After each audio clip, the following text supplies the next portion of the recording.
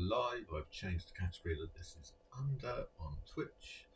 So let's see if that gets more people in the chat. More people following. And more people doing all sorts of stuff. And so let's message people as per usual, because I'm not sure people are getting their notifications from Twitch.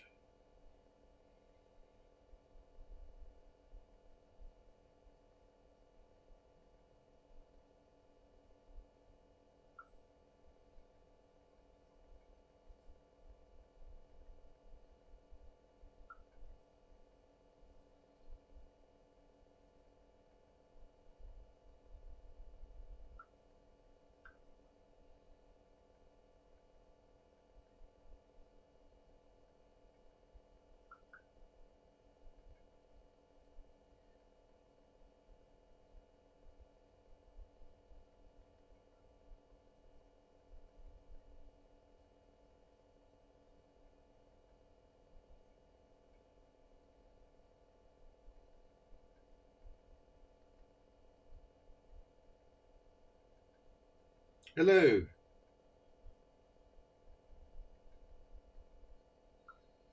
I'm just messaging people, putting up the usual region flips to try and get people viewing. I need to pop into the house and turn the other computer on as well. Back in a sec.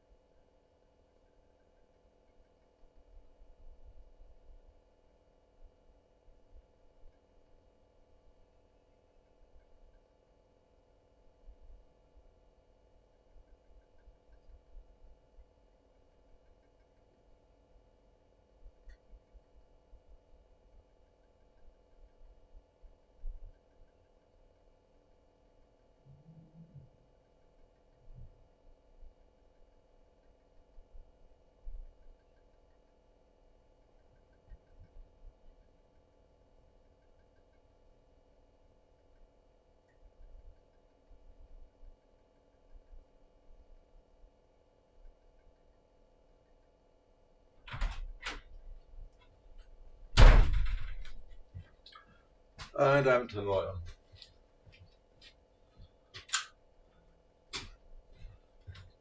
Doesn't really do much, but makes me feel better that the light's turned on. So these are the ones I finished off yesterday. Go through them in a minute.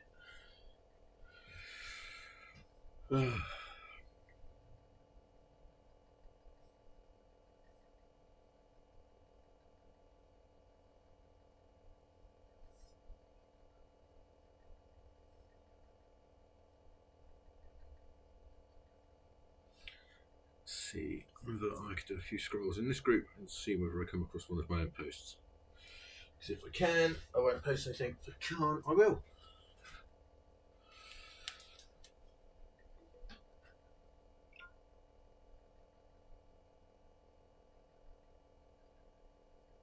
The first post is mine.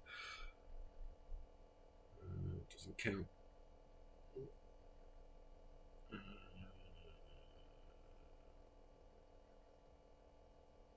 No, I can't post that one because I posted a lot there.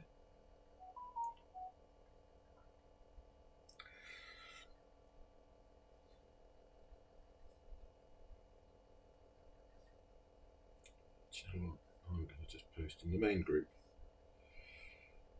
and then have at it.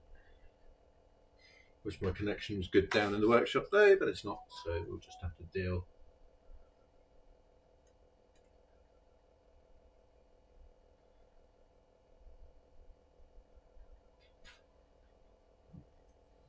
So yeah, we finished off these. So we've got the two betaless which are now complete.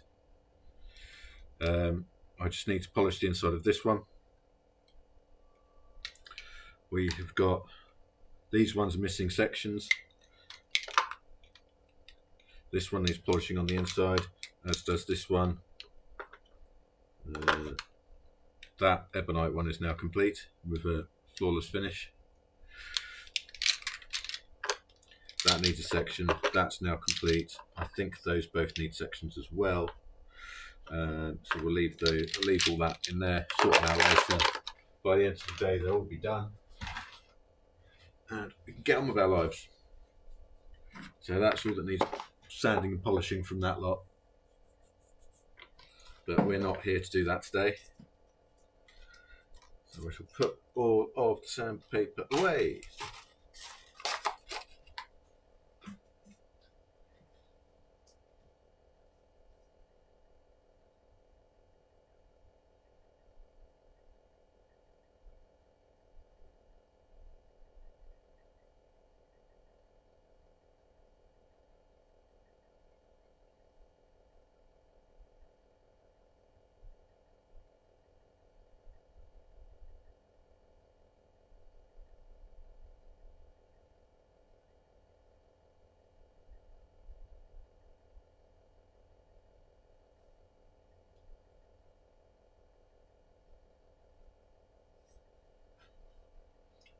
And that'll do for posting then. Right, so caps. I've topped up my lube. I have moved all the rubbish. Nearly said a rude word. Don't need that. I need that. I need those. I don't need all this swarf around the bits that are down there. These bits that are down here. These all will be betaless at some point, but not now. So we'll just pop those over there. We've got some shaping to do today, so we're going to need the files. Those curved files to do the shaping on the end and the shaping on the end the other way. Got the ruler, we've got that. They're all. Did I thread them or did I not? No, so these all need threading and need boring out. Right, so that's the first job.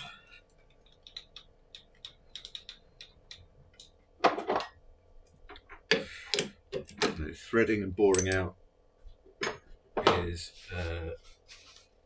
the next bit. So we will need all of these barrels that we have previously made.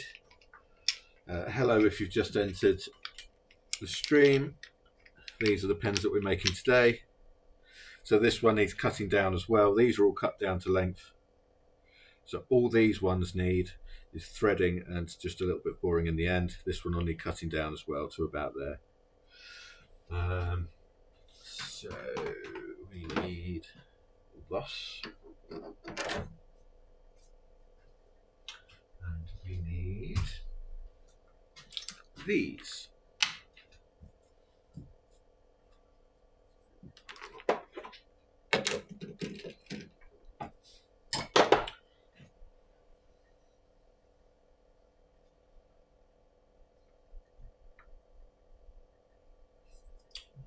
I need to move that towards me a little bit. Now, where have I put that? I'm not going to lose my mind on this one because I know that I've got more of them. Because you get one of these every time you buy some tooltips.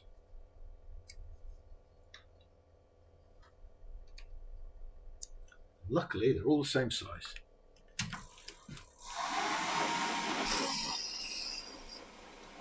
Now, if Allen keys are all the same size, I wouldn't complain so much, and I'm not remote.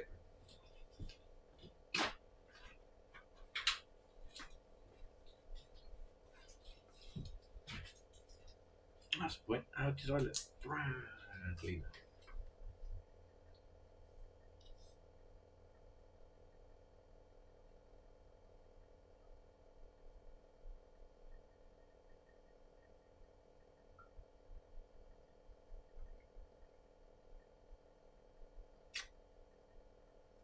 Yes, I did.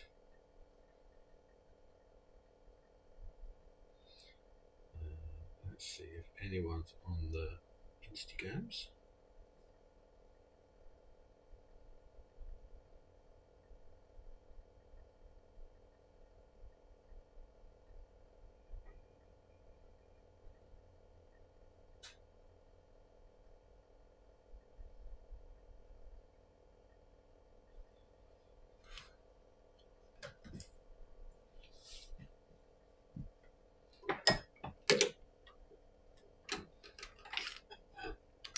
Still keeping that magic number 3.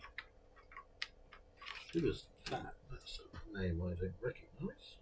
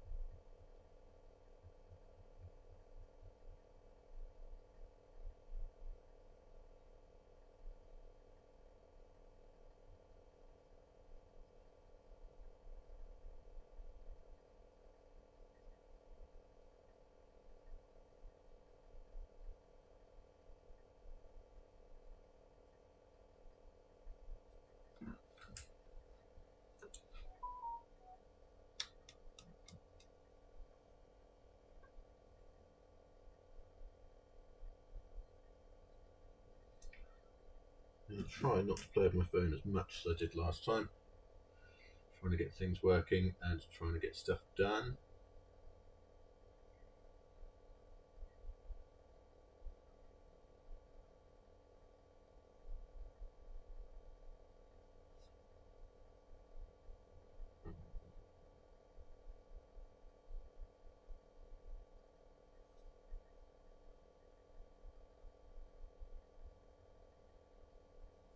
What's going on with that? Probably just my internet connection pooping out.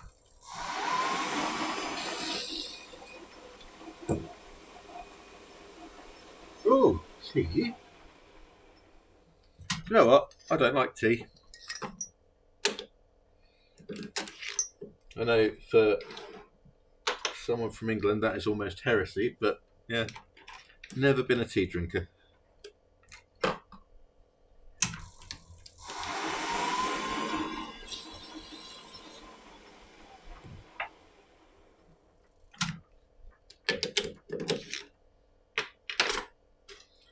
It's cutting down so there's more work doing to it.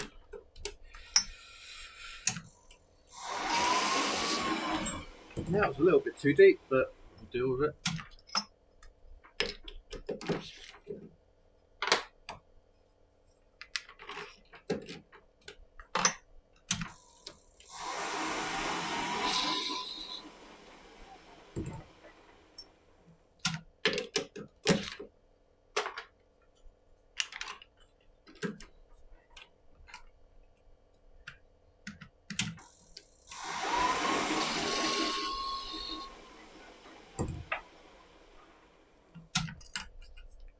I wonder how many people are going to join the chat today. We had quite a few over the past couple of streams. It's always good, and I've managed to get my five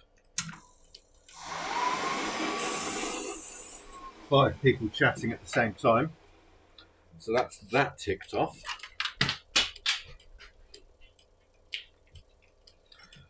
Now all I have to do is get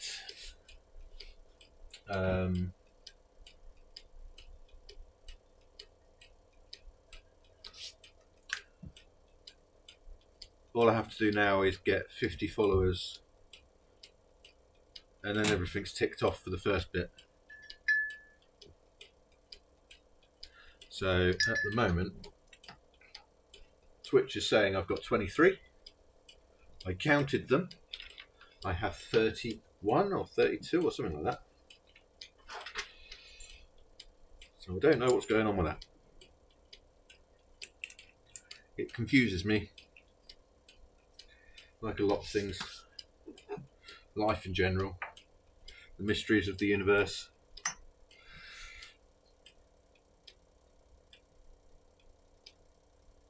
Why humans have stupid fears, which we don't know why we have them, because they're stupid fears, but there must be some sort of evolutionary reason of why we have them.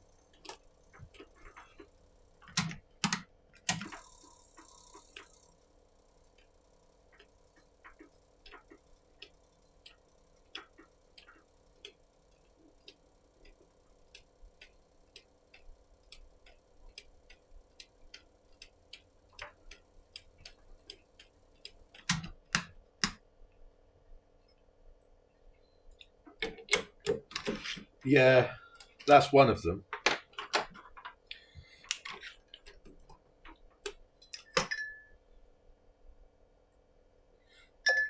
It's like, why would we be generally freaked out about something like that when there's no reason to be?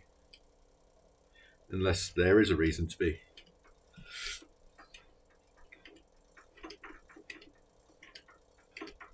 Gotta love existential dread on a Friday. Maybe that's what I should have named the stream. Friday Existential Dread.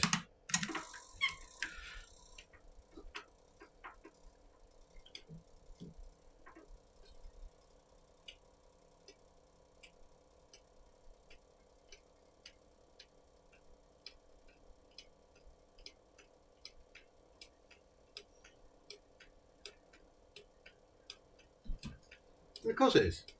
Perfect way to start the weekend. Fear of the unknown.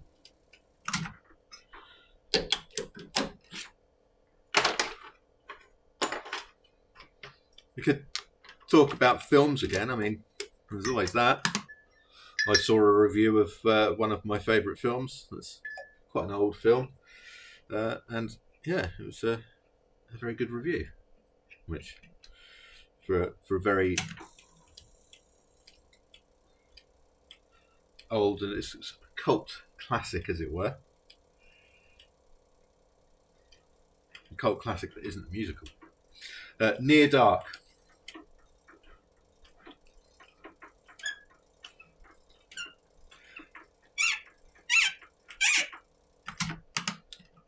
Near Dark is an amazing film. Apparently it's very hard to find.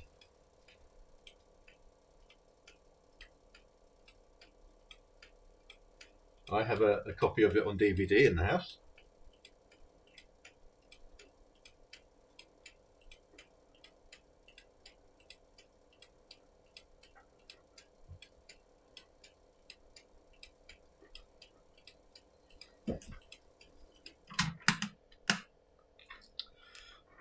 Bill Paxton, fantastic.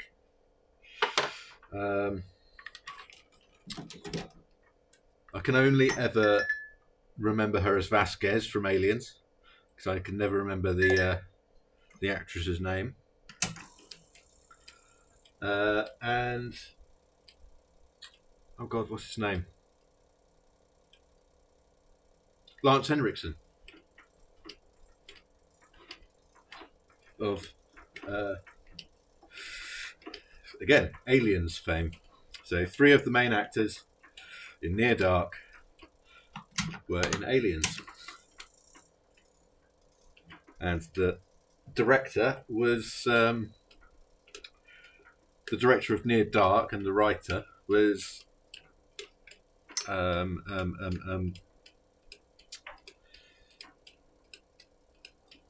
James Cameron's wife at the time. So that'll be why.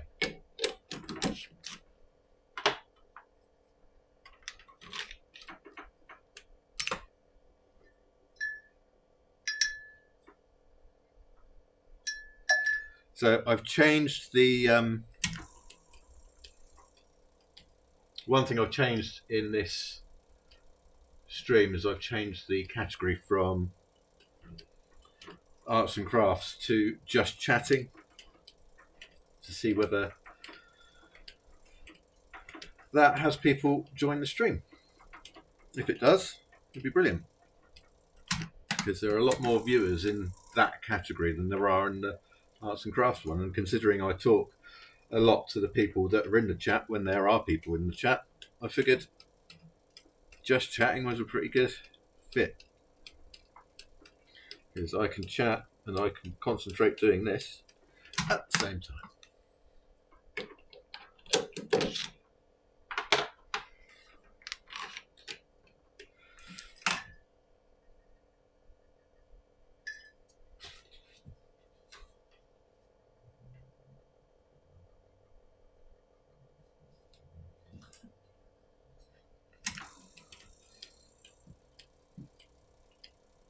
Hopefully.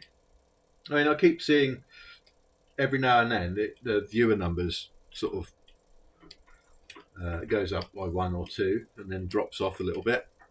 So people may be coming in, seeing what's it about, and then dropping out again. I have heard that the attention span of the average Twitch viewer is about 20 seconds.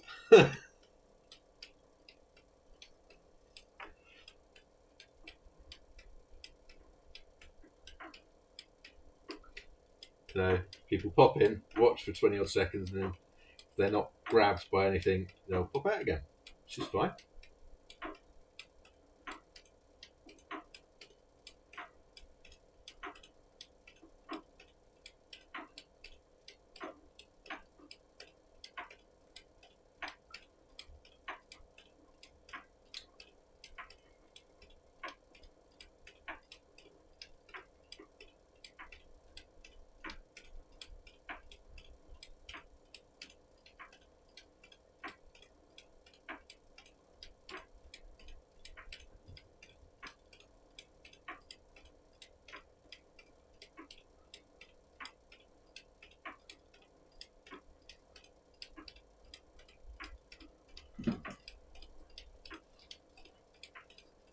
TikTok account? No. Again, that was on the list of possible platforms to go on, but no. I thought OnlyFans was an inspired choice, though. If they didn't charge for the for all of the subscriptions,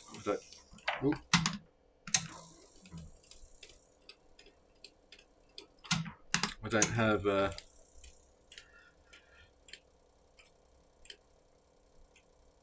I don't have enough confidence in my own brand to start charging for subscriptions. Hence why I went for Twitch, because people can subscribe to the channel without spending any money.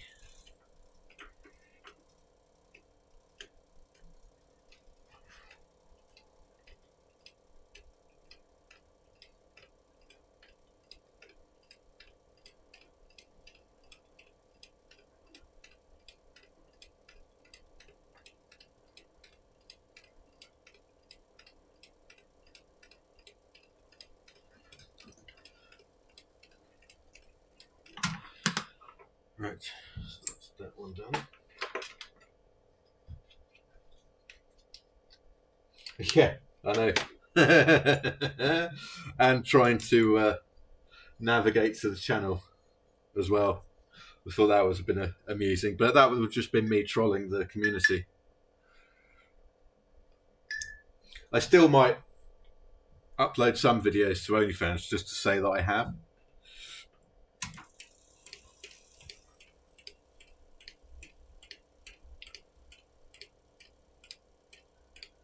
I've because I upload these all to YubTubs when I'm done. So once I've done, I go into the house and I just upload them straight to there.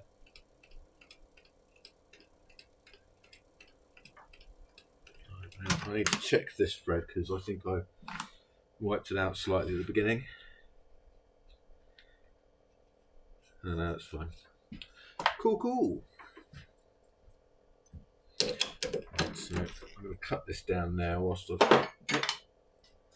a bit of time management and all that.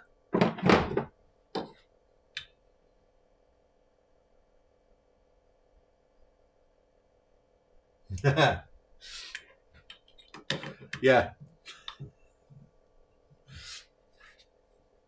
pretty much.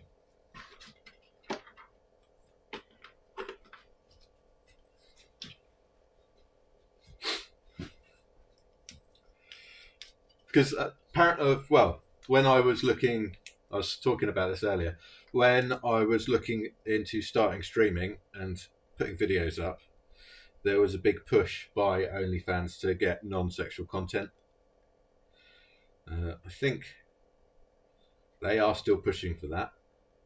I'm not sure. So I thought, at the time, why not? It would make me laugh, at least. And to be fair, most of the stuff I do on the streaming and the videos and whatnot is to make me laugh.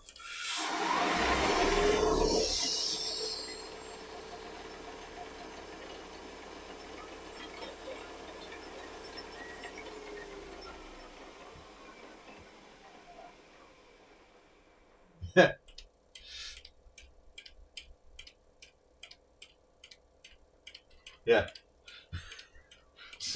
Dodgy 70s music.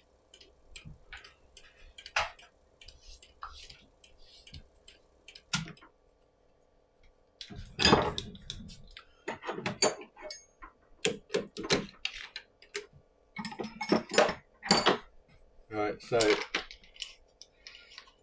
just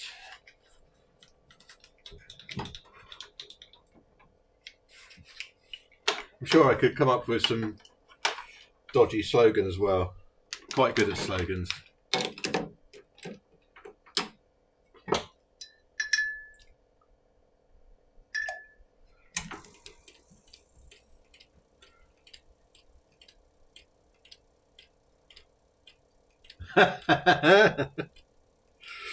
Yeah, I'm not going to say what I call polishing pens.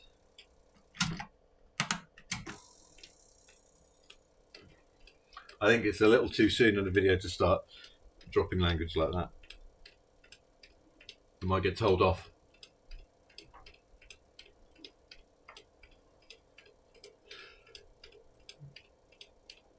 There is a comedian called Dennis Pennis, so I couldn't use that.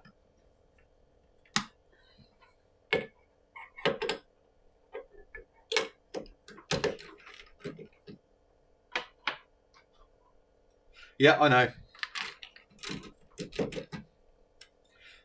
I'm getting the hang of auto mod at the moment.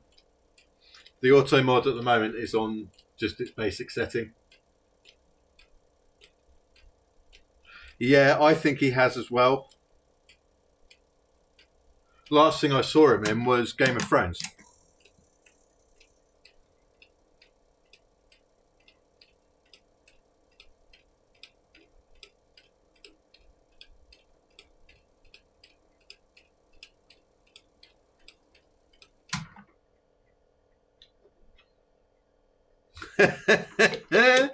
Oh yeah, there's quite a few innuendos you could do for that sort of stuff.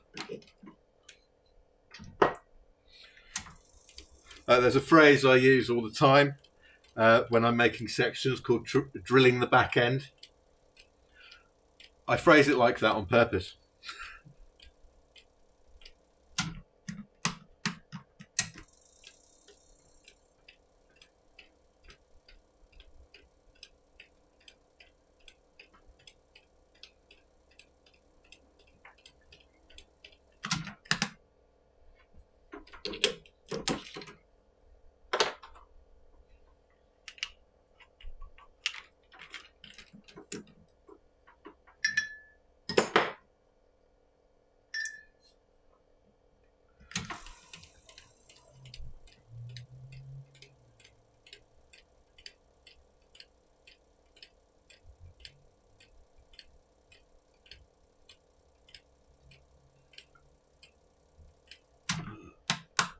So normally ebonite stinks, but this rod doesn't seem to be too bad.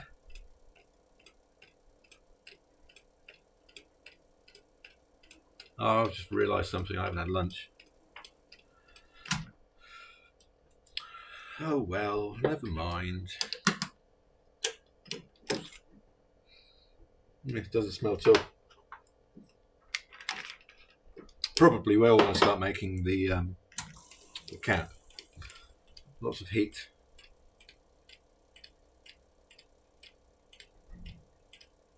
Hot drilling as well. See how many. What's the ebonite smell like?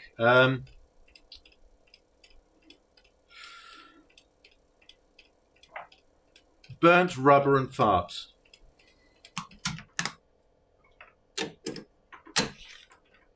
Because you've got what it is it's vulcanized rubber mixed with sulfur. So you get that burnt rubber smell, and then you also get the smell of sulfur. So it's really not nice.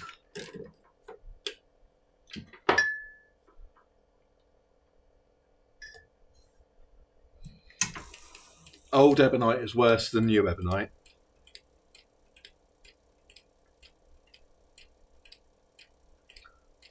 So if I want a peaceful night, all I have to do is turn some pens using ebonite, because then my wife won't go near me.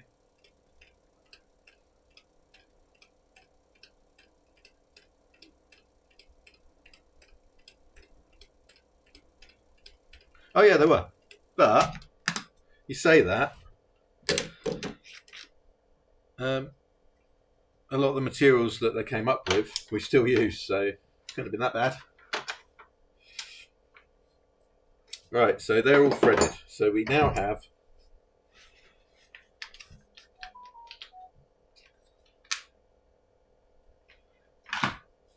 who's tagging me and stuff.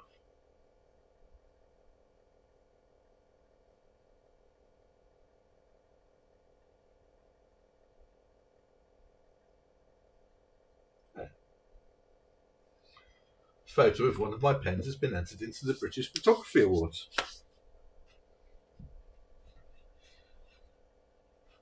That's kind of funky. That's kind of awesome, actually. That's a good bit of publicity. Right, so all of these are now done. They are finished. They're ready for polishing. So we can whack those, or ready for sanding. So we can put those up in here, in my ready for sanding box. And then we can get on with the caps.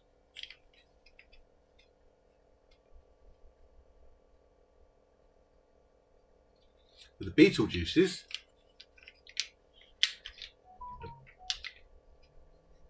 yeah, shaft polishing.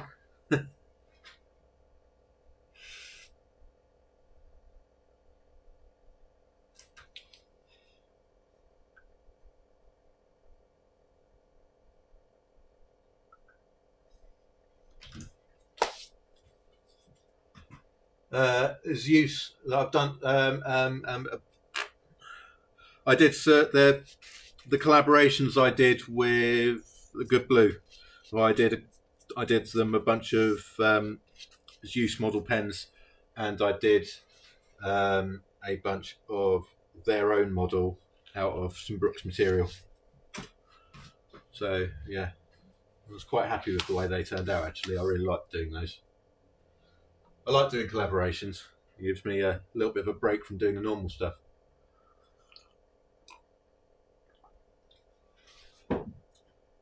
So if you know any blank makers or anything that would like to do a collaboration with me, let me know. Should we have a word from the book? For those that don't know what the book is, this is the book. And there's the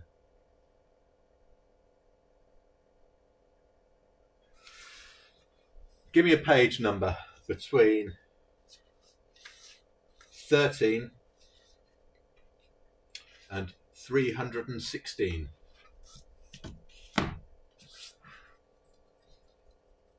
whilst I sort out what I'm doing with my life.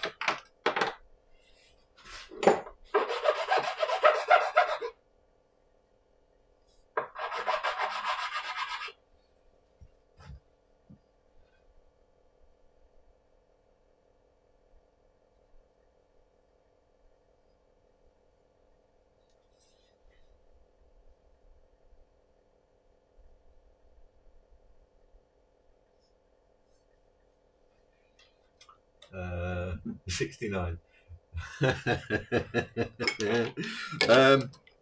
Yeah, right. 69. 69, 69, 69, 69. Page 69 is brought to you by the letter C. So I'm going to say a word or a phrase, and then you've got to try and guess what it means.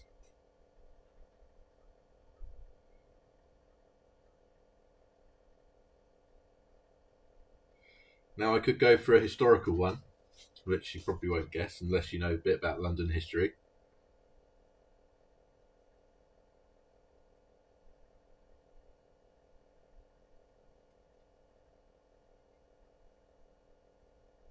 Okay, so you might get this one.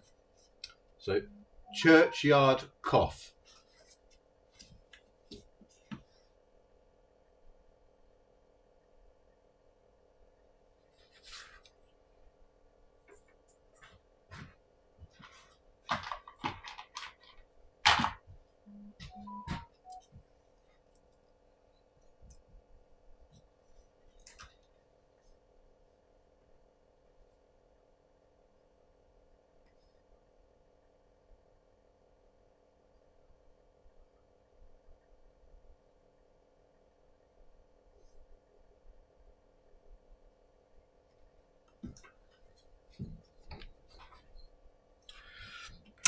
I'm not saying.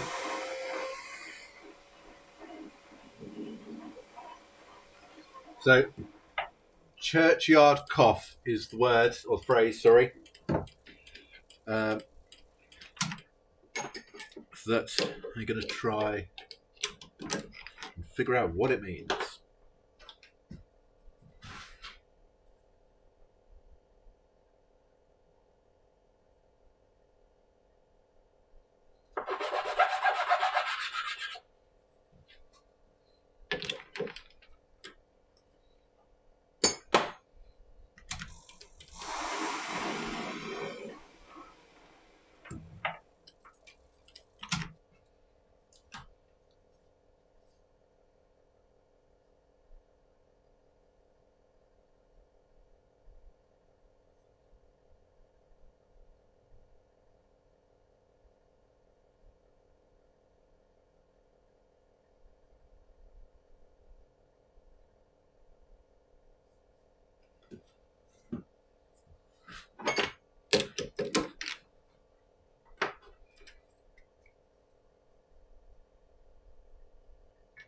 So what?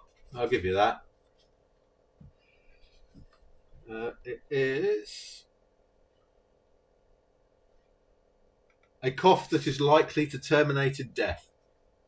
Nice and cheery for a Friday afternoon. So we've had now disease, fear of disease, and existential dread. Shall we see if we can make it see what other things we can get into the conversations.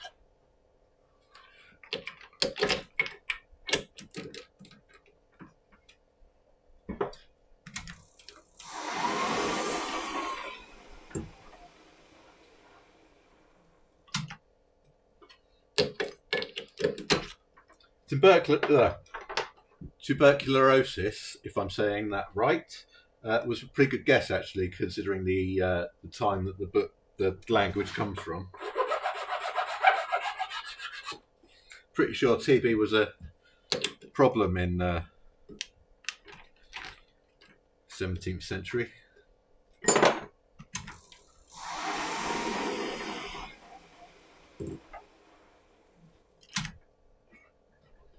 And TB was also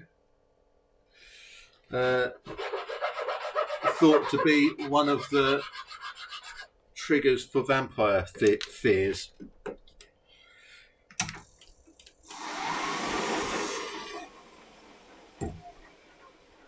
So there you go. I am a font of useless knowledge. Right, where's that hole?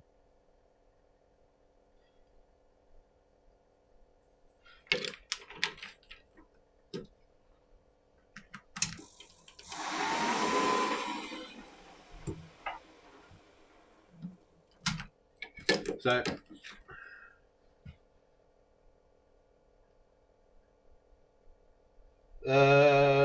the others, I was threading them, I wasn't drilling them. So when you're cutting threads, always go slowly because you'll rip the threads if you go fast. Always use lots of lube because the heat will make the material expand, and then you'll cut threads of the wrong dimension, and your male piece won't screw on properly. You'll get just a spinning. What other reasons are there to do it slowly? Of course, the main reason why you screw slowly is for the innuendos.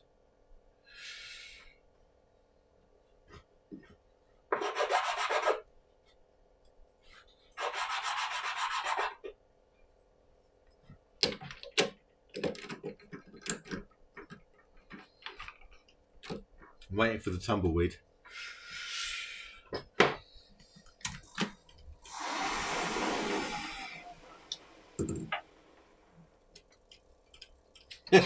Yeah.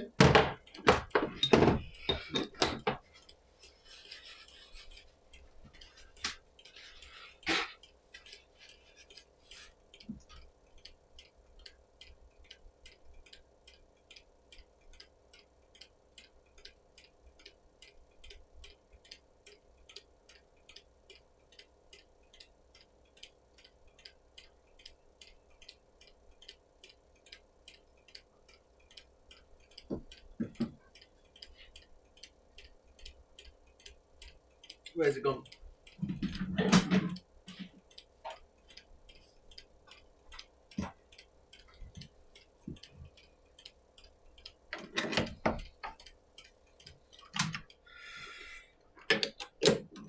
So, Virgo, we have a couple of games we play on here. Well, I say a couple of games we play. A couple of games that we started to play. We started to play them yesterday. So we've got the word game, which you've now been introduced to. Well, I have my book of slang, old style slang. And we have a game where I will find a random screenshot from a film. I'll chuck it on the screen. And you've got to guess what film it is.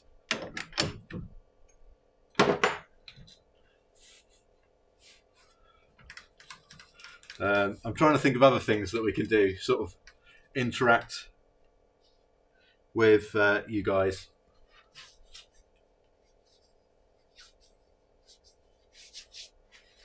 I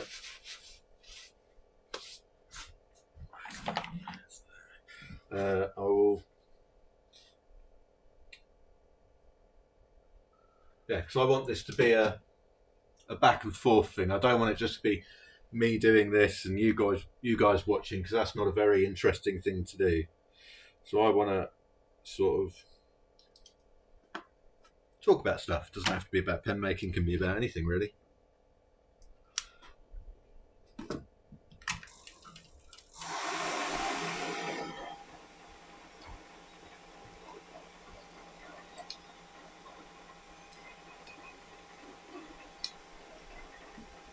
So what I'm thinking of doing as well is thinking of making a pen by getting your feedback on what I should do to it, i.e. what shape, what elements you want on it and things like that, just to see what happens. But that's only going to work when there are more people in the chat interacting with me. Also, blank making, doing something similar. So going through the colours, getting people to choose the colours.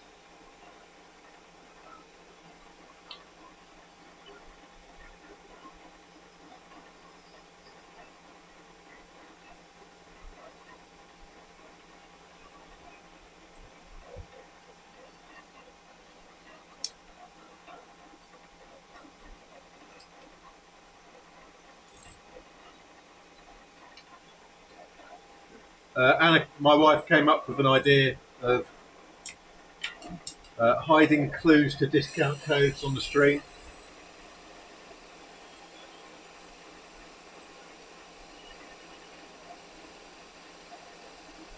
Yeah, I will do. I've been avoiding advertising this too heavily on Instagram yet, because I want to.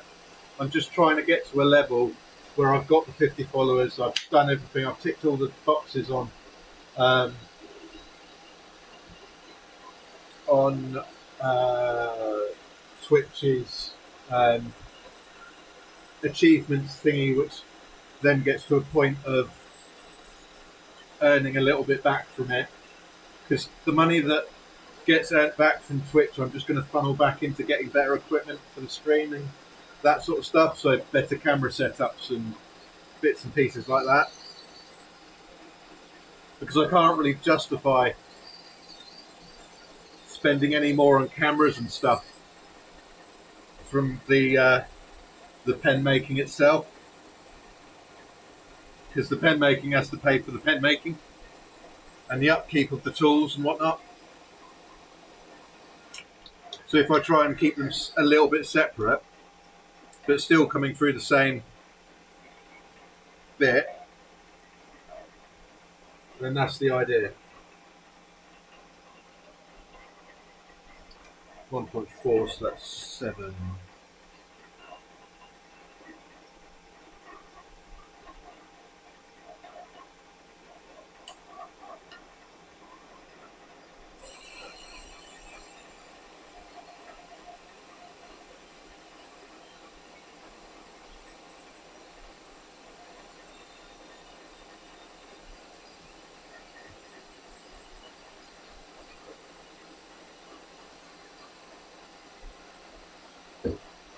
And I have been thinking about Patreon as well, and also I've got loads of ideas going through my head about advanced pushing things up a step, with the pen making as well being the base of it all, and then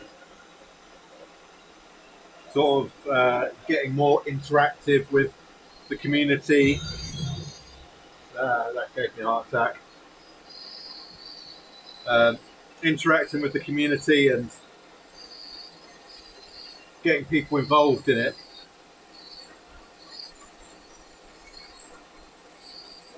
Because I figured, why not? I mean, the whole idea about me doing this is most pen makers, they won't put their pen making up on a live feed. But nothing I do is rocket science, so I'm not scared of that sort of stuff.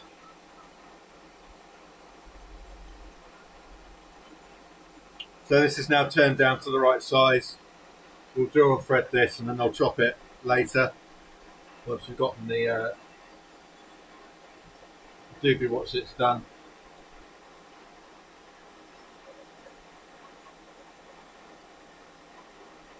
We've got lots of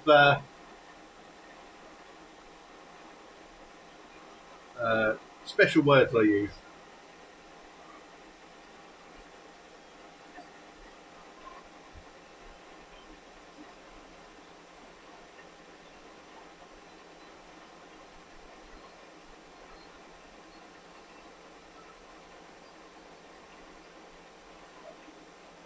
Yeah, I mean, that's always an idea.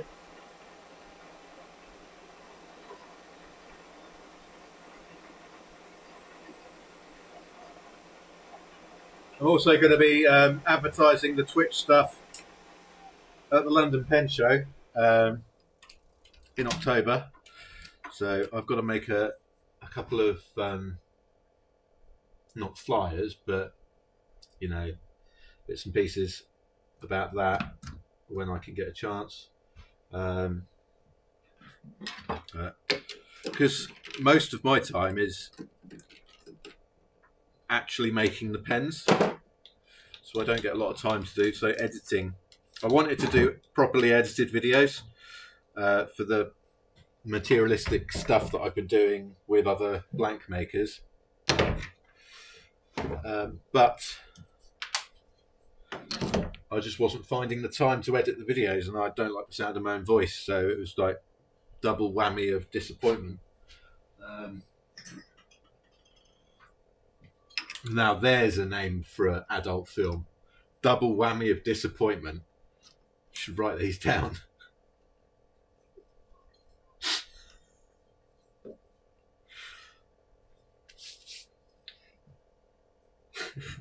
Sorry, that's just made me chuckle now.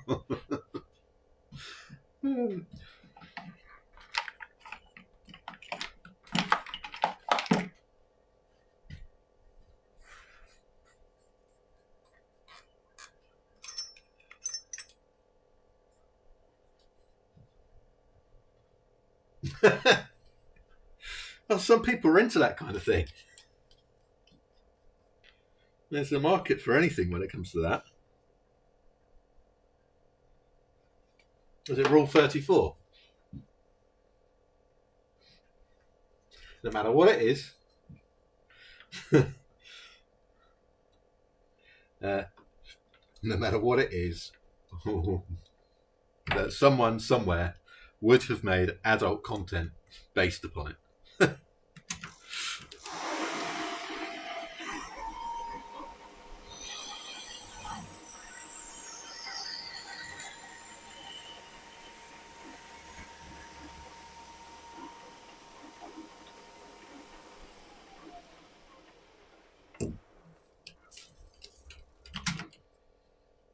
Oh, did you see the two betas I've done recently? The ones that I've just finished. Oh, that's not betas. That's something else.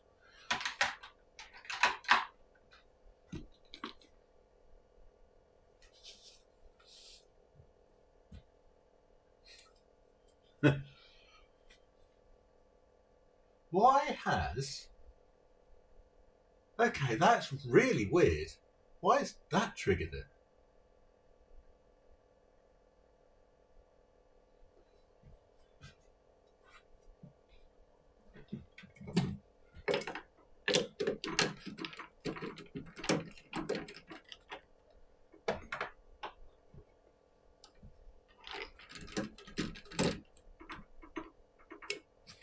Right, so I'm going to put lube on this one because this is the heat sensitive one. I don't want too much heat build up in the ebonite.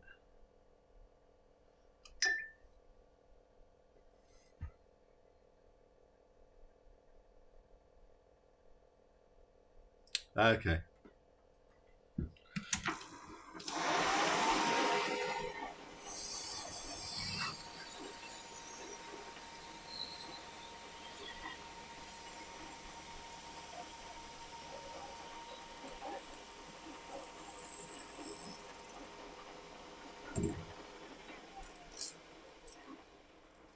Well, it smells a little bit. It's not as bad as some of it that I've smelled.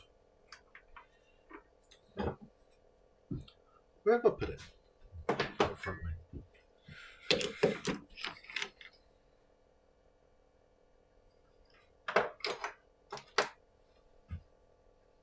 Yeah.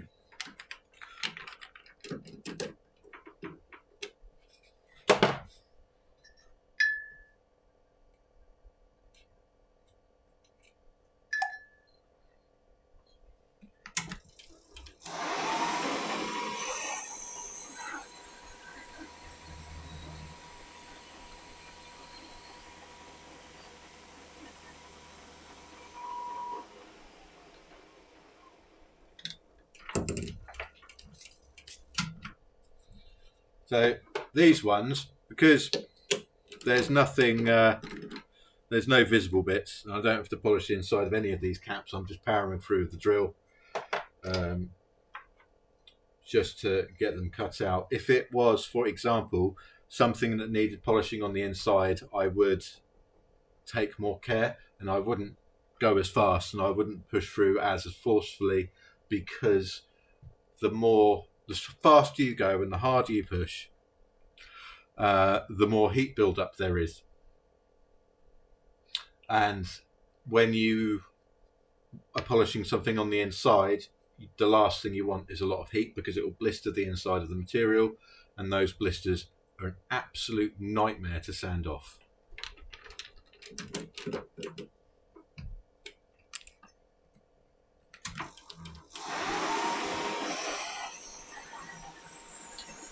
But because there's no visible bits, I can just do this, and it doesn't matter whether the inside gets blistered or not. So you can see where that's gone powdery there. That is a symptom of too much heat buildup. So when it goes from ribbons to powder, that's when it's got too hot. When you've got a clear blank, if it starts to go to powder like that, you are going in too hard. Yeah, blisters on the interior.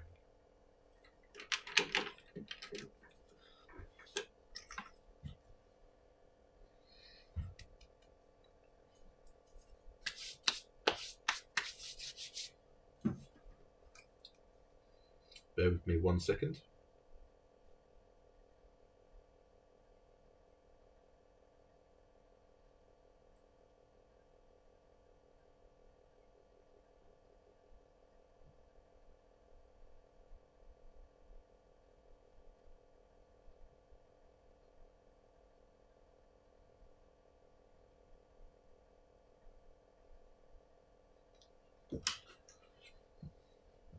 You should be getting a message.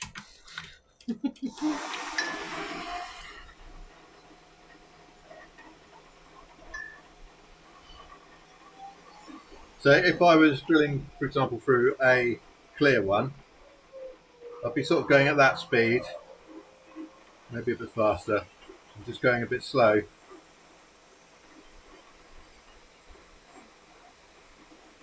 Keeping an eye on here to make sure that it's not coming through as powder, and backing off.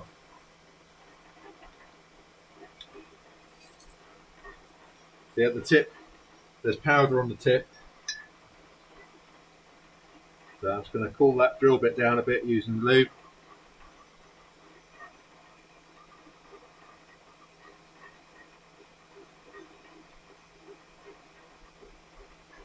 And then I'll push that in. I'll go in the rest of the way. And then back out. And there's minimal powder, no powder along the shaft of the drill bit, so there is less heat.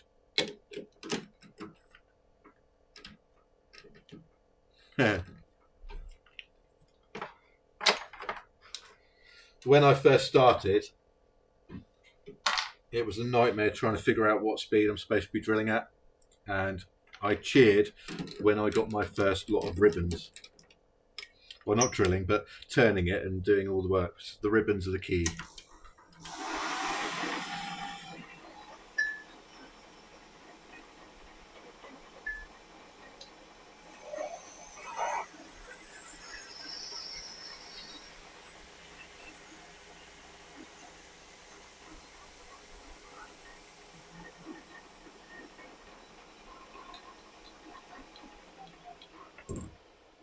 So all of these are going to be for the London Pen Show. And they'll be going up on my website before that, but they'll be predominantly on the London Pen for the London Pen Show.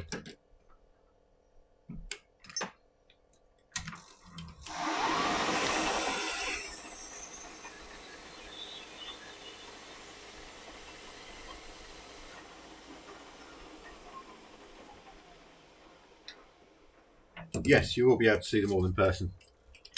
These are the two baseless that I finished this week. Still can't get used to this camera with positioning. So the orange one in the front, this one, that's going to be polished on the inside. This one's obviously not, because there's no need to, because you can't see the inside.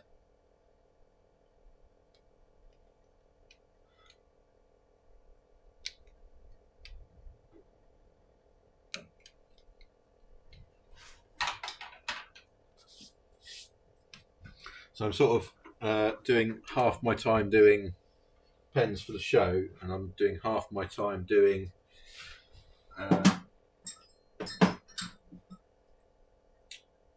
customer pens.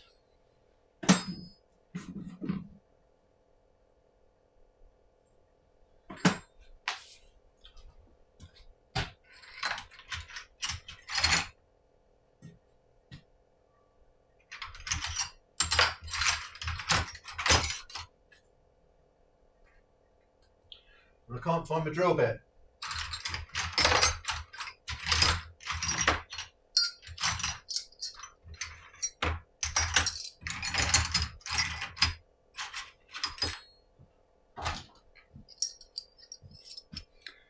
I need 10.5, but I have only got 10.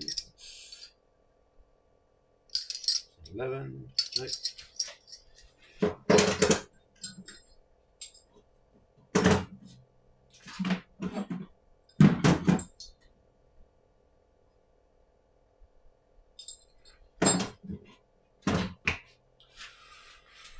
Where on earth has that gone?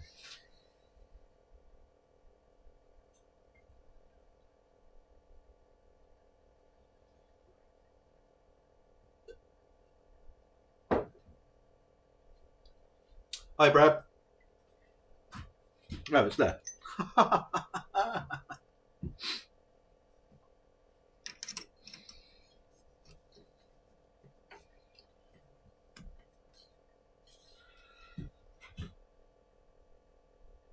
Sometimes, yeah. I mean, I like. There's one that I've done.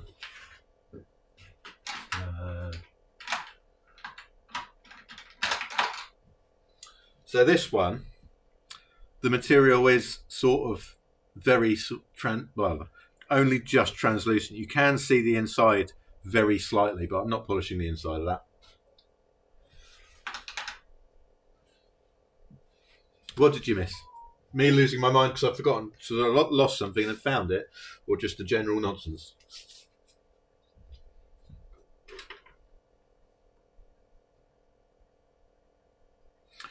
Okay, so the one I need to remeasure is that one, because I got the threads a bit. I can't remember what I said. Don't ask me to repeat myself. So that one's going to be up to the white.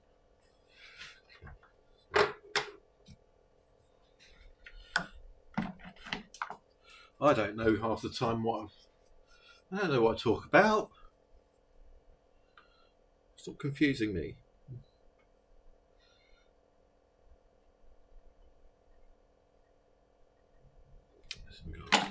Make sure that I can.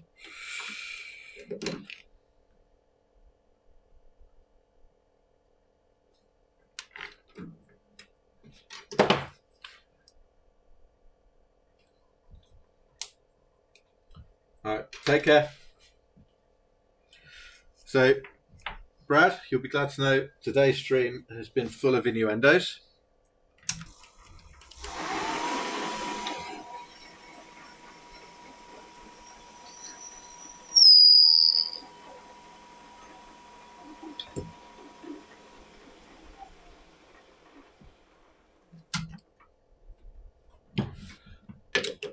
Innuendos are the way forwards, it seems.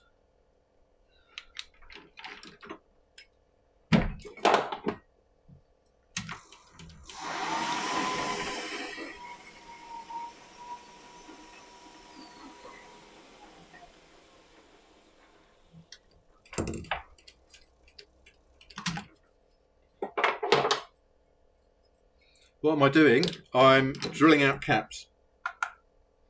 So all the barrels have been finished off.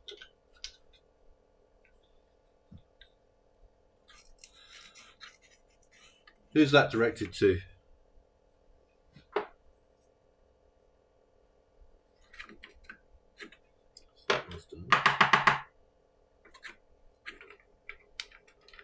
Me? Why? I don't know what you mean. I'm lost.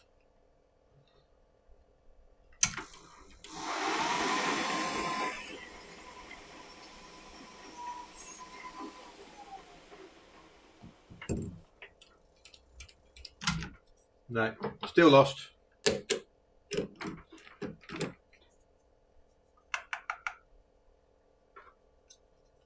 Ah. I don't know. Don't ask me these complicated questions.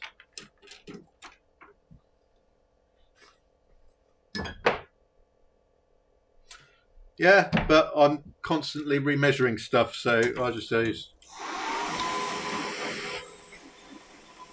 marker pen. Plus the amount of different depths that I drill, I would need loads of different, and the amount of drill bits I use, I'd need loads of different drill stops, and I can't be bothered. So I've got a couple. See? Proof.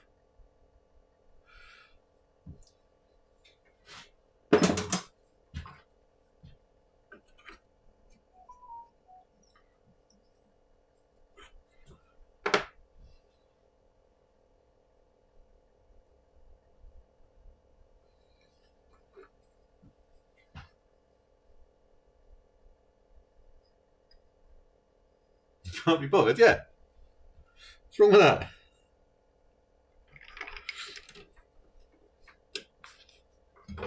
It's just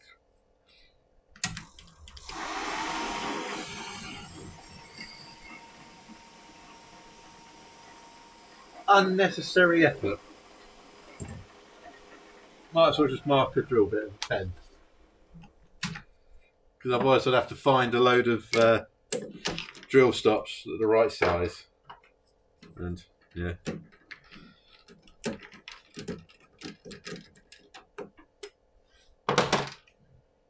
Then I've got to put them on all the drill bits.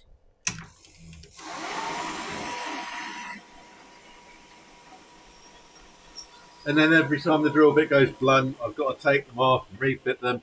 And I'd end up having to use my least favourite tool more than I absolutely have to, which is Allen keys. And after my rant yesterday, people know that I don't like Allen keys.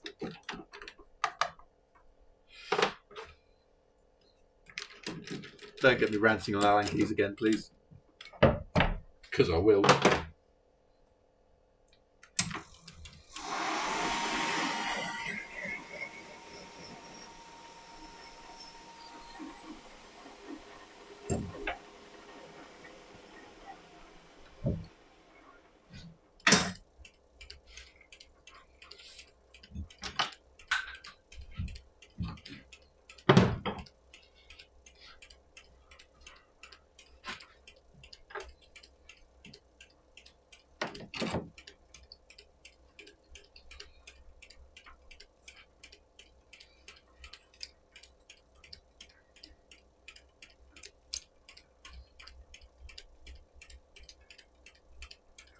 Something. Damn it, Brad, I'm a pen maker, not an engineer.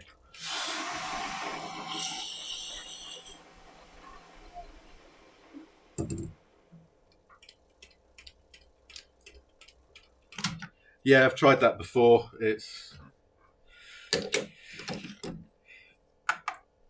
is more effort than it works if you put it through epoxy. Doesn't really work if you put it through Alumilite, which is the stuff that we normally use, because Alumilite doesn't like sticking to itself.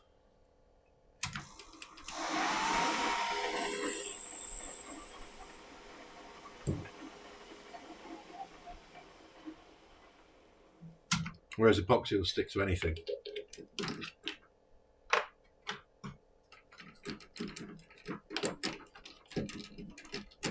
Well, that's what I've always been told anyway.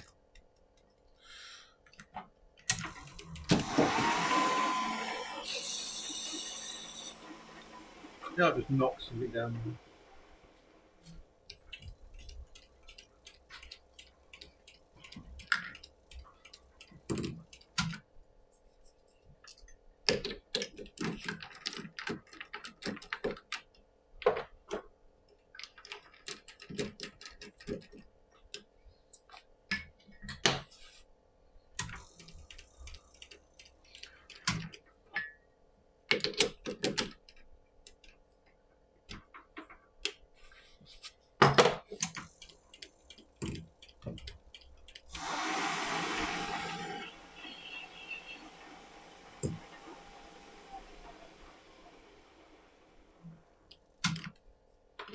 Yeah.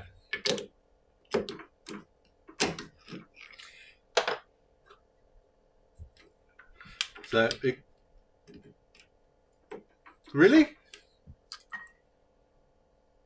That's surprising.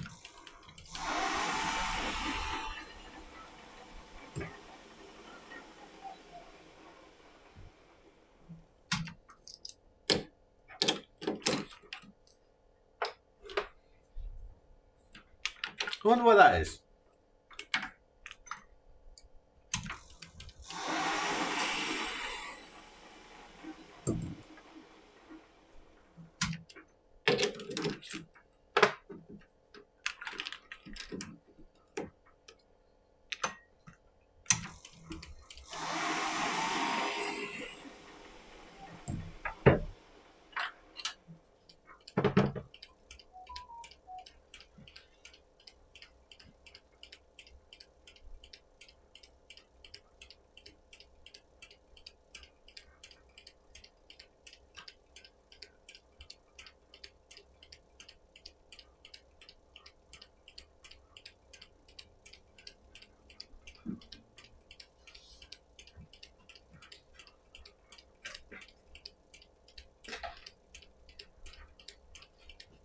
There's that one. I swear I should just have certain places to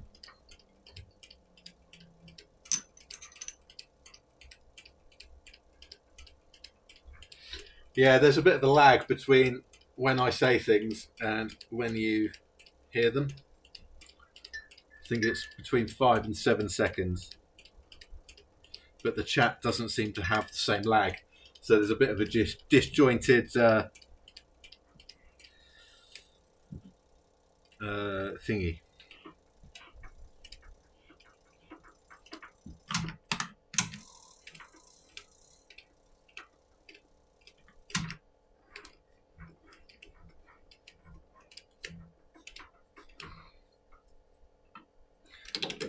There's a disconnect between the chat and everything else.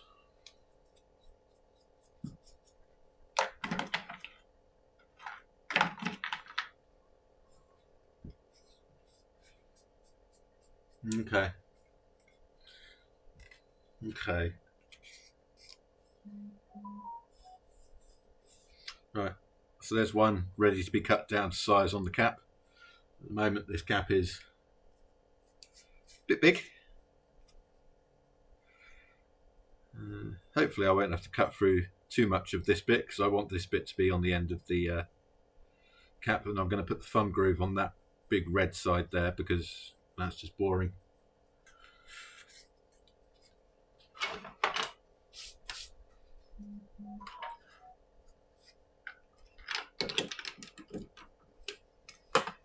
People getting notifications on my stupid phone.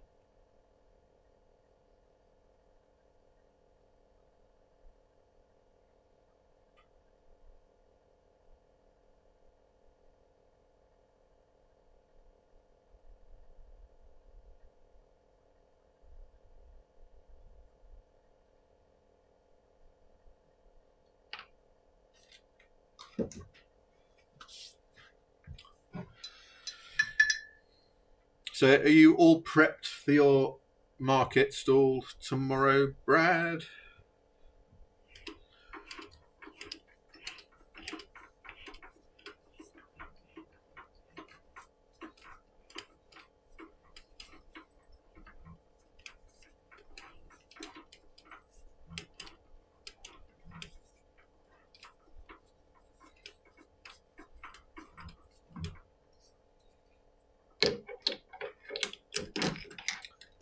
Will he reply? Where has he gone? Where is my section 40 of my pen?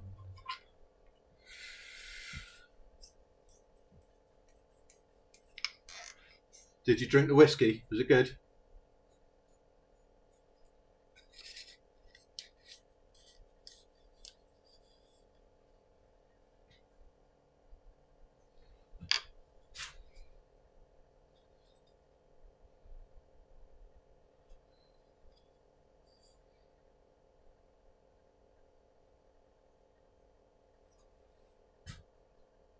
Hello.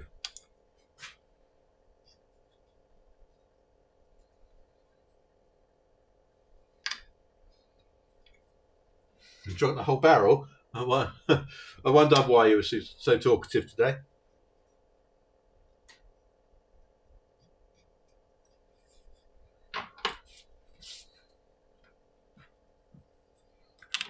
Good. I managed to get my 5 people chatting at the same time thing. Now I just need the 50 followers. And then I can tick all the boxes.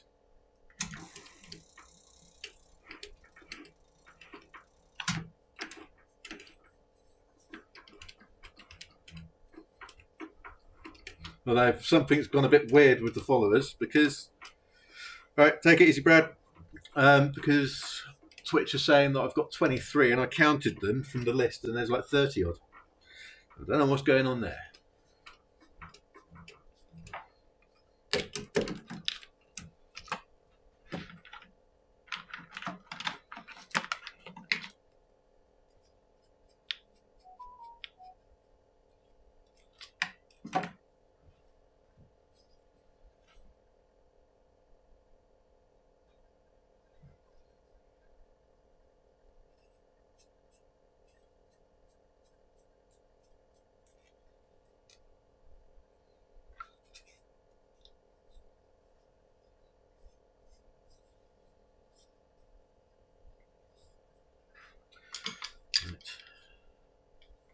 So we have lots of oversized caps at the moment.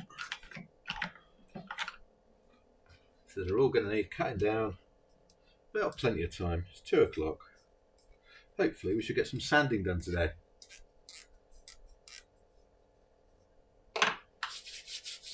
So I've got a lot of sanding to do.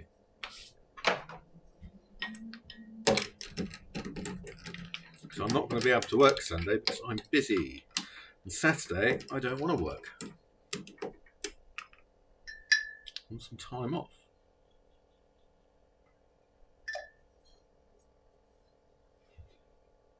No, forgot. I haven't even had breakfast.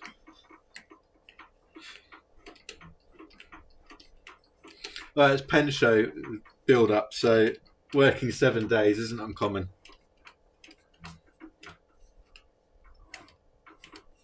Getting things finished off.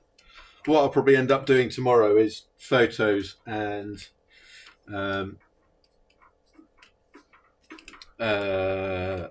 uploading stuff onto the website. That'll probably be my work tomorrow.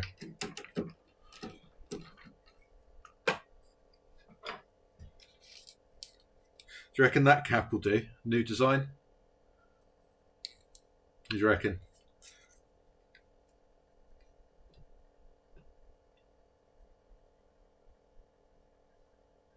I will get these camera angles done. Yeah, look good?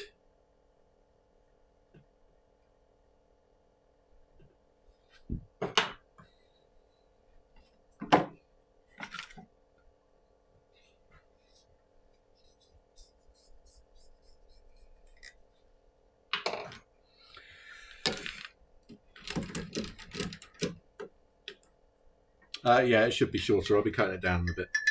So what I'm doing now basically is I'm threading all of them, putting them on the barrels. That's the word I'm looking for. And I am going to cut them all down so they're proportionally better looking, more aesthetically pleasing with their length and girth.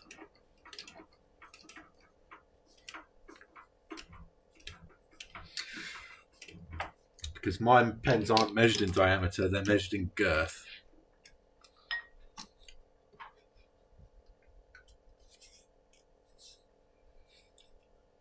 I think that cap is pretty much to size, so that's a relatively nice proportion. So you've got the barrel there, fits nice in the hand. You've got a balance of about, there.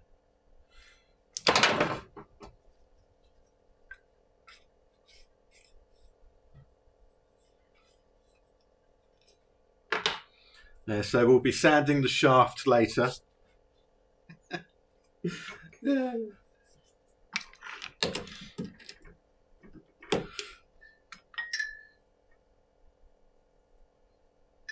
If it's lucky, we might even rub across the tip.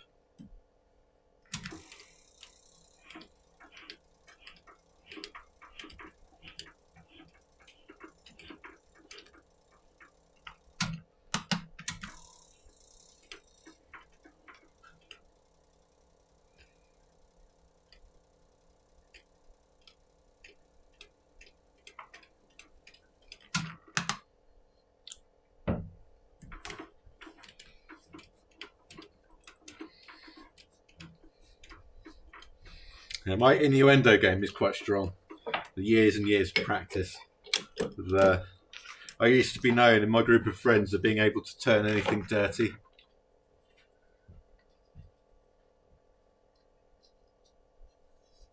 Well, you know, horses for courses and all that.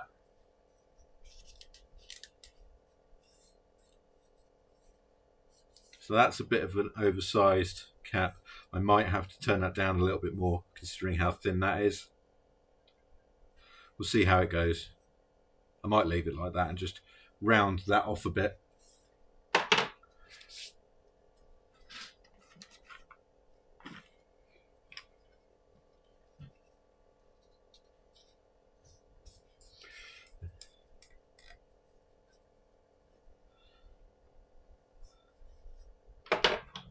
I still need to get a load of stickers made, which has got Den's pens branded and just has the phrase, "Don't put your dick in that."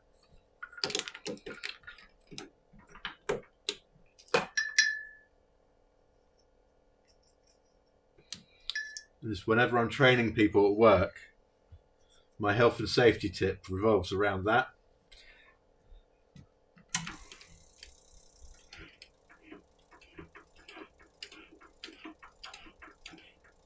The best health and safety tip I can give someone.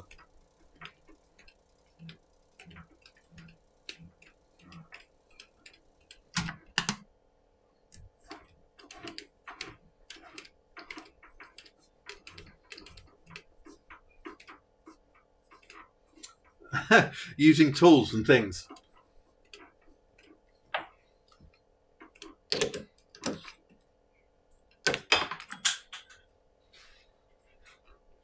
I would stick one of those stickers on my lathe.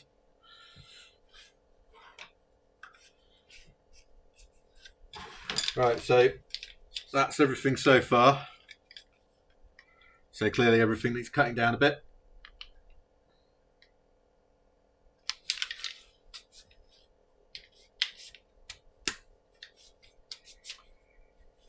I can't even remember what I just said, so I have no idea. I should probably try and remember what I'm saying. It's probably because this is literally just stream of consciousness talking for me. So I have no idea what I'm saying half the time. So you could probably trick me into saying some stuff. Not that you should.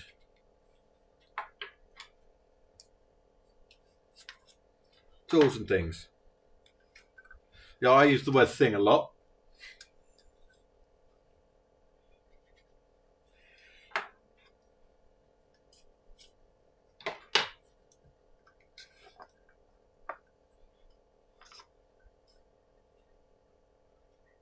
Stuff and things. Normally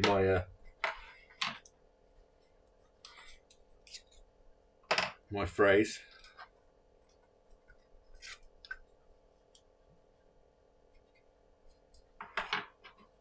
So all I'm doing now is marking the depth.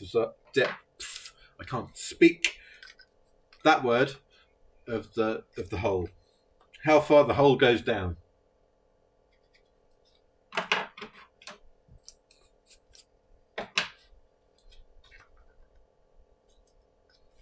Does it go down all the way? That is the question.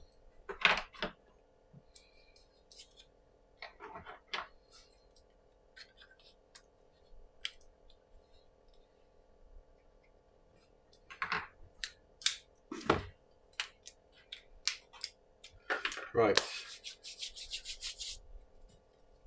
Grit all over my hands again. What's that under there?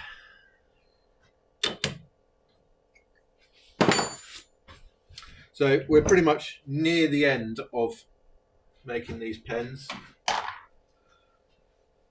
Barrels are done, sections are done and shaped. The caps, all they need is just not turning down. They're already turned down size. All they need is just cutting and shaping the ends.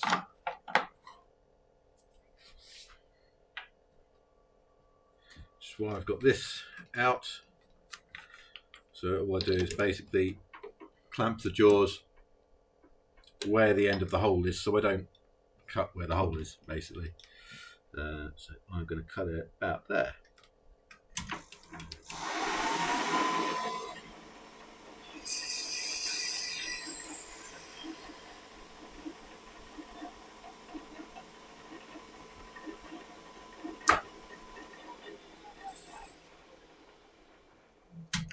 So this is where you'll get to see what the end of the cap's going to look like. So this one's going to have, there's going to be a groove there. There's going to be a groove there.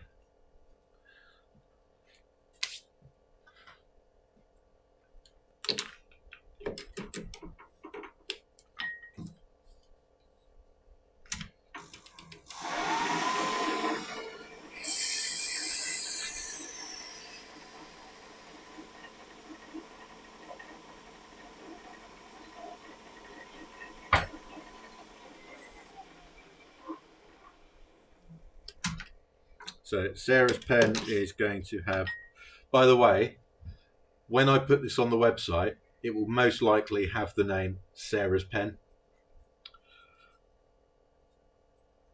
Going to have a groove on the end and a groove probably down one of the more boring sides to try and get through the boring, probably down this side, because I can see on the end here that this bit of pink only goes down about that far. So if I cut the groove in there, then we might get into that purple and it might look a bit interesting with the sort of colours ending, or the colours starting up where that groove is. This one, I believe, I've marked.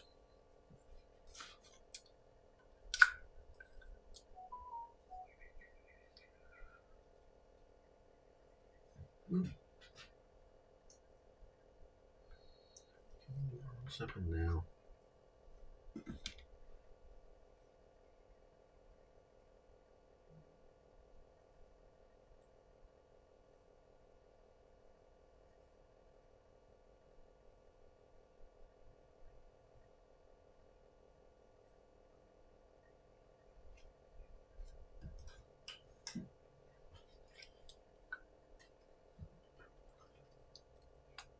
Yep.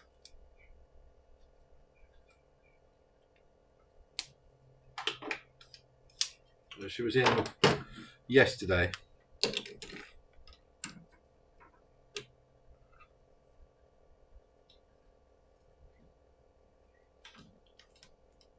Go there, just cutting off a sliver of this cap.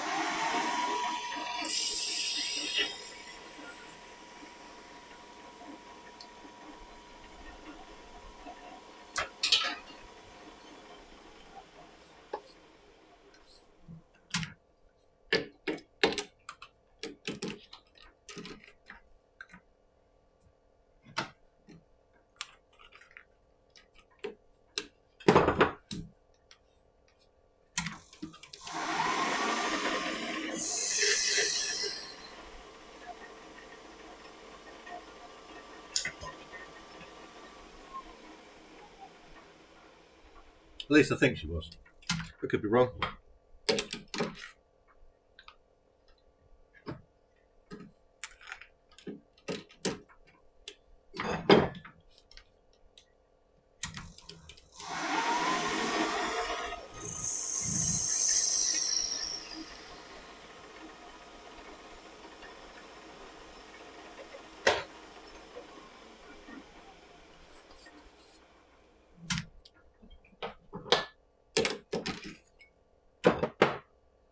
Is this cat still like a banana? Yes. That one was already cut down, so I don't need to worry about that one. That one just needs to cut down a little bit.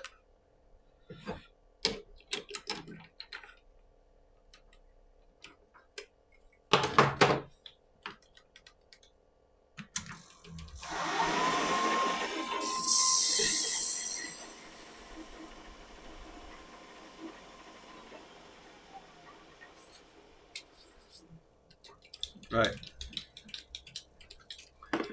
So that's them all cut down. So now we can get on to shaping. So I'm not going to take this over to the bench. I'm going to try and shape them here because it should be easier if I can manage it. I'm not going to be able to shape the... Will I be able to?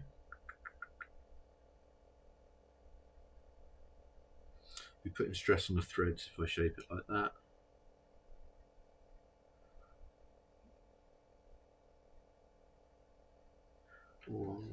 Sorry, I just need to think about this.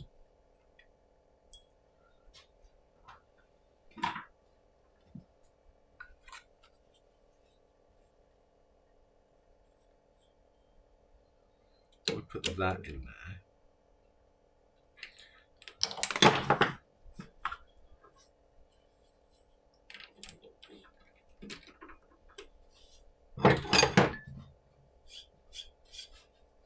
Because I need to shape the flat bit first before I shape the rest of it, because I know how deep I'm going.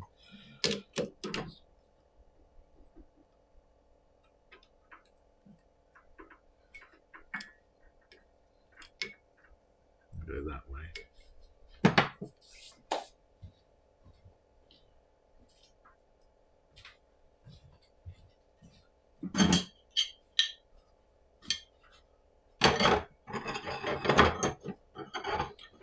I might have to move over to the other part of the workshop. But like I said, I'm going to try it this way first. So I'll do it this way, it's a bit easier.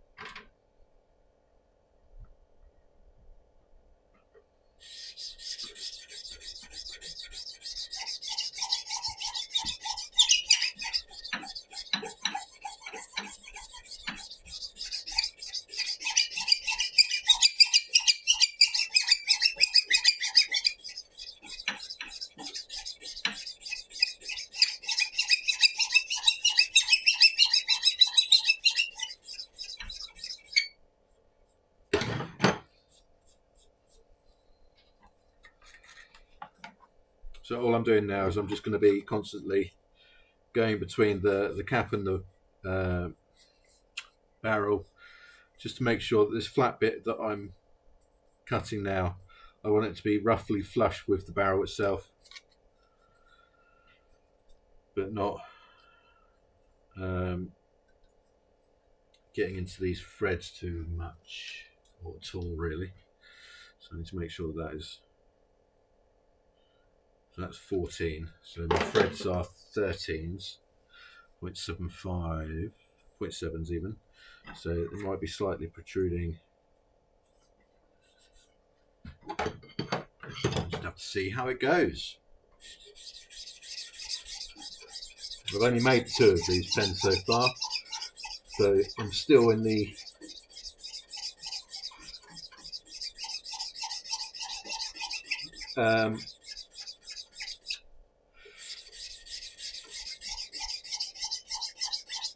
design process, really, looking for problems with it. And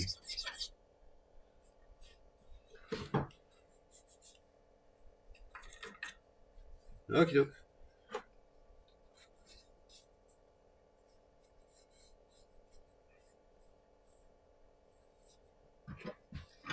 let's see. I'll put that in there.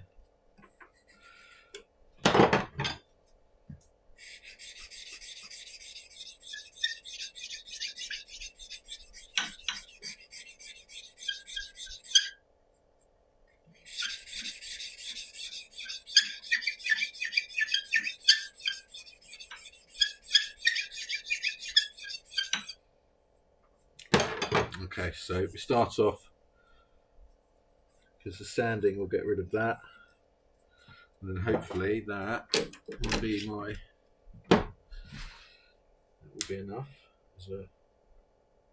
Yep, awesome sauce.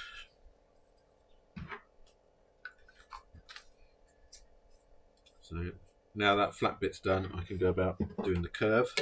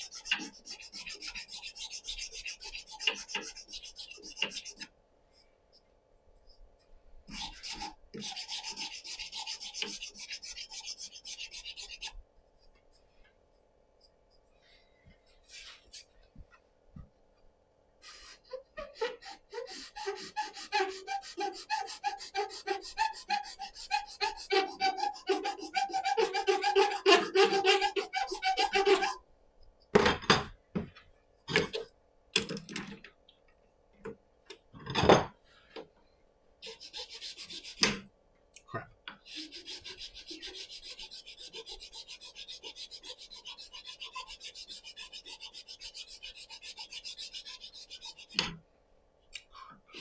Crap. Crap. Oh!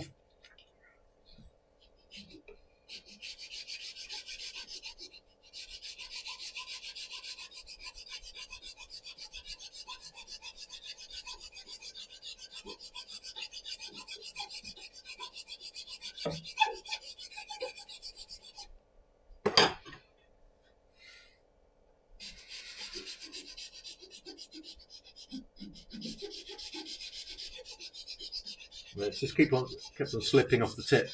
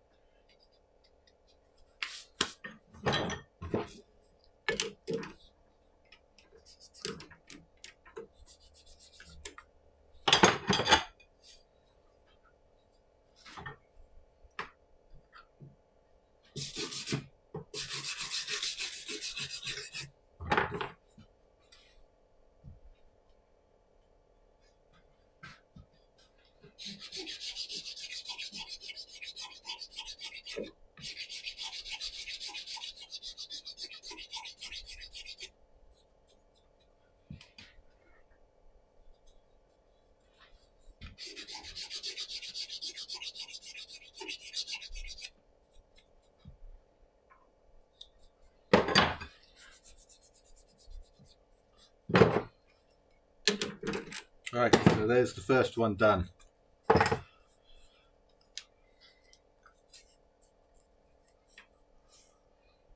So we've got the thumb groove there.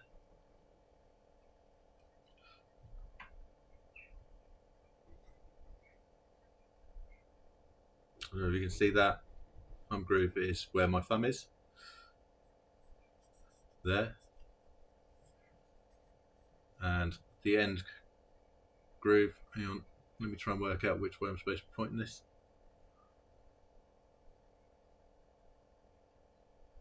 There. So you can see the thumb groove where my little finger is, that side. And then that is a flat edge going down.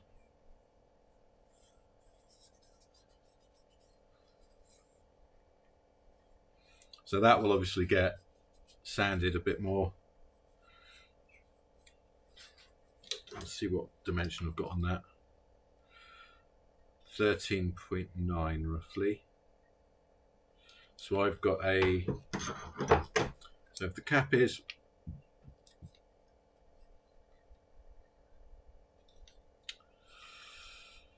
16, got a hole going in it that's 10.5, so that leaves 5.5.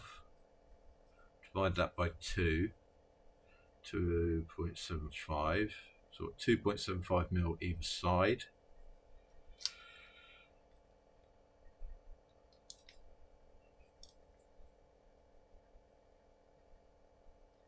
Uh, 2.75 either side.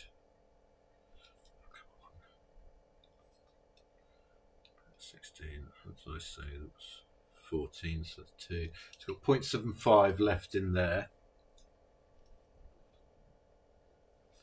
Yeah, that stays flat. So they'll the corners will be curved off. Everything will be curved off. So this part of the cap, this part of the barrel, they won't be. They'll stay relatively sharp, but the rest will be curved off a bit, just from a purely aesthetic. Do that one next. Reason.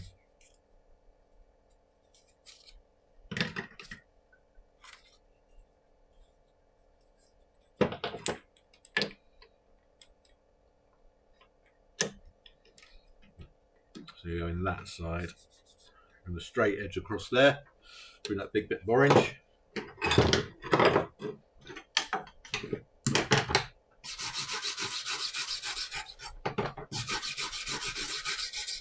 I should probably say that it's this part of the making of the pen where I'm likely to mess up, because I've got no judgment of how far I'm going through this material because it's opaque. So the chances of me either filing into the threads on this end, or when I'm doing the divot there, breaking into the hole that's drilled out for the nib, quite high. So this is the point where you might hear me swear lots. So just a little warning.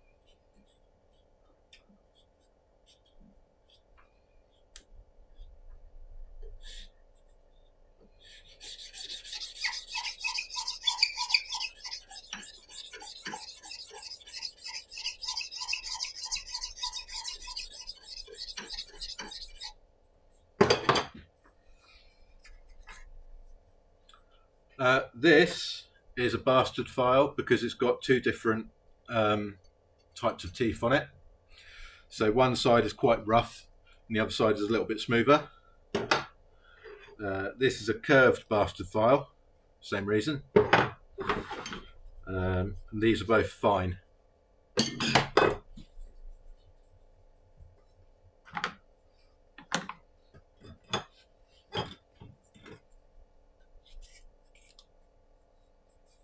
Right, so that is relatively smooth there, so I'm quite happy with that.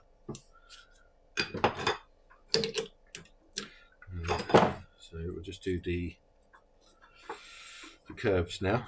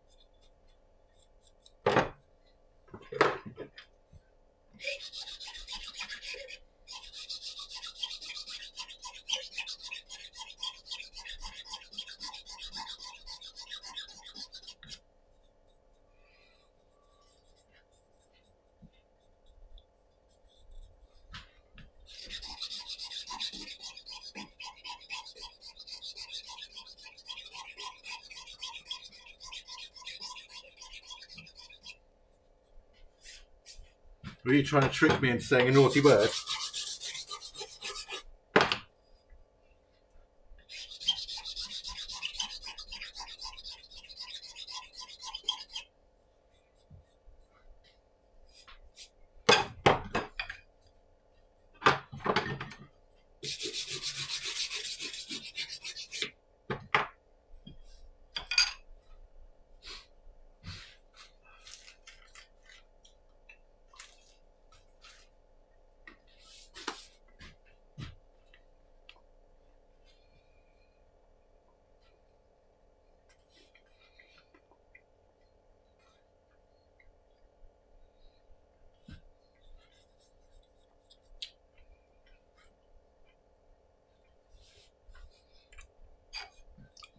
So, I'm not sponsored by them at all.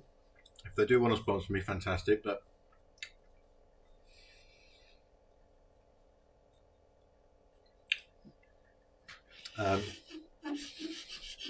has anyone tried the new Terry's? The people that make Terry's chocolate orange. They've done a mint chocolate one. It's really nice.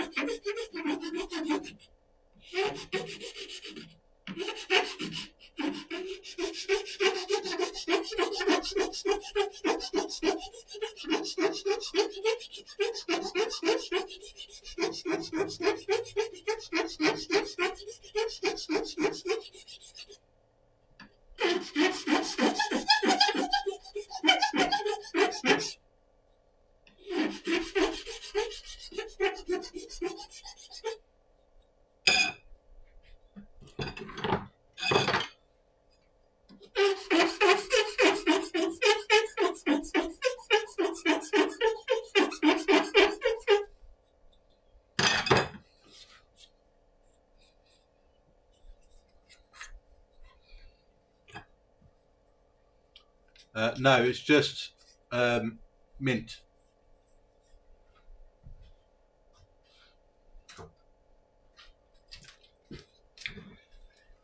It's all green and the pack's green. Chocolate's normal chocolate, minty. Nom, nom.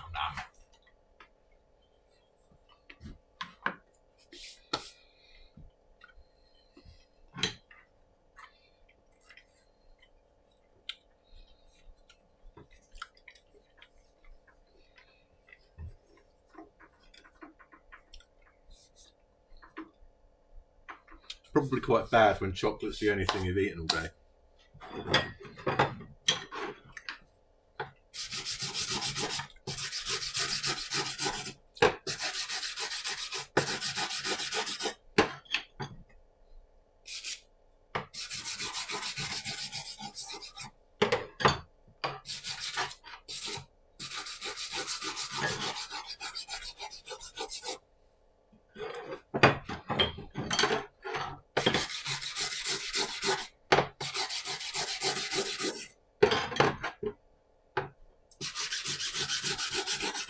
keeps your blood sugar up a little bit.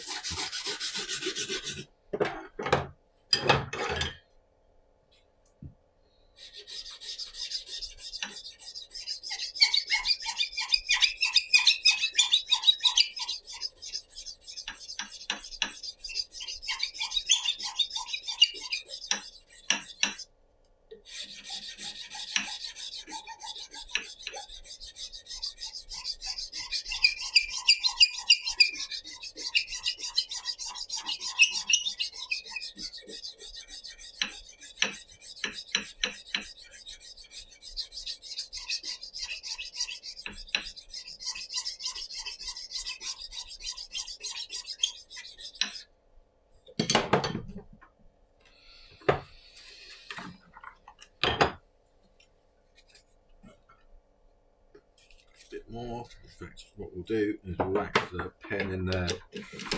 We'll take off the rest using the fine file until that's a smooth transition.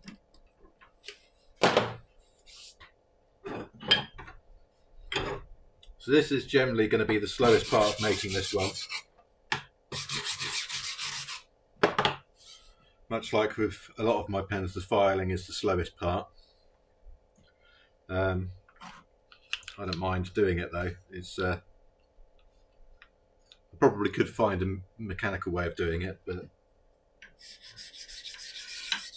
like using a mill, but I don't have a mill, so there's no point.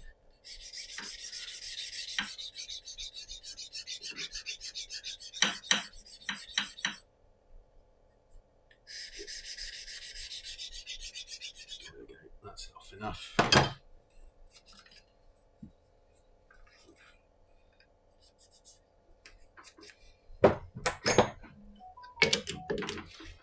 Yeah, I always try and, well, I have been trying to go down the more unique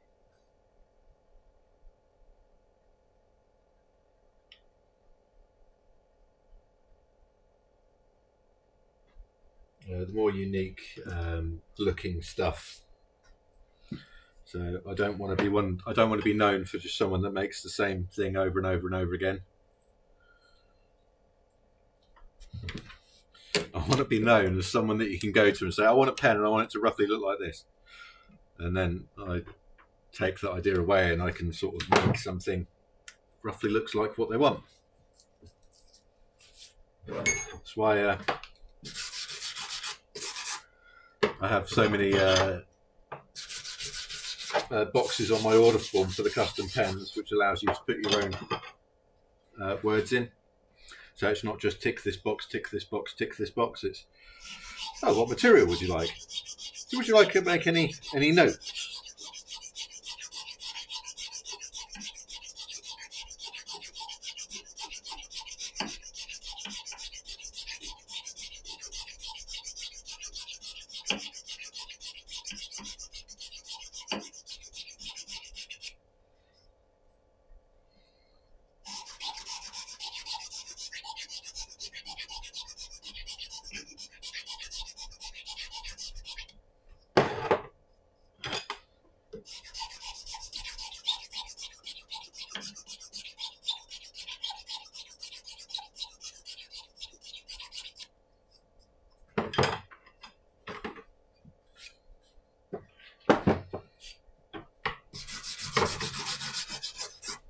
And most of these shapes and things that I'm doing, so that they're concave curves and the bits like that, they're shapes that are tested out on Betalist first. So I'll use a Betalist to test out what I want to do on a load of pens.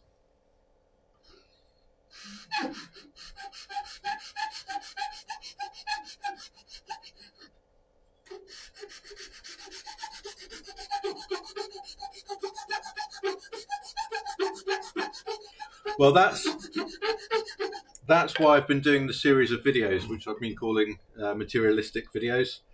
So I've been getting a load of blank makers I've been buying a load of blanks off of blank makers, and with their permission, I have been basically analysing them on video, so that customers will, like yourselves, they'll be able to see the blank before it's made into a pen and after, because every blank maker has their own sort of style of making the blanks. So if you want ultra swirly style, you'd go to someone like Brooks.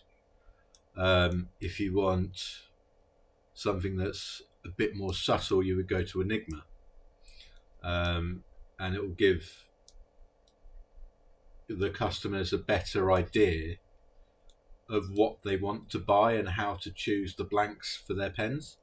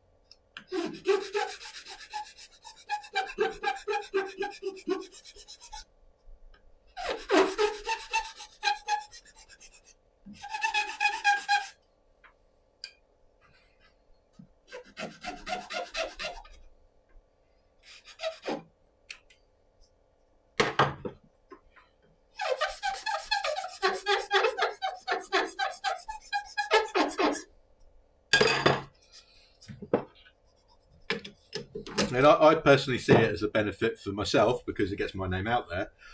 It's a benefit for the people that want to buy pens because it helps them choose what blanks they want and what they want their pen to end up looking like. And it helps the blank makers and other pen makers because, well, the blank makers, it gets their name out there, and the other pen makers because their customers are in a better position to know what they want. So I've lost count of the amount of people that say, "Oh, it didn't look like that when I chose the blank."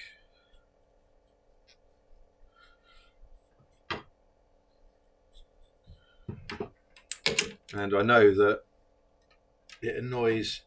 I mean, it doesn't annoy me, to be honest, but it annoys some pen makers.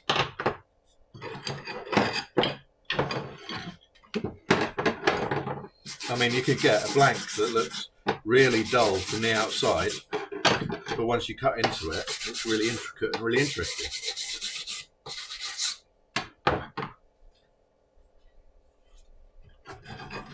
So the one that springs to mind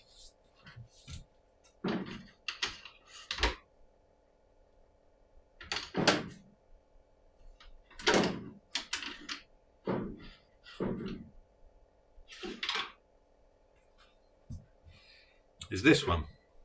It's a Brooks blank, and it's called Triple Black. Now on the outside, that looks really dull, and when you put it on when you put photos of just the blank on his website, it just looks like a black rod.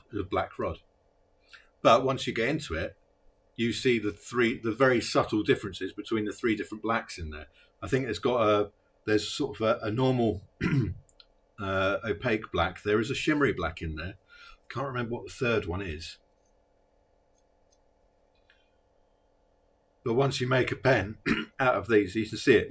I don't know whether the camera's picking it up, but there's a bit of the shimmery black just down there, and either side of it, there's a different coloured black, or a different black. Not a different colour because it's all black, but you know what I mean. The blank has different properties either side of that shimmery black there.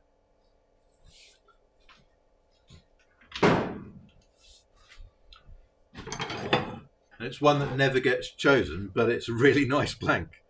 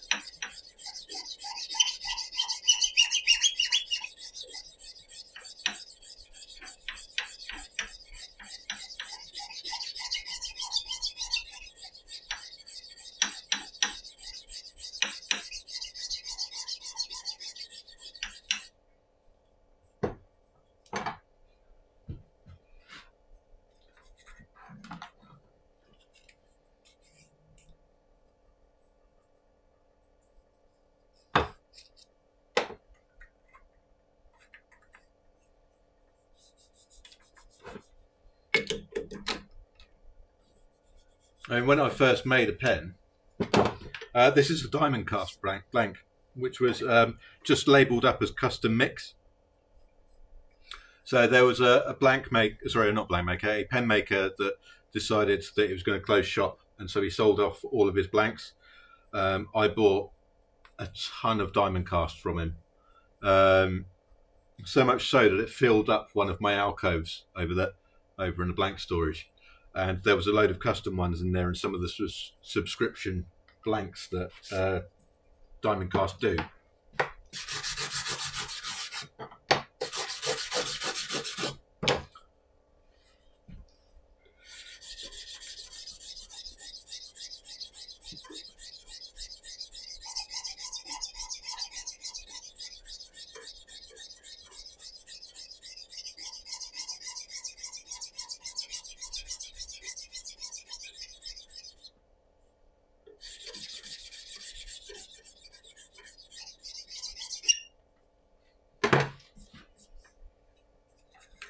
It is a really nice blank.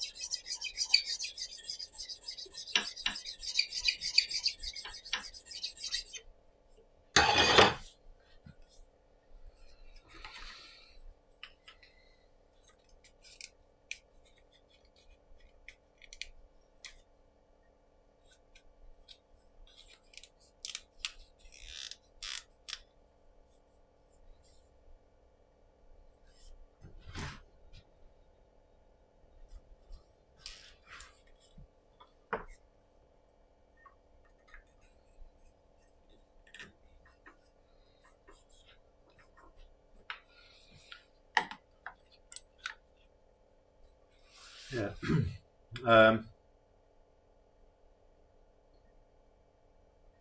Why not? Bear with me.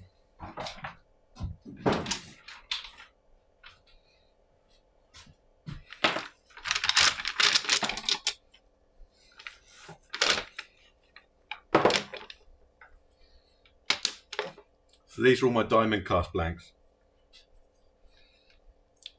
So there's that one, that's a custom colour. That's one of their standard ones.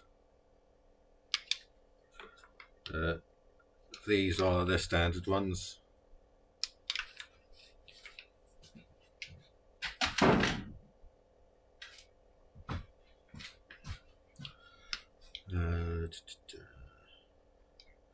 So there. That's one of their Halloween subscription ones from last year, which are all based on Hocus Pocus. That's one of their standard ones, I think. I think that might be a custom one. That's one of their standards. That's a really nice one.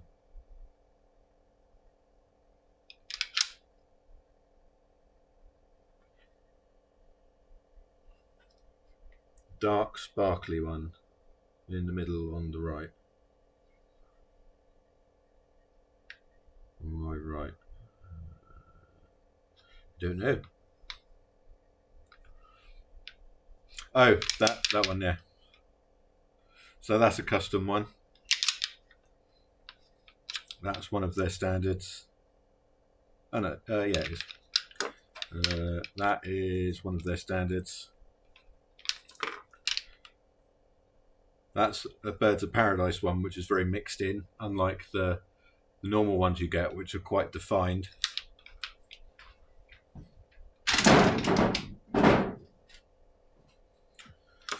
That's Derby Girl. I've got some very short ones of sort of odd mixes, which I might just make a sort of Frankenpen out of one day.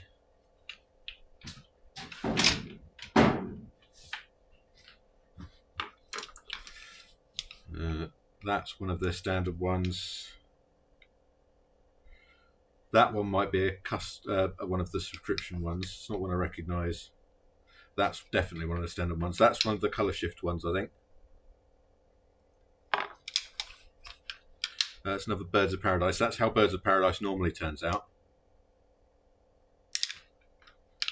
That is slightly different to that one. It's got the gold instead of the darker purple.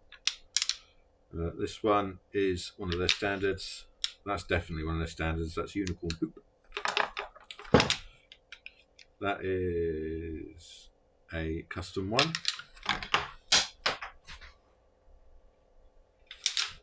That's one of my favourites. Black Cherry. I love that blank. I've got a pen made out of that.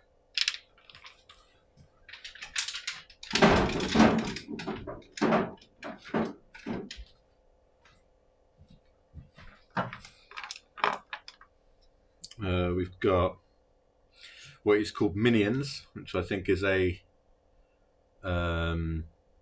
subscription blank.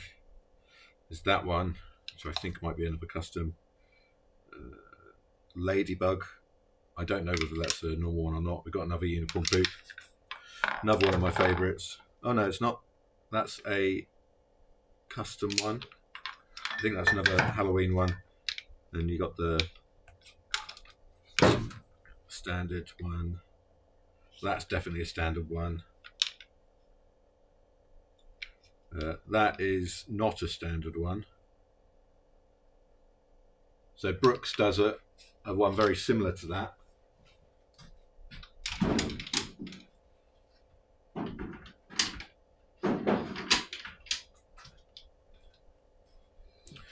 But Brooks's one isn't sparkly.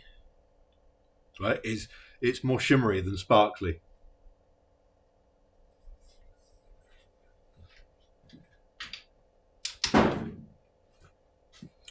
That's definitely a colour change one.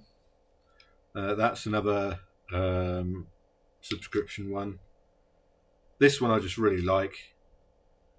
This one may end up in my collection because it's a green. I like green pens for some reason. There's another standard one. That's definitely a standard one. There's another one of those green ones. That's a subscription one. That's a normal one. There's another Birds of Paradise. Oh no, that's Oil Slick, this one.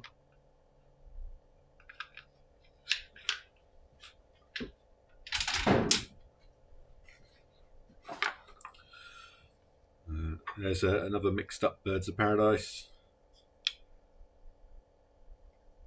Got a nice purple one. That's another Halloween one. And then just a shimmery white one.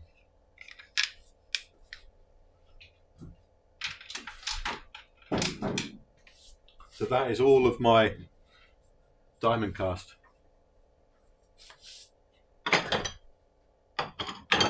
I sometimes wonder what I'm going to do with them all.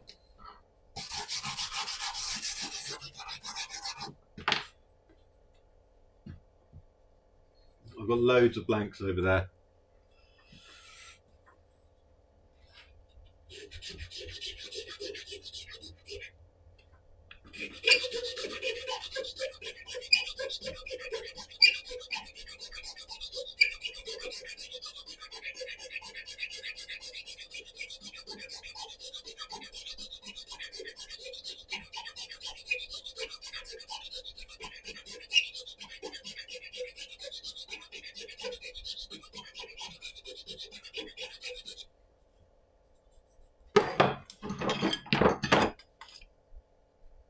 Oh no, I haven't bought blanks in a long time.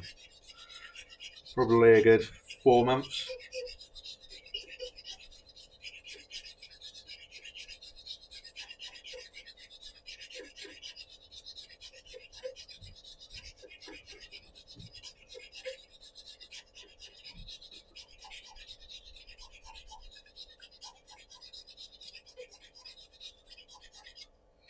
Good, that's what I wanted to see. I wanted to cut through that big block of pink and reveal what was underneath it.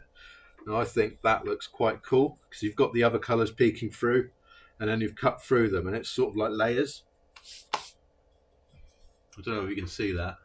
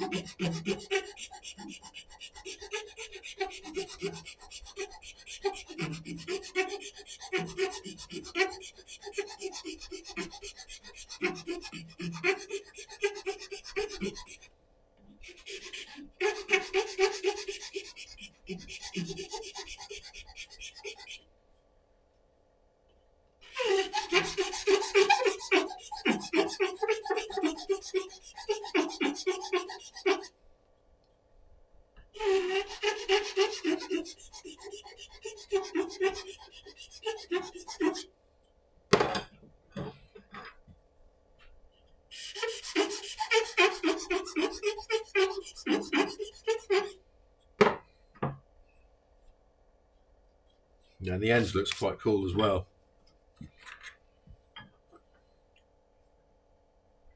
Although that's not quite done.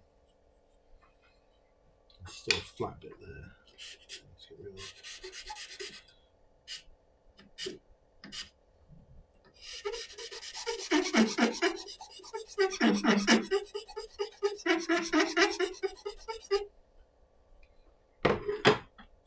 that. So that's what the ends looks like on that one.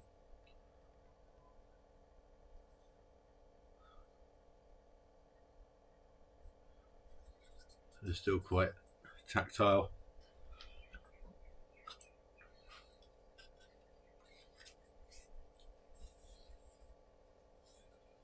A bit of an oversized cap on this one.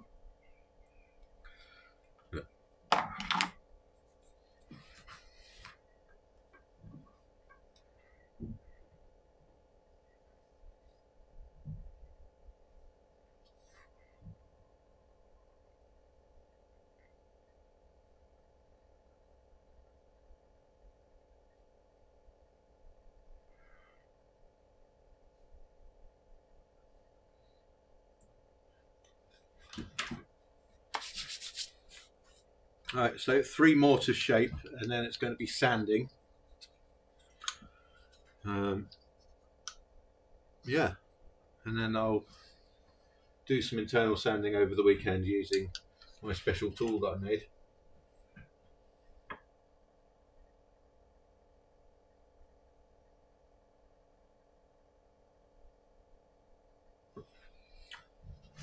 And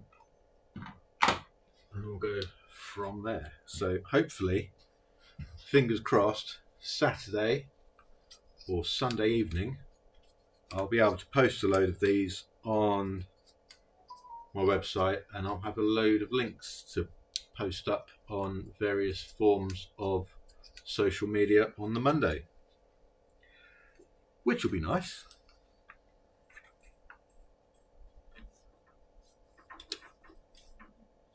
I want to keep that glittery green bit because that's going to look really nice, so I'm going to go in there.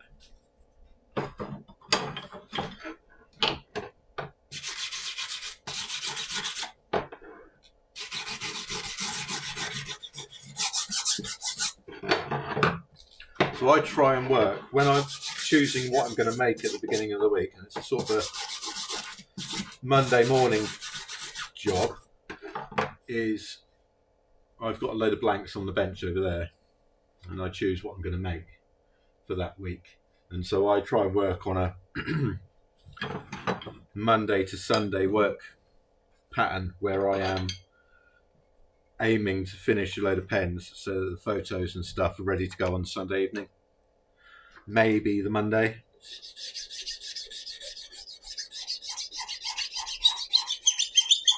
Because Monday is what tends to be my paperwork and chasing up custom orders day.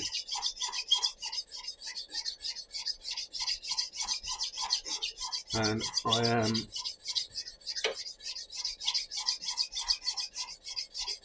trying to get through all of my custom, well, a bulk of my custom orders by the pen show. Exactly that.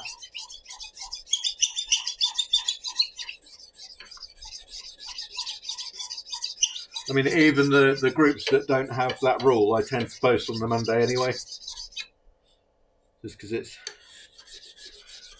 easy and it's just a copy-paste job.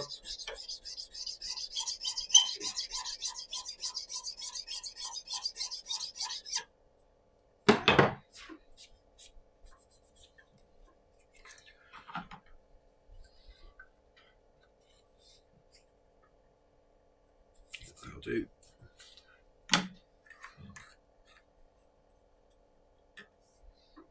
Oh, that green's actually see-through. I didn't realise that.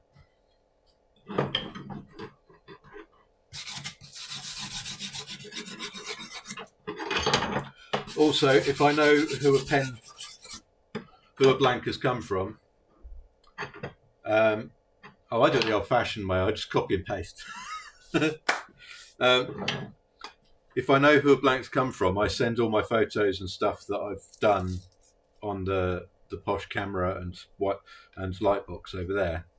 I will send them copies of all the photos that I've done, and I try and do minimal editing on my photos as well.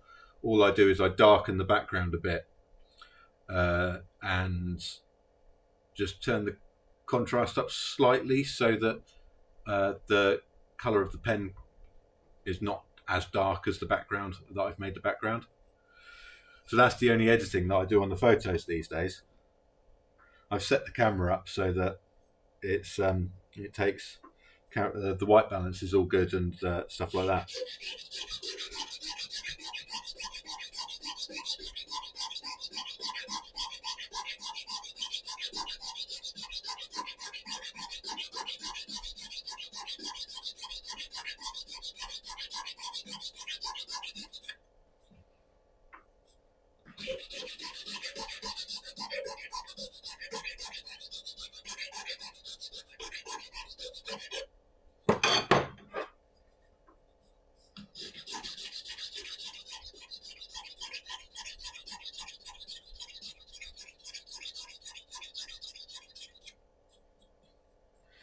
And all my photos are sort of cropped to the size for Instagram as well, so that when I want to post something on there, I don't have to faff about.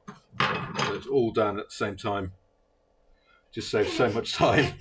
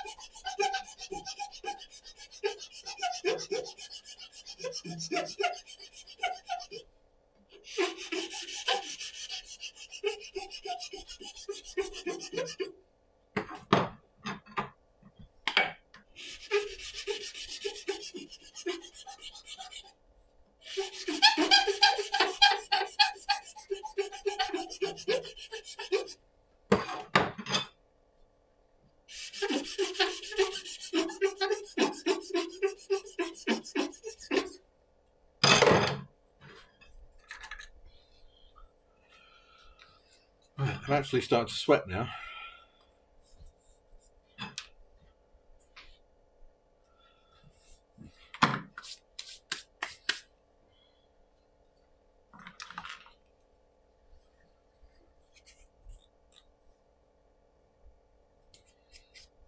So I'm hoping that, yeah, I know, this will make you laugh. In my old workshop, which was tiny, it was 1.5 meters by 2 meters. So this lathe that I'm on now filled up half the workshop, and I didn't have any heating down there at all. I just had a standard non-energy saving light bulb, and that light bulb was enough to keep the room, keep me warm whilst I was turning pens in the winter. No, I fell over once.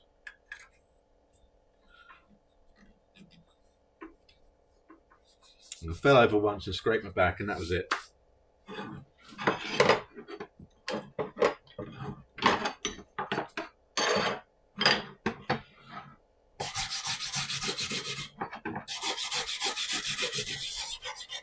But now I'm in a workshop that is tumbleweed. But now I'm in a workshop that's like 5 meters, well, 5 by 6 or 6 by 6 or something like that. No. Bit more room.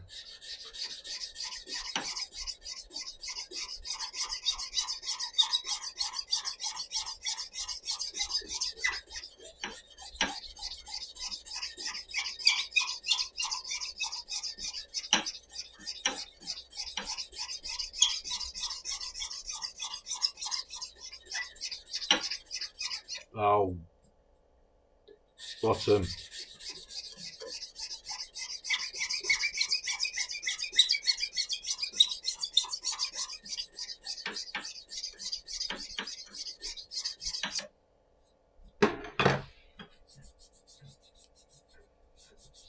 Yeah, pretty much.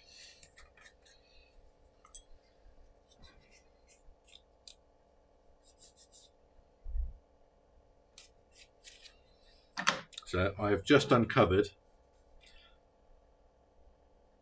You see that little white bit there? That is a bubble of unmixed resin. Sorry, unmixed powder. So that'll have to be fixed at some point. So basically what I'll have to clean it out and fill it up with something, and then re-sand and re-polish that flat bit. It's fixable, as long as there's not too many, it's fine. It's only if there's loads that it becomes unusable, or it goes through to the other side.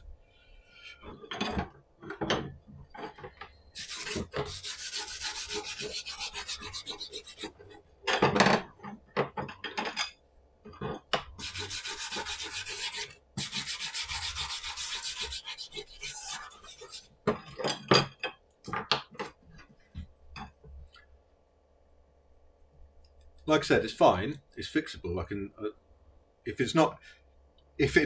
I can't fix it, it just means Annika gets a new pen.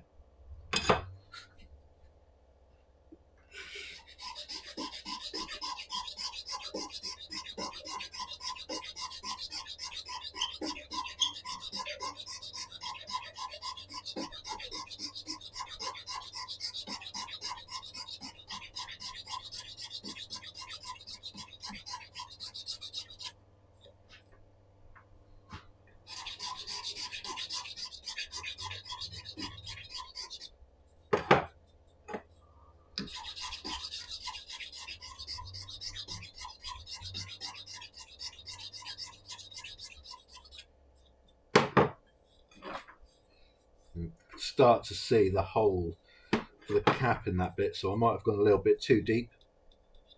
So as long as I don't sand through that bit of material there.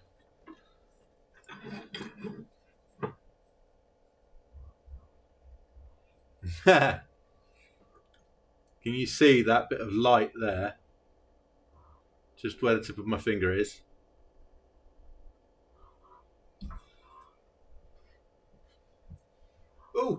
Oh, it's a new person. Hello, new person. About 5 years-ish.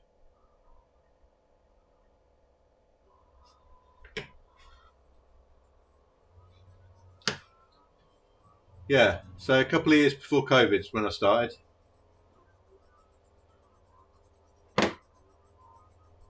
Yeah, so I think we worked it out the other day as five years or so. But anyway, as I was saying,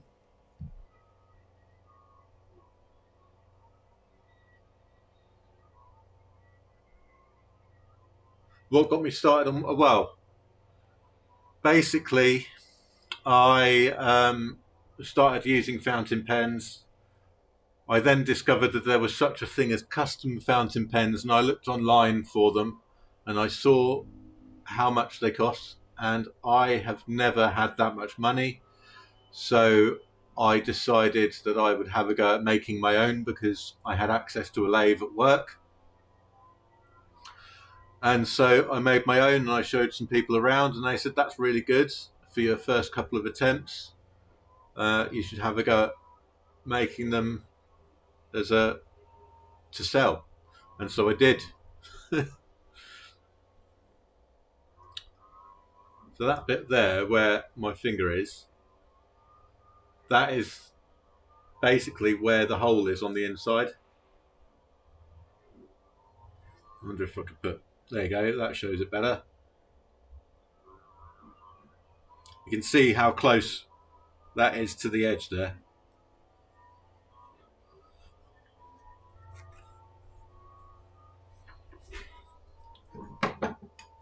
So, Mushroom Guy, have you just randomly come across this stream, or did you find a link somewhere?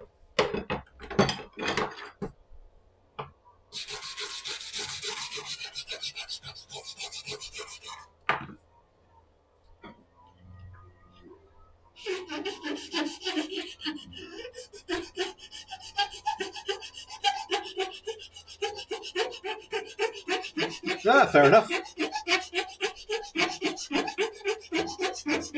Welcome.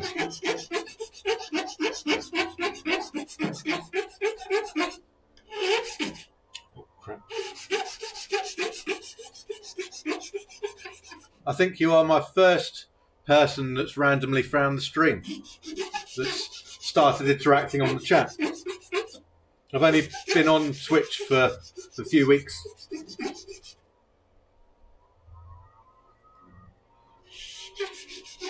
Well, thank you very much. I have done the same before.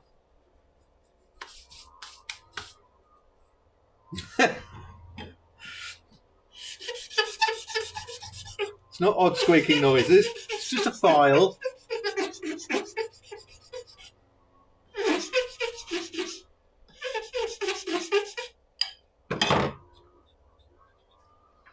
If it was odd squeaking noises, I'd be making them. Squeak, squeak, squeak.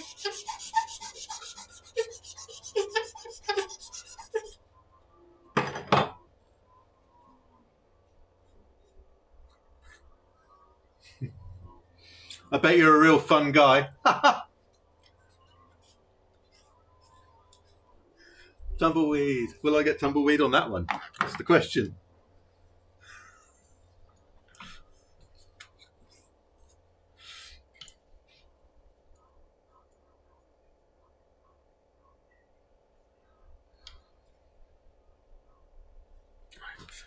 Where is my pen? I need to mark this one.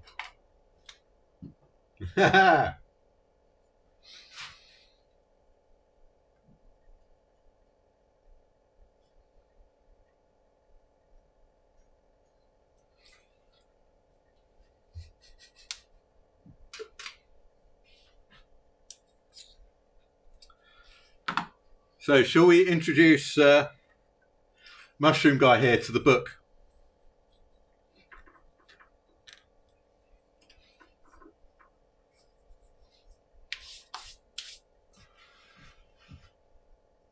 Okay, so I like interacting with people in the chat, and so I have a book.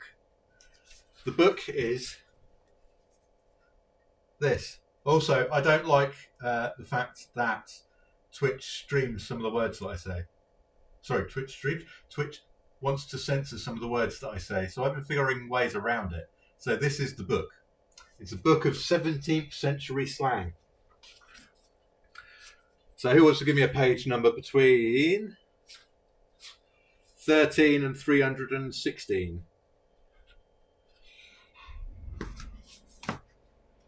47. So 47 and 154. Okay, I'll do two. I'll say out 2 words that I found on those pages, and then you've got to try and figure out what the meaning of said words is.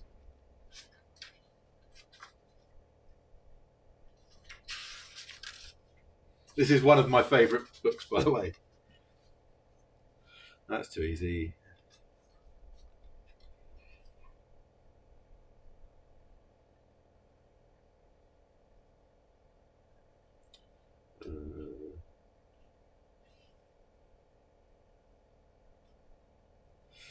Okay, this is a phrase rather than a word, so bug hunter.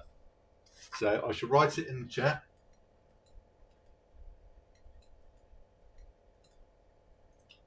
So that's the first one. So that was page 47.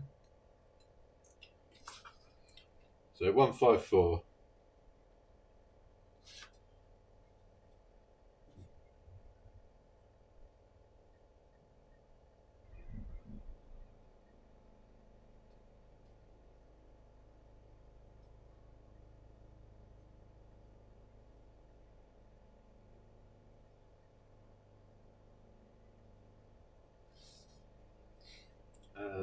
Sorry, I'm about to sneeze. Sorry. Okay, next one is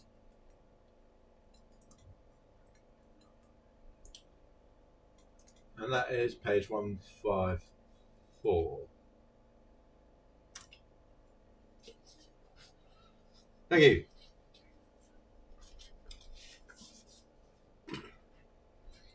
Right, so we are going to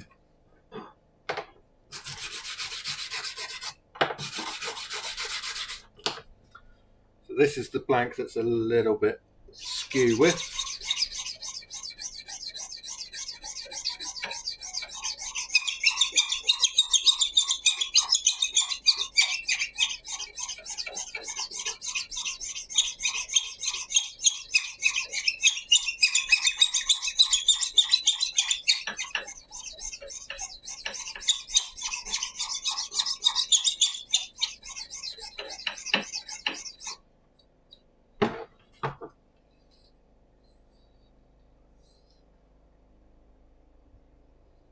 Nope, and no.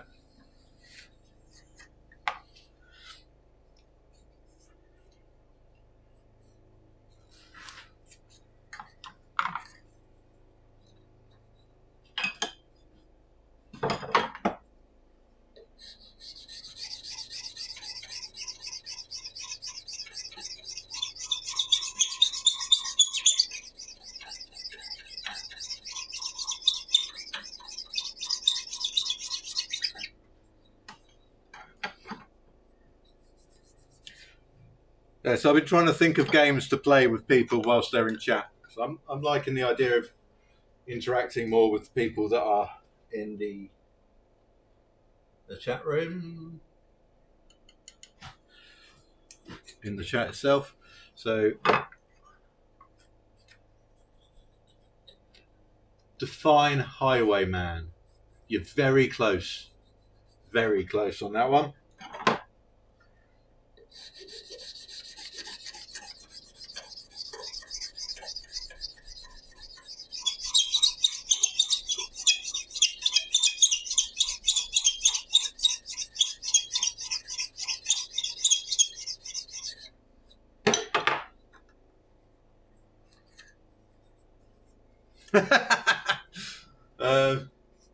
No on the bug hunter. Very close on the footpad. Ta-da.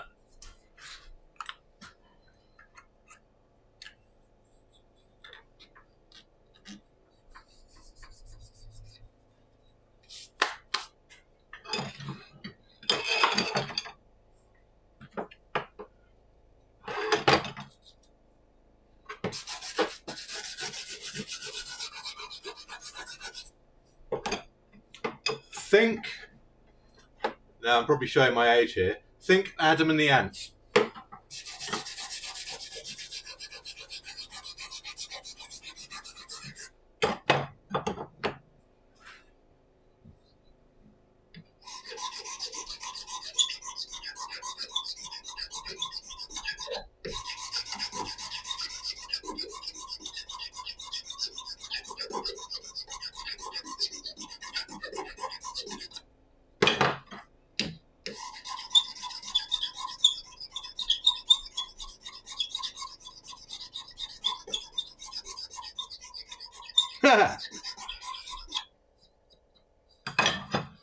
No.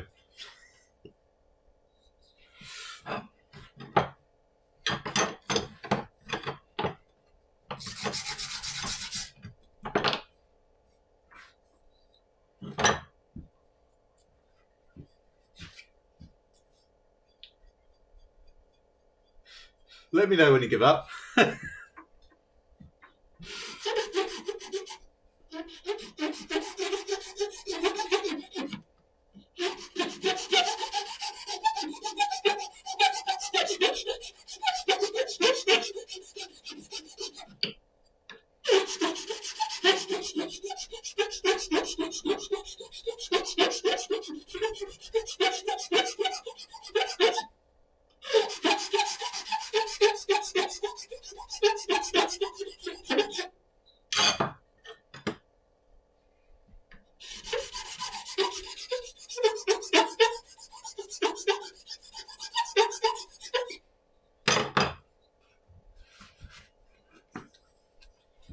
What's it? 47.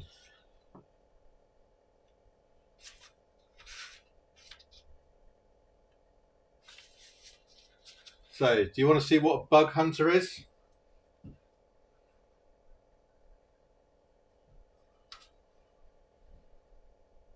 Oh, you're so close with that one.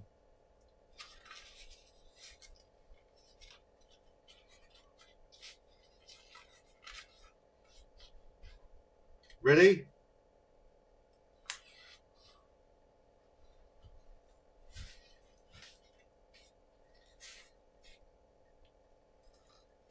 Let's see if we can see that.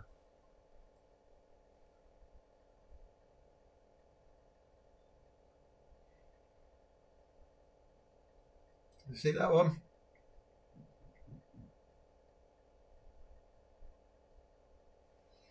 So if you didn't say that, if you didn't see that even, bug hunter is an upholsterer.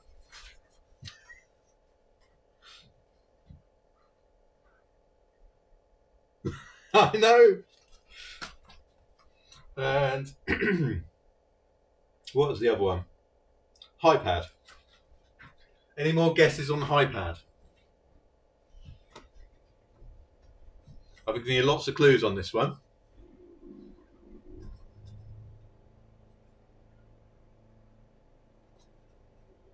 Yeah. So a foot pad is generally a pickpocket or a thief on the streets. So what do you reckon a HiPad is?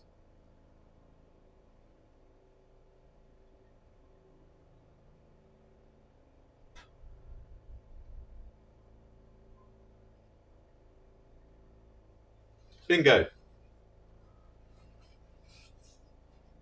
A HiPad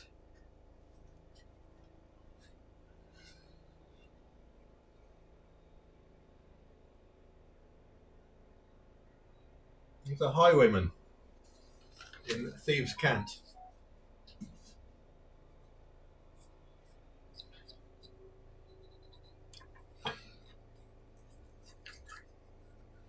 Did he? Did they even? Did I miss it? Yes. Sorry. My apologies.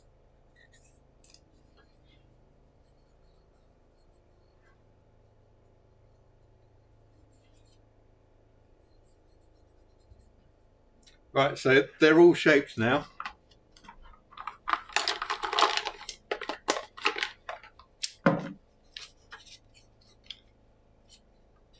So that's everything that we've done this week.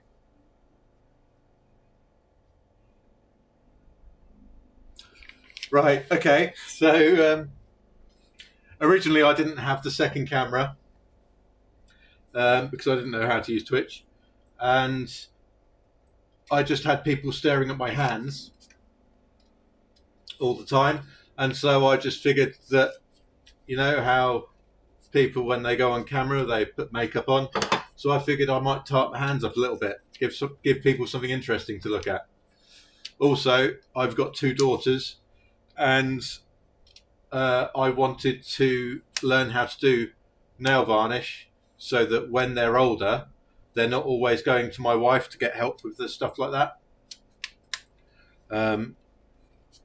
So yeah, those are the 2 reasons. And normally with me, 2 reasons is a good enough excuse to do most things. So I'm just going to move this so that I'm not washing my fingers.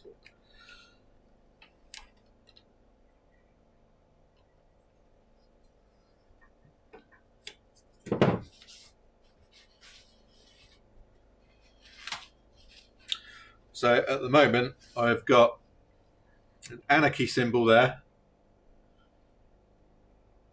and I've got some blue eyes on those fingers, and then those ones are just sort of a shimmery turquoisey and a shimmery pinky purple.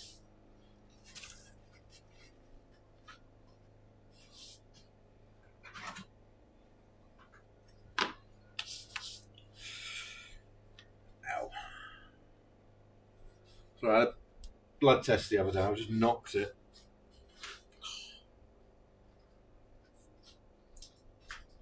Right, so this is the setup for sanding. Most of my setups on the lathe will be similar. I don't like changing things around too much. Oh! Right, so there is a drinking game. When I drop things, take a sip. When I drop things and swear, finish your drink.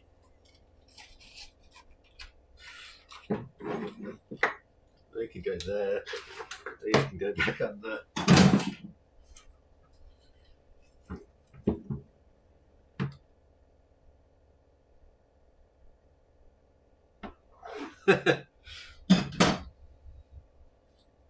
Well, that's a good enough excuse to get another pot of coffee. I haven't got a drink anymore. I can't even text my wife and say, "Can you bring me a drink?" because she's working. Boo. Right, so I'm going to take all these pens apart now and start polishing caps.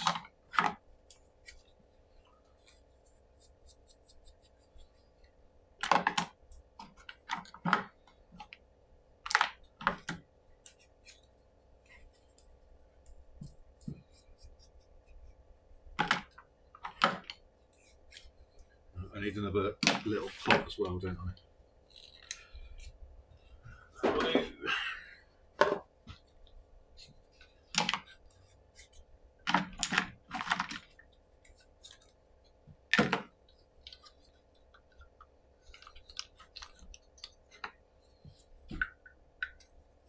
Would help if I put it on the right way.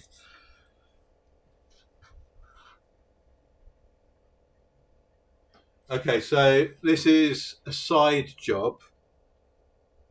My actual job is I do security testing on doors and windows. So I am pretty much a trained burglar. But I work to British standards and things like that. So yeah.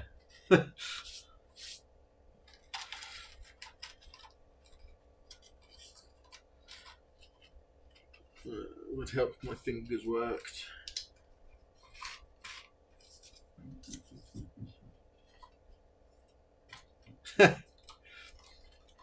Yeah, pretty much. Although I don't get to do much of the actual interesting job anymore, because I'm more of a more office based these days.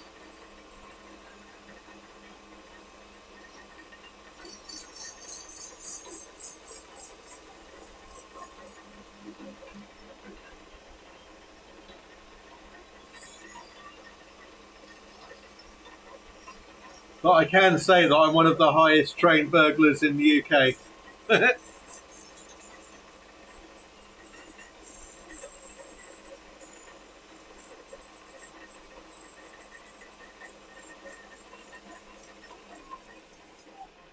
It can be fun.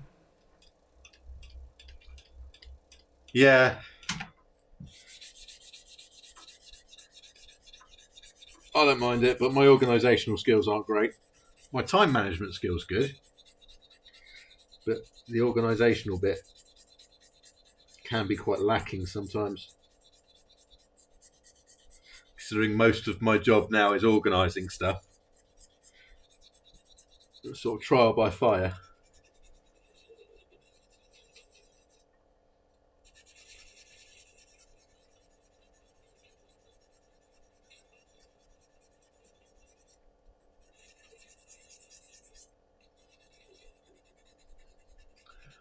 So this is a side job, which is becoming more and more the in my mind, more and more the primary. I'd much rather be doing this than the other job, because I could do this all day quite easily, and have done. But unfortunately, it doesn't pull in as much money as the other one. And on this job, I only get paid once a year, whereas the other one I get paid monthly.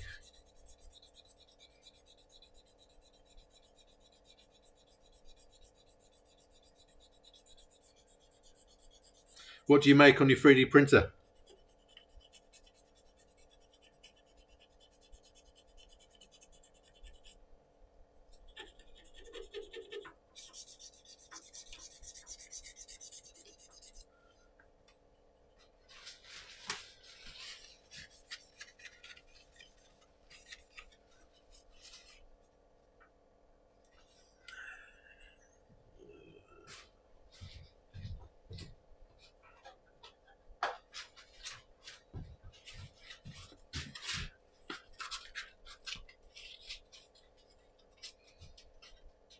Okay.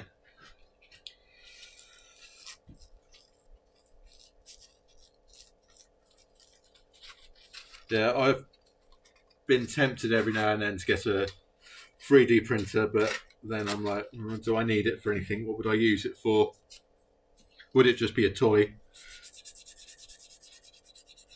And unfortunately, every now and then it would. The answer to the question is,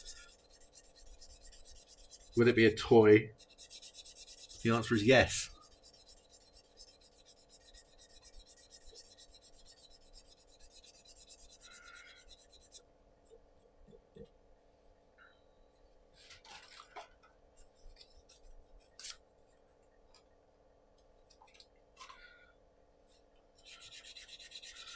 I am unfortunately, well, I say unfortunately, I'm a bit autistic, and so I will obsess about stuff. Get everything I can, spend horrendous amounts of money obsessing about said subject, and then something new and shiny will come along, and then I'll go obsessed against that, and the last thing that I touched would sort of end up being forgotten about. I'm honestly amazed that the pen making has stuck around so long.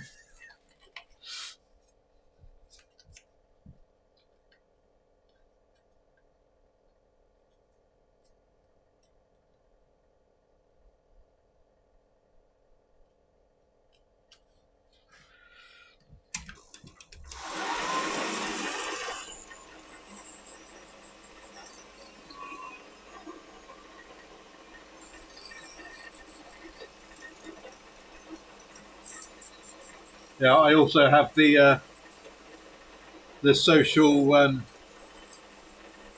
not being able to read cues and things. See you later. I mean, being in front of the camera and doing all this is very alien to me. Very alien. But if I want to push things to the next step, I've got to do stuff like this. So I have no choice. Sort of a sink or swim situation.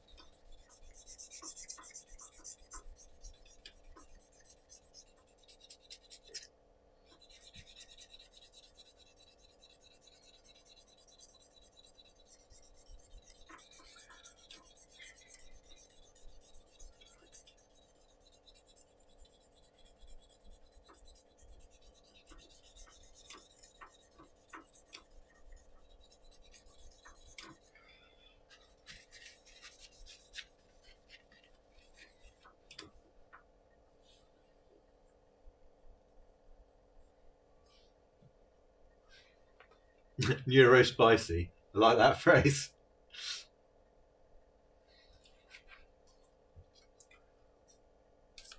Oh, no problem. No problem at all. I know that I stream at odd time.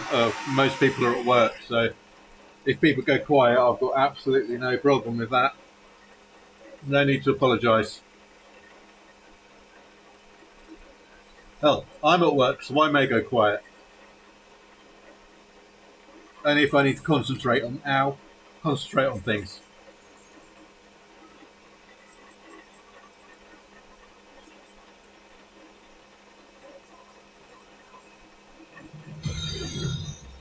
Oh, hey! Thank you very much.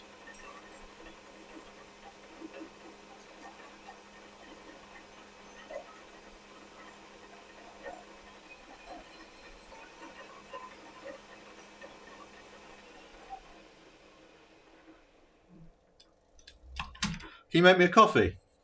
I'd love a coffee. Black as my soul. Black as the pits of Hades. I'm making lots of Fast Show references today.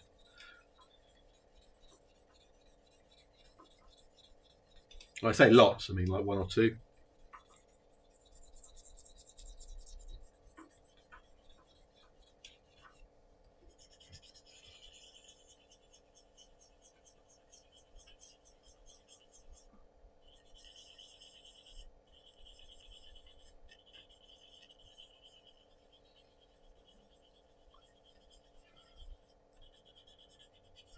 Now, for some reason,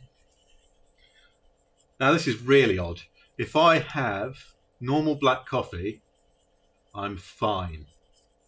If I have coffee and it's got sugar in it, my heart will race like anything. And I feel really lightheaded. It feels like I'm having a heart attack. With black coffee, I'm fine. You add sugar to it and I'm not. But I just don't like milky coffee. I just don't like the taste of it.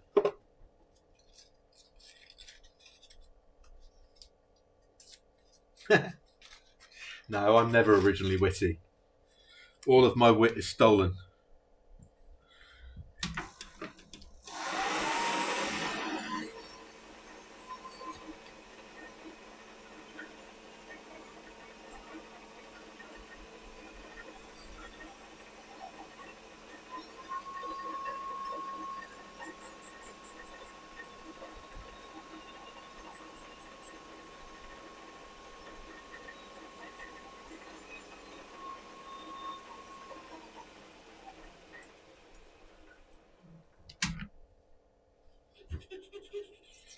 I'm going to have the horrible job in a minute, standing ebonite.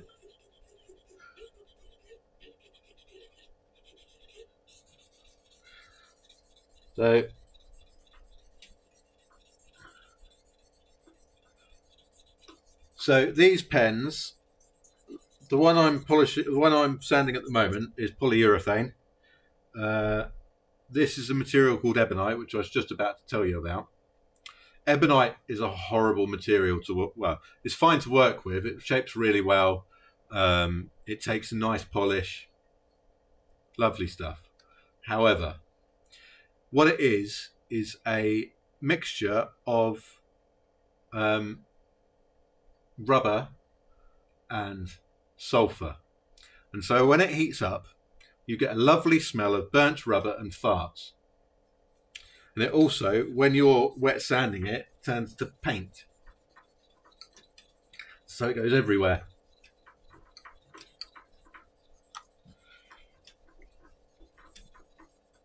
And I've just noticed that one needs a bit more shaping to it.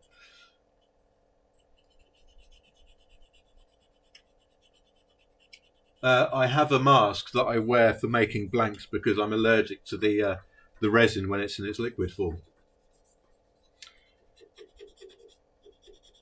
Which I found once when I got some on my face and my face swelled up, which wasn't very pleasant.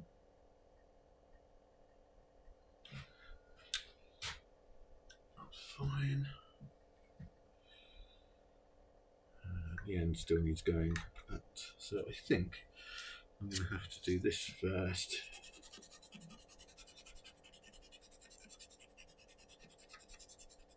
No, once it's only if it heats up, and from drilling or sanding or whatever, it needs quite a high heat to get that horrible smell. It's normally fine for when you're using it as a pen. In fact, a lot of pens have been made out of ebonite in the past. It was their favoured material for a long time.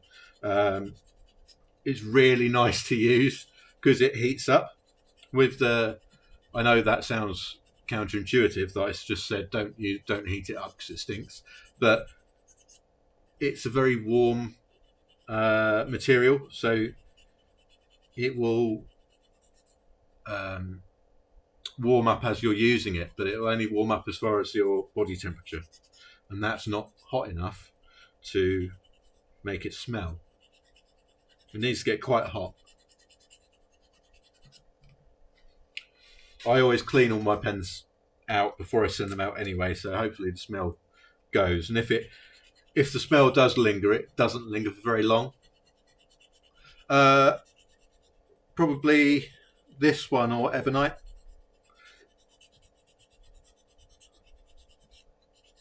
I love using ebonite. It just takes shapes really well, and I like making really weird shapes.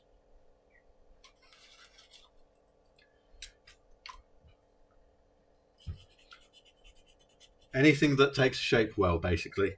So acrylic doesn't tend to shape well because it's so hard. It just takes forever to get to the shapes that I want. So that's a bit of a pain. And also there's heat issues with acrylic. If it gets too hot, it melts. I have had it where a drill bit has been trapped inside a pen.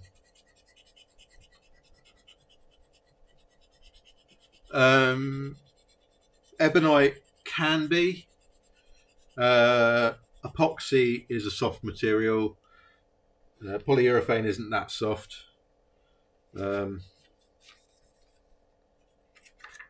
I can get polyurethane wall thickness quite thin. I can get ebonite wall thickness quite thin, but once you get past a certain point, it starts caving in. So occasionally, if you're on the stream and you see me squeezing it like that, I'm checking for structural integrity of the wall thickness.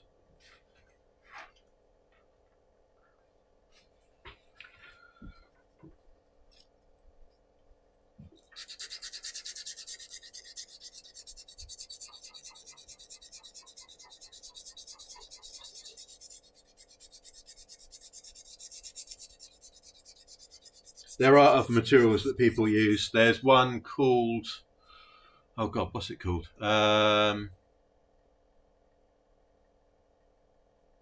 Casein. Casein is a plastic that's made using milk. And so when you turn it, it smells of gone off milk. It's horrible. And it also is very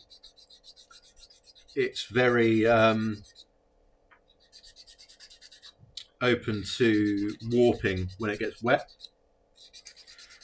So I've had a blank which got moist and it visibly bent, and so that ended up in the bin. Never used it again after that. What's the question? Oh, I can make other things. I'm not strictly pens. I don't mind making other things. If I can make it on the lathe, I will. I make tools for myself, for example.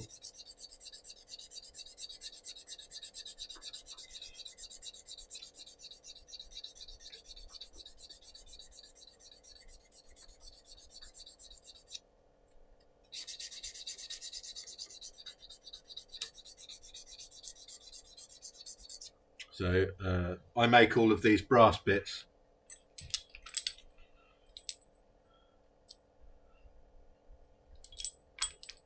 that I use to put things to. I make stuff like that, which is for putting a bit of sandpaper in and poking in the end of pens so they sand on the inside.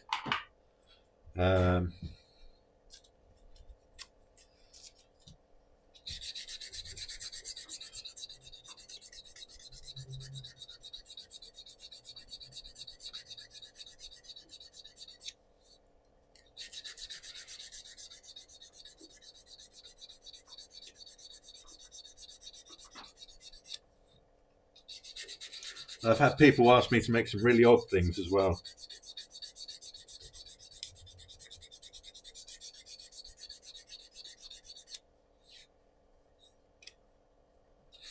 Which I won't go into.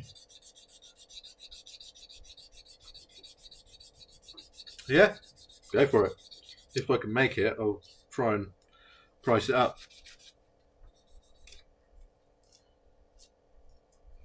I have no problem doing that.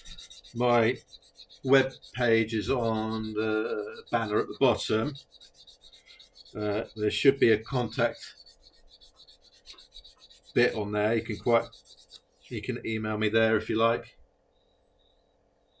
Diamond painting pens.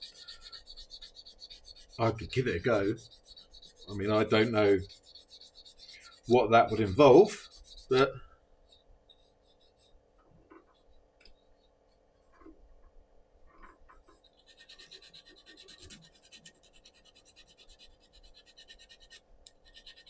yeah, drop me some information on an email. Like I said, the contact details will be on my website. And we'll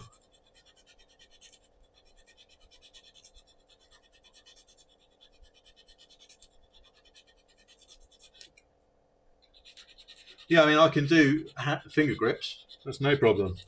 I've got a pen indoors that the shape that I made was based upon the handle of a combat knife, which has the grip things.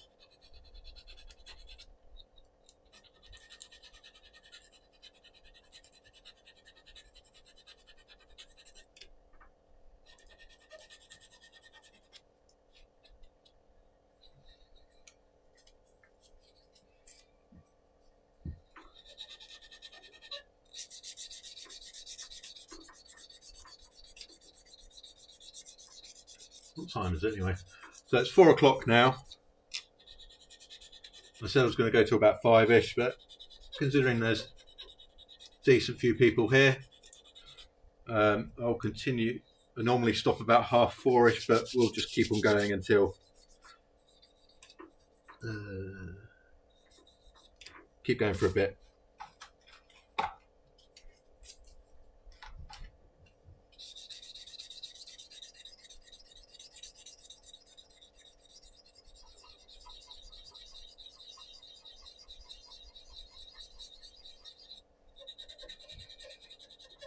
And what I was saying about this stuff turning to paint, you'll see in a minute. So I've just put water on it, and so this stuff will start turning to a paint-like substance.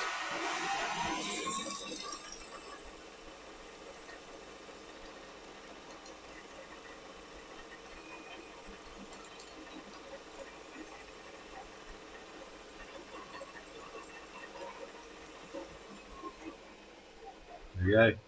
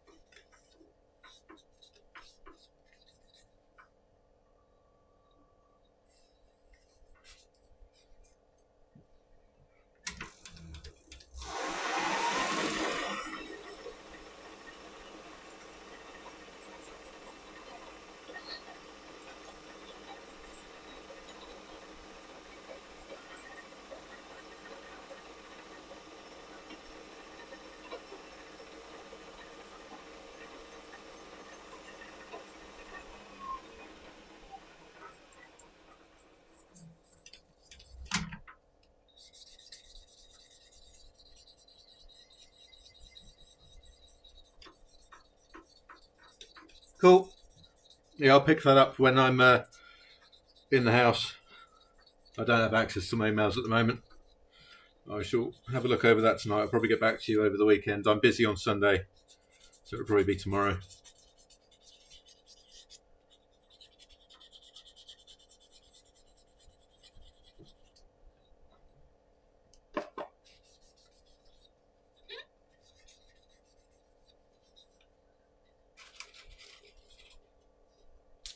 Yeah, don't tell me that, otherwise it will never get done. I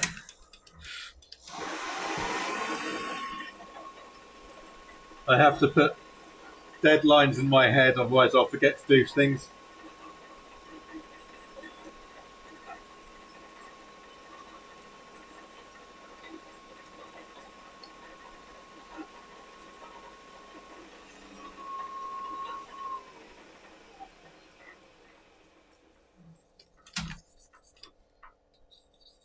I think this is actually going to be a really nice pen. I mean, there's some flex in the ebonite, but I think that sort of adds to the overall look. It's going to look quite a bit like a vintage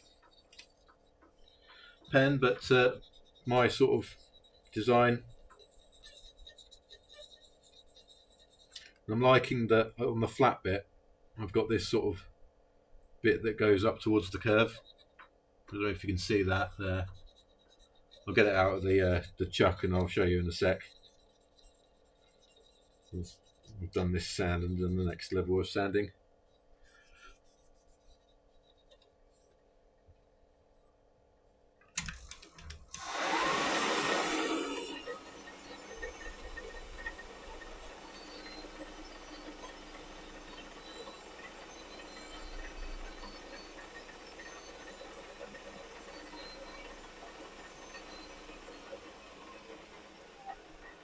No, so the flat bit that I carved, that's staying there because that's going to basically, it assists in the stopping of the pen rolling away. So rather than gluing something to the barrel so that it stops it rolling, the flat bit, it does the same similar job. Obviously it doesn't work as well as something protruding. Yeah, pretty much. Not a bug, it's a feature.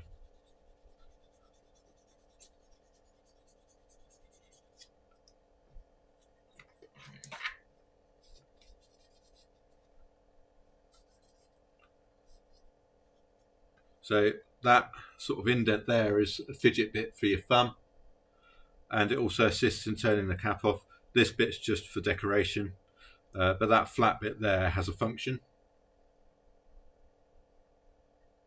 So what I was saying about the pattern, let's see if I can, pardon me, there's sort of waves coming in this way and they go up. Yeah, that's what I thought. That's why I decided on this one. Now, the question is, have I managed to match up the pattern?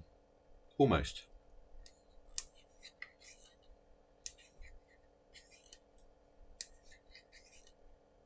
That's probably the best match there. Not quite there. Oh no, there we go. That's pretty matched.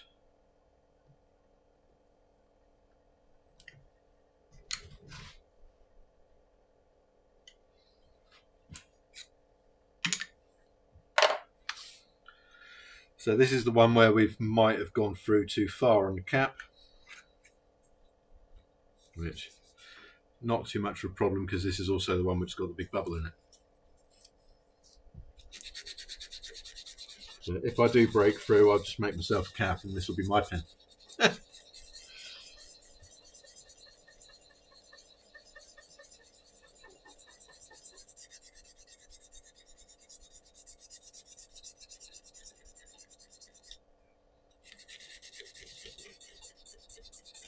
So this dry sanding, this is where you get a lot of heat build up. I keep on going on about heat, but with pen making and most making in general, heat is the enemy. I'm sure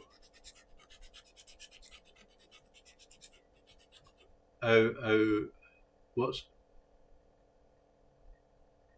I don't understand the question. Oops products. What's that? I am not good with seconds. Right? No, not really. Mainly because I don't want. I don't want it to get to a point where someone says, "Oh, I've got a pen from this maker," and then it's sold on a second market and they haven't, or second hand, and they haven't said, "Oh, this is a factory second," and then the person that buys it off them is like, "Oh, this is a bit of a crappy pen. I'm not going to get a pen from that person." I don't want that to happen. So any factory seconds I keep myself or my wife gets.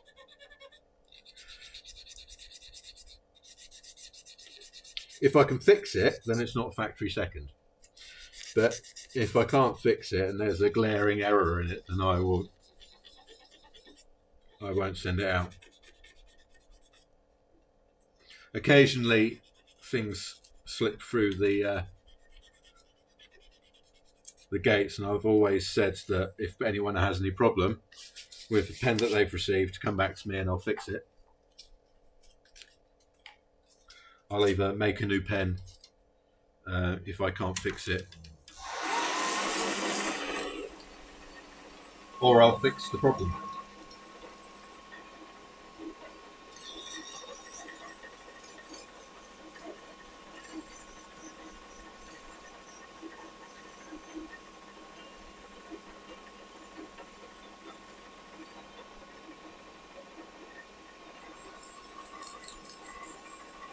So I'll always stand by my work.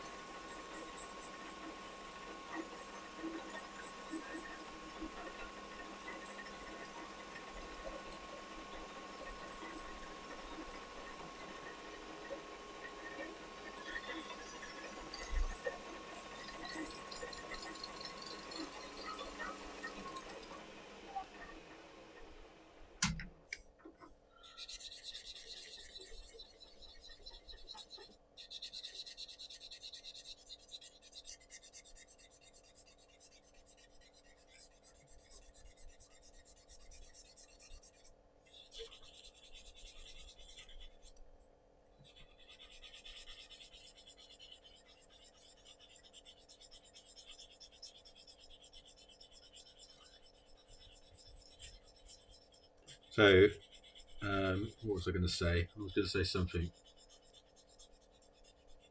I can't remember.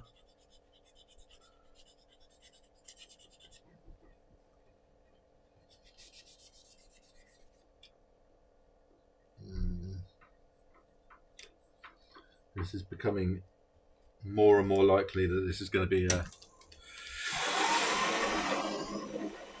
factory second.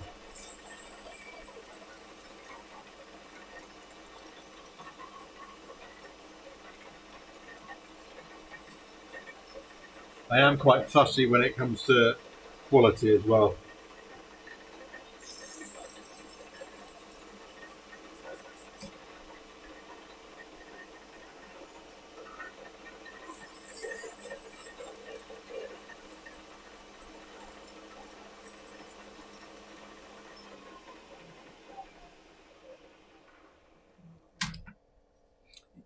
Yeah, I imagine so.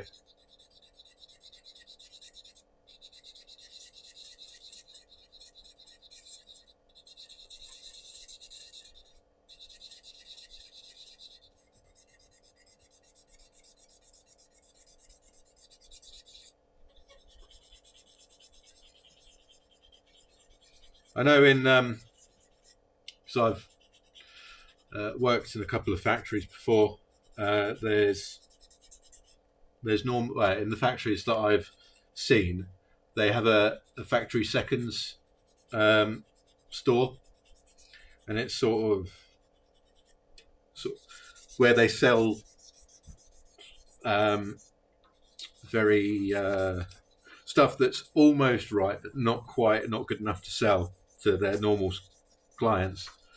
they sell off to staff and family of the staff. So I worked in a biscuit factory,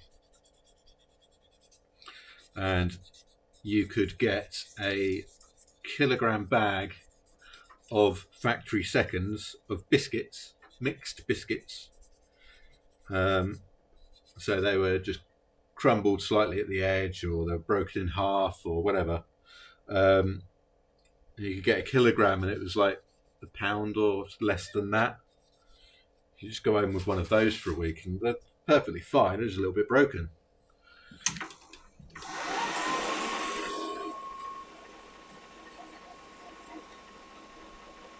But with this, it's a bit different.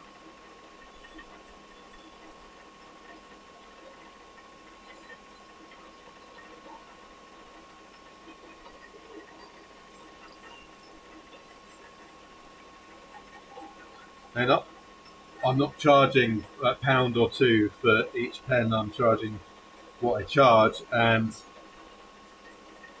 I don't want people to think that I've stung them, basically. I want people to be happy with what I've made them. I don't want people to get buyer's remorse when they receive one of my pens. So I do everything I can to make the pens to the best of my ability.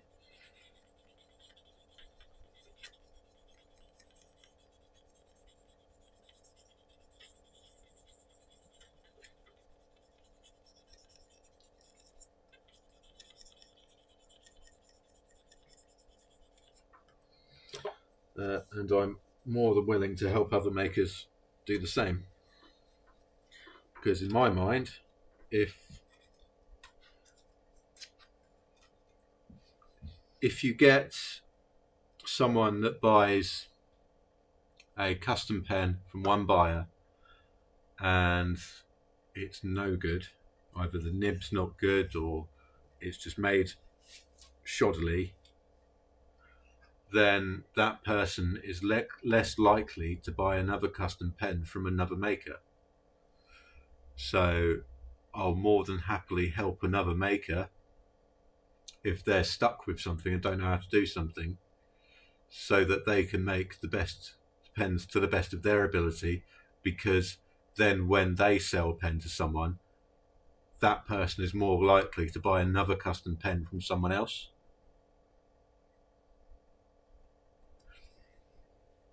That makes sense?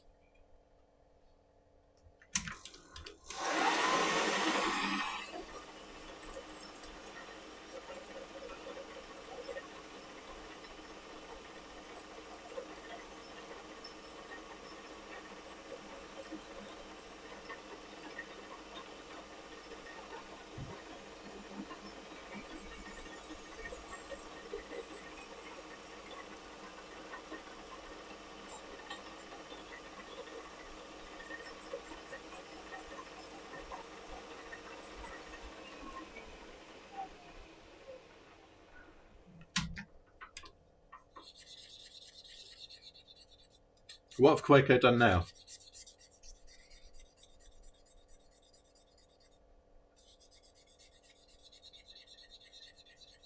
Apart from make what in my eyes is a little bit expensive.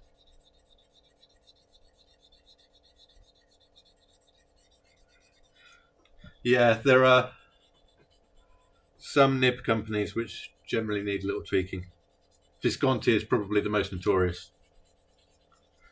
Really, really high-end pens. Will your nib work? Maybe.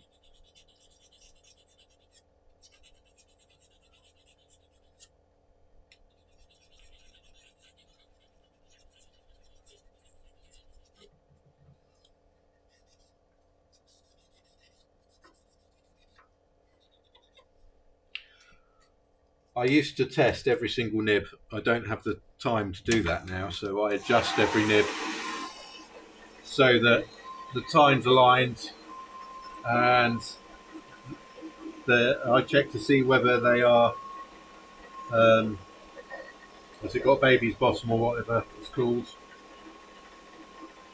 So I give them a visual check before I send them out.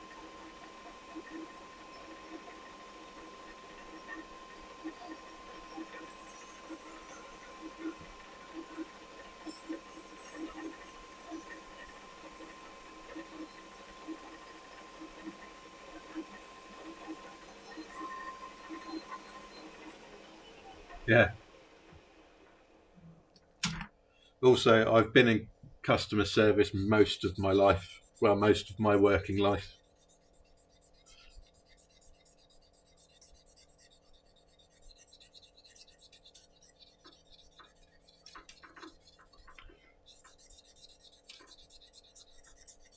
And I firmly disagree that the customer is always right. Because that's only half the saying.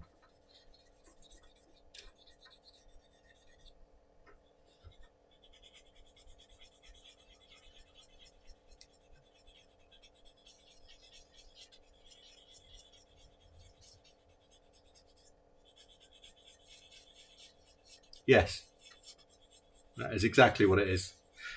That. So, quick fountain pen nib biology. I apologise to those fountain pen lovers in here. This nib is in awful condition. So, that's your nib. The slit. So the bits either side of the slit are the tines. The little hole is your breather hole. Come on. The little hole there is your breather hole. These bits underneath are your fins, and this black bit here is the feed. And so by capillary action, the ink travels from the cartridge into the nib unit at the back. So the nib unit travels to the back here. By capillary action, the ink flows down the feed to the breather hole. There's a sort of a trench that goes down the plastic down here, and it ends up sort of pulled around just underneath the nib where you've got the at the end of the nib there is a sort of, you can see it's slightly bulged. That's your tipping, and that's where the ink sort of pulls up under there, which then allows you to write. So there you go.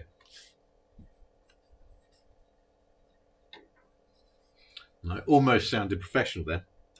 Almost. Right, so on this cap there are two holes, which you can see, well, two bubbles. One there, and one next to it just there, which you can't really see on the camera. Oh, just about. So those will have to be cleaned out and filled somehow, and then repolished. So that's not much of a problem as far as bubbles go. I've seen worse. I fixed worse.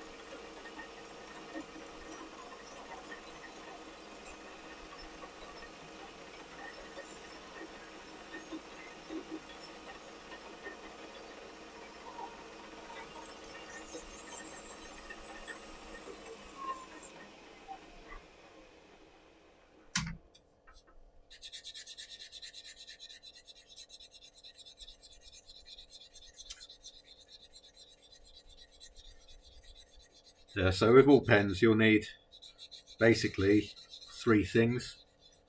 You need a nib, you need a reservoir of ink, you need a handle. That's all a pen is.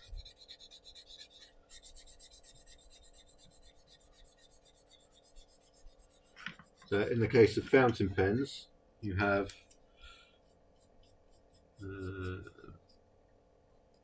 either a cartridge, an ink sac,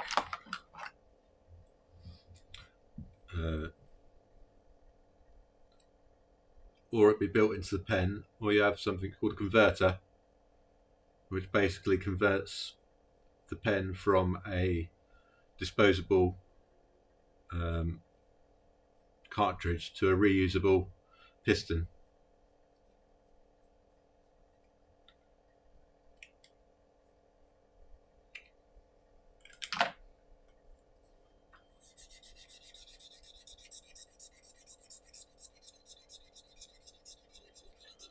So from a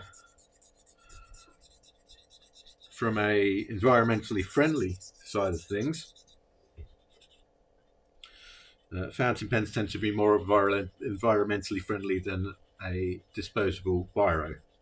Because disposable biro you'll use and toss it away. With a fountain pen, you will reuse it and reuse it and reuse it and reuse it until it wears out or you do.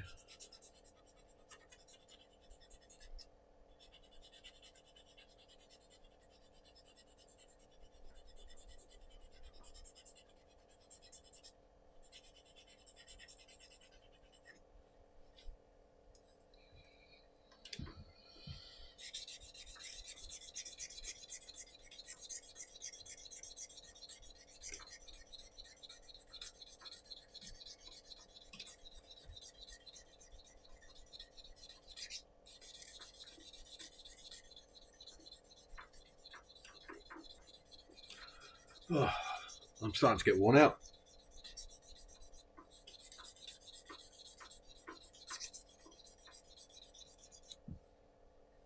We're going to end up having another 4-hour stream.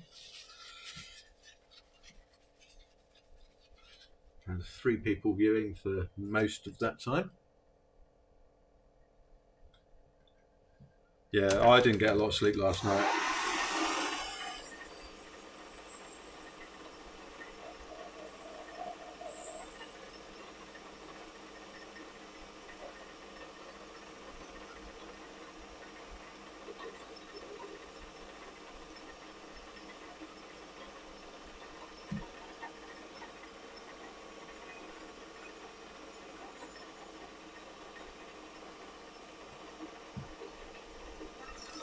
I had to go to the doctors the other day and have a blood test, and I'm panicking about that.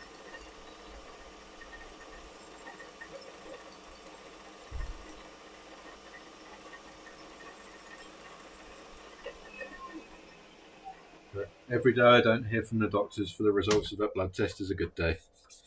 Because if I hear from them, it's something bad.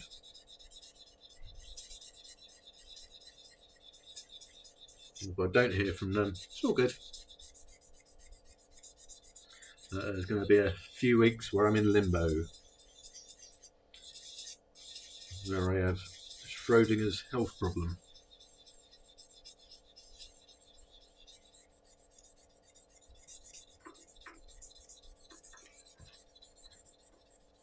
Well, you think that, but if there is something wrong and it's left too long, it'll just be worse.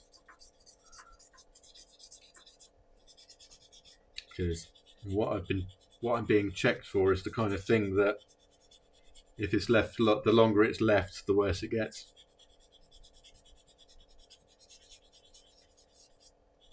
So if I have got anything, I want it to be found soon.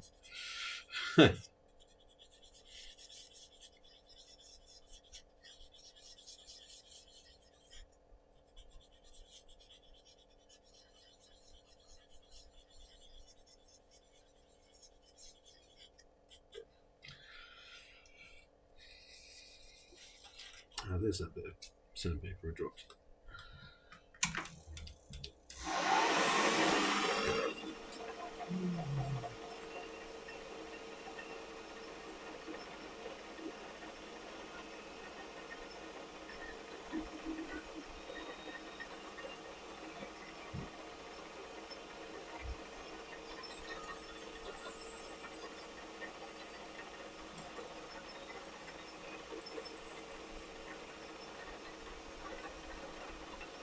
I had to look at that, so I'm useless with acronyms.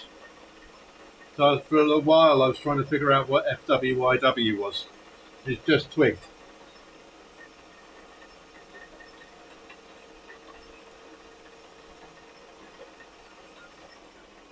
That's why I got confused about the oops earlier, because I thought it was an acronym that I just wasn't understanding.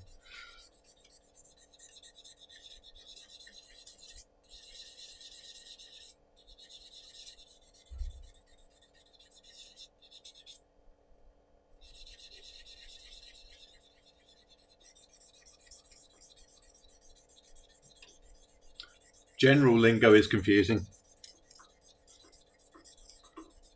I've never been any good at learning languages or anything like that. It's the one thing that I suck at. Well, one of many things that I suck at, shall I say.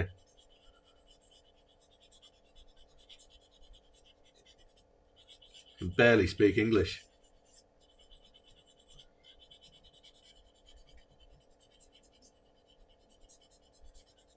Which is funny because I have written 2 full-length books that are currently in the process of being edited.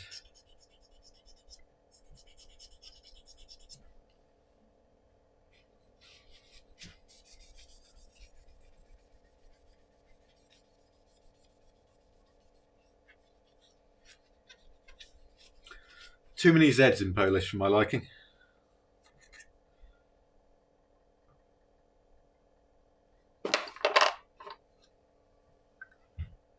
No, not at all.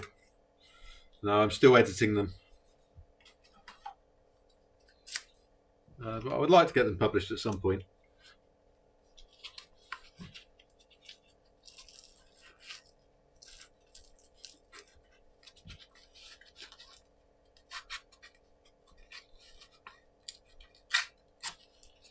And I've got 1 fantasy book and 1 cyberpunk book. And cyberpunk is my preferred genre.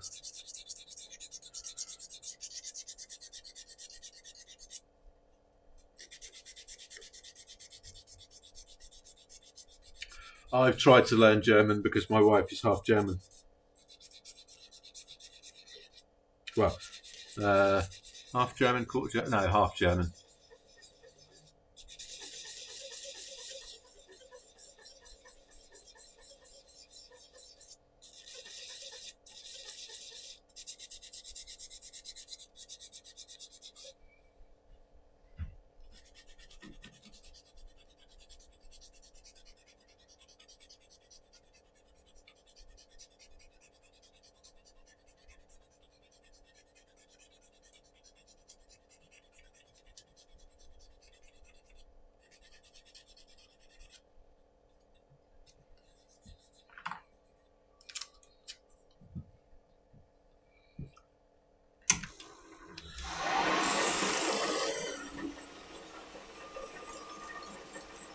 So, Mushroom Guy, if you have any friends that you think might enjoy this stream, feel free to recommend it. Might as well try and plug the stream as much as I can.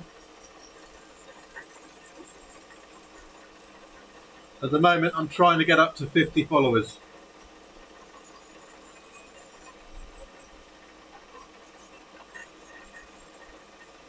Oh, it doesn't have to be now. Not at all.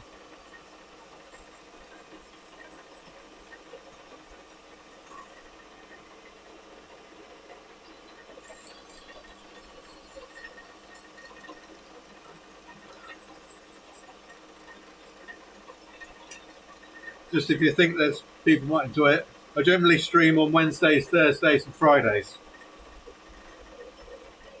That's what I'm trying to go with the sort of scheduling.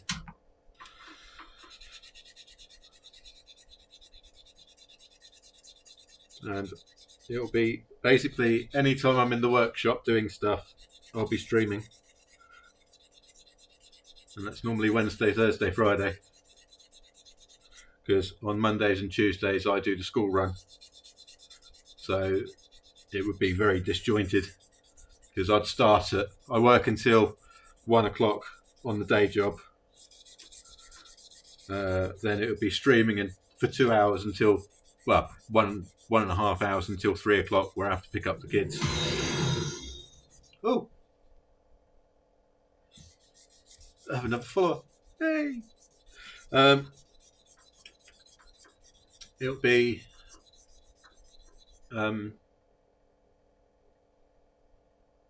yeah, and then once I've got picked up the girls, so about 3:30, 4:45, it'll be another 45 minutes to an hour.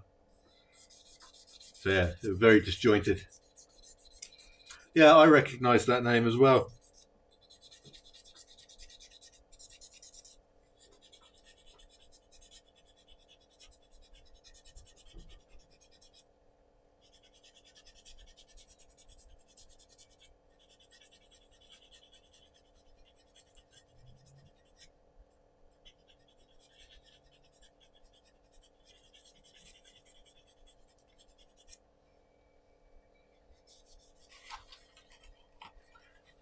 Oh. Almost there, almost done. Almost in a position where I can start polishing stuff. The barrels are going to be easy to sand. The sections are going to be easy to sand.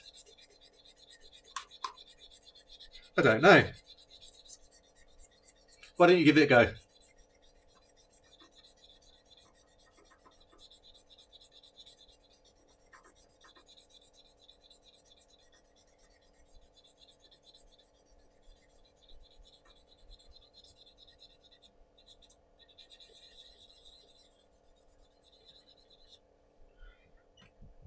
I wonder if a certain magazine would be interested in doing anything based upon this.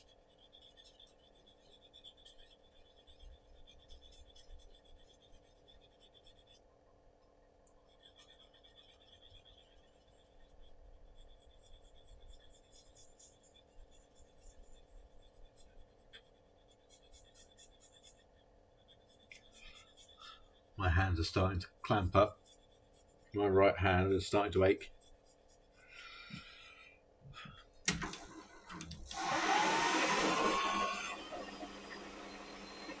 George is George. That's who George is.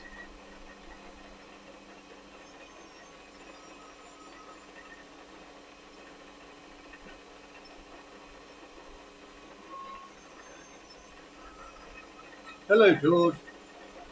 There you go, see if that works. Ow.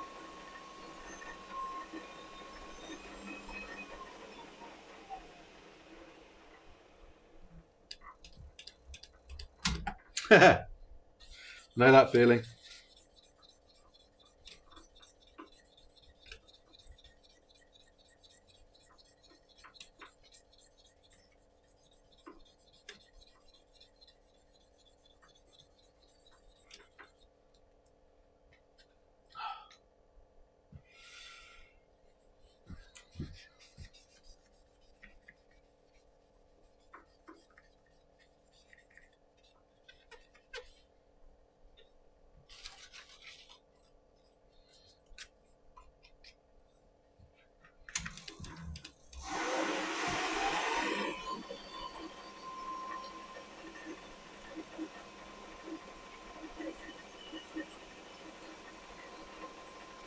So I'm mildly dyslexic, and there are certain words that trigger it off. And unfortunately, what George's surname is one of those words, so I don't dare try and read it out loud.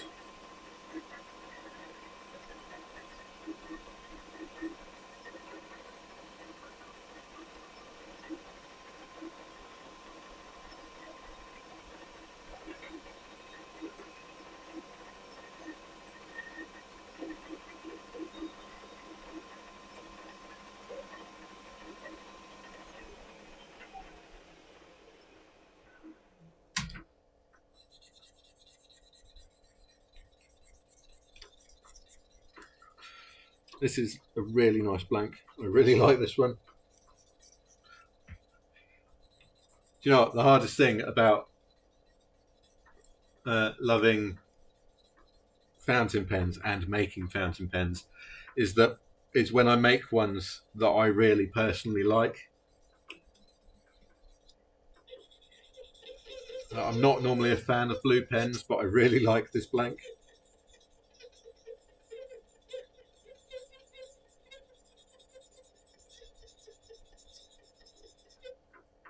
I don't know if you can see, it's lots of when I've finished the next bit of sanding, I'll take it out of the chuck and I'll show you up close, because there are details in the blank that you don't think you can see from the zoom level of the camera.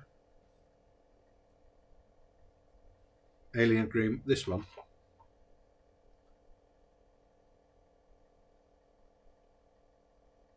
Yeah, that was one of the materials that I made. That's the rest of the pen.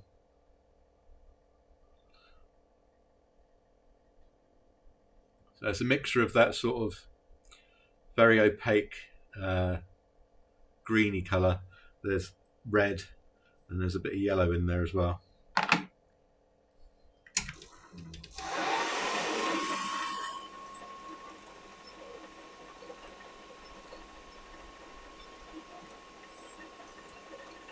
Oh, okay.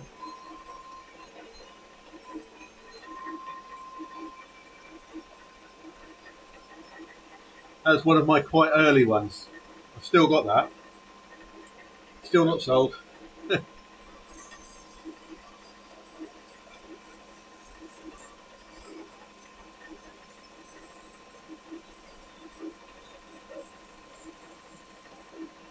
Does it?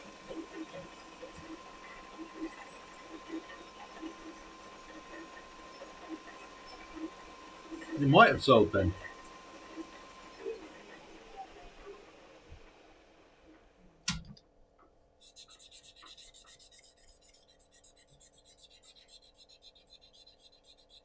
I don't have the pen box up here, otherwise I would check. It might have sold at the last pen show.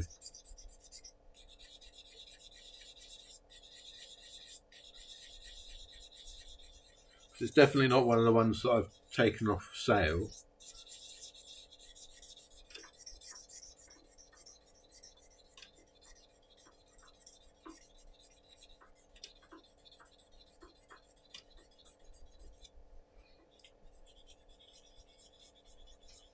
Oh, that one's sold.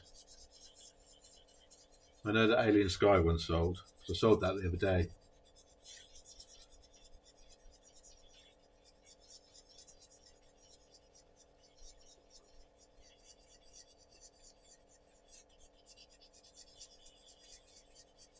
But that green and black one, that's one of my blanks, so I can easily make that again. That's a pretty simple one to do. It's a very neon green sort of alcohol ink and black normal dye. Right, so let's see where we can see this.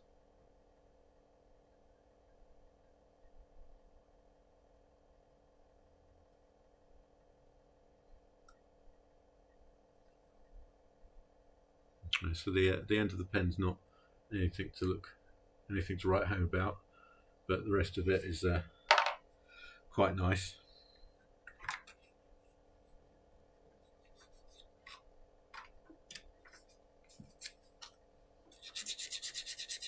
No, I'll have a look for that green one. It might have sold.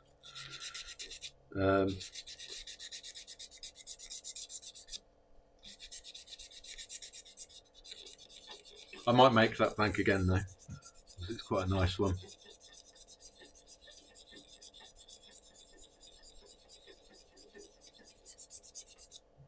And I do tend to make lots of green material because, and I have no idea why, but I like green pens. I'm not even that much a fan of green in general, but I like green pens.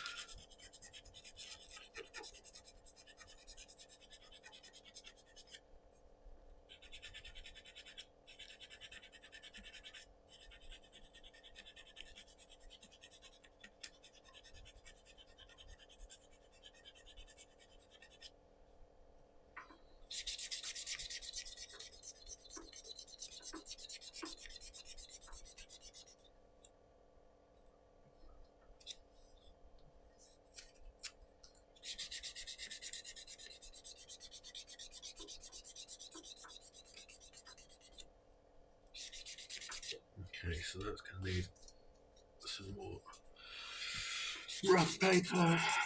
Try and get. I've just noticed that there's a big old bubble in this one,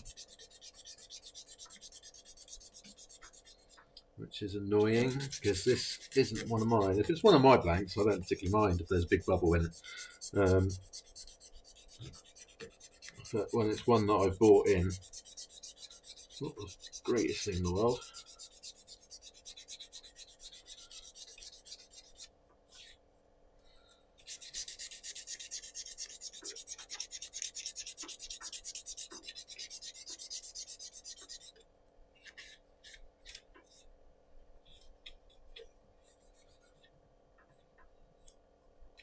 A big old bubble just there.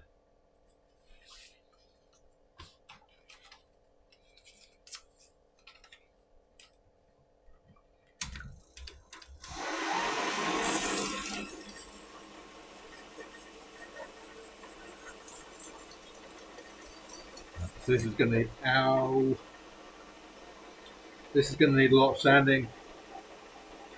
There were ridges in the material.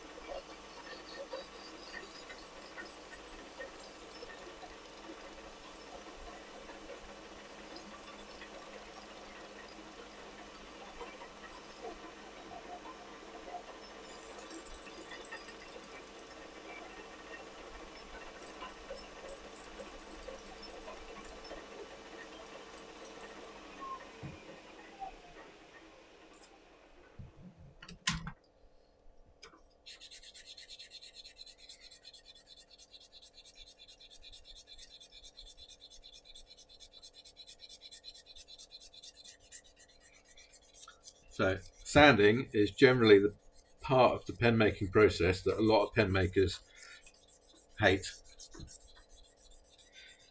and it's one that I don't particularly mind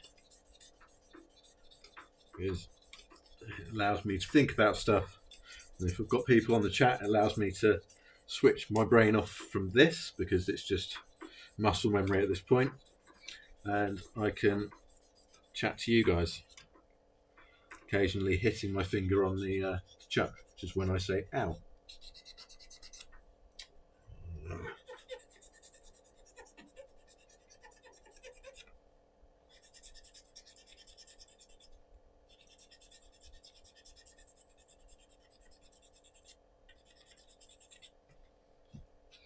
I've just noticed that there are two annoying grooves just there and there.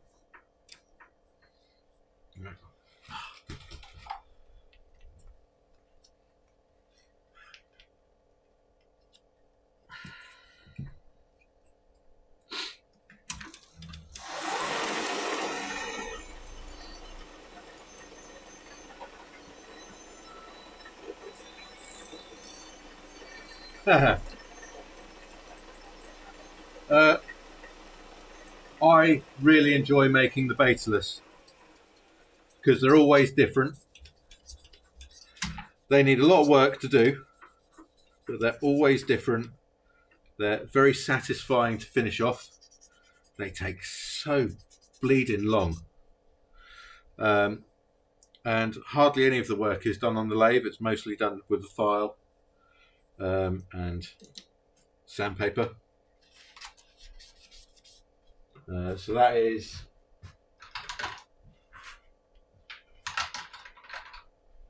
this model here.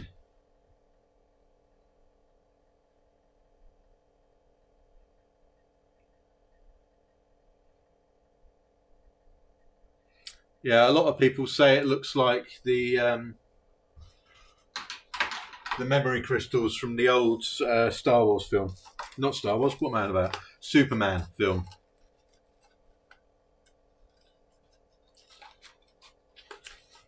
I've done a bright red one recently. Well, I've just finished it off. It's in the house. So I don't have access to it at the moment.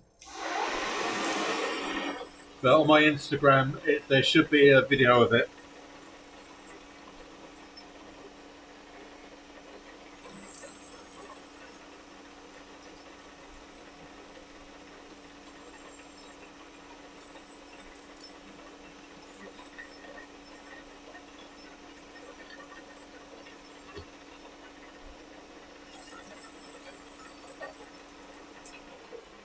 So when I put that up on my website, the red one, I might call it, because I like having fun with the names of my pens, I might call it Legally Distinct Laser Sword Crystal.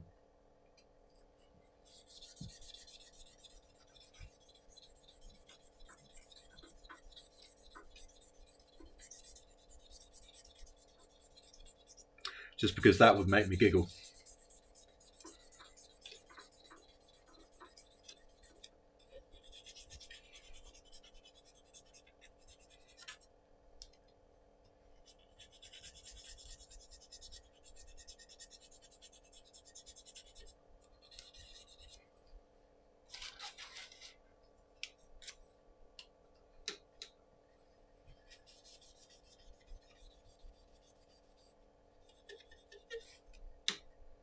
I've done all sorts of colours of that model now. I've got a whole alcove in my storage up there of blanks to make into that model of pen if you want to see. I'll wait until I've finished off doing these caps and then I'll get them down.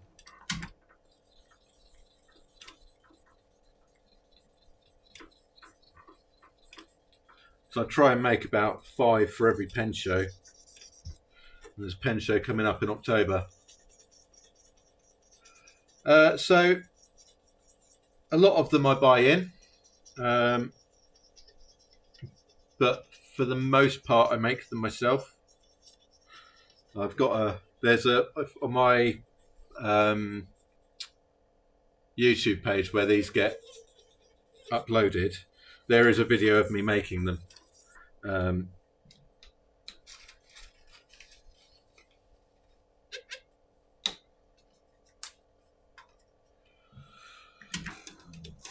yeah, I do make them, but I also buy them in. So a lot of these are bought in. That one I made myself.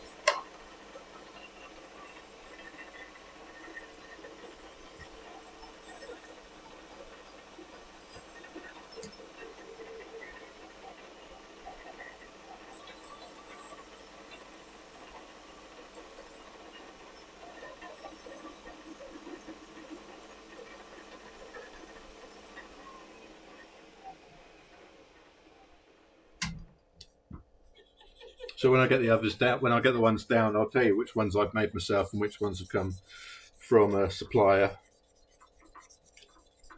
The suppliers, the thing is, a lot of the suppliers that I use are in America, and so I only do big bulk purchases every now and then,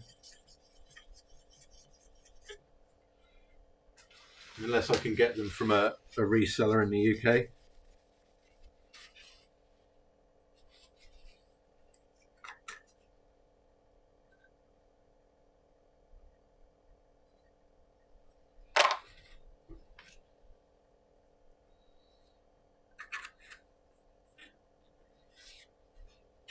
So a lot of the blank makers, they've all got different styles of how they make them. So I like to get a good mix.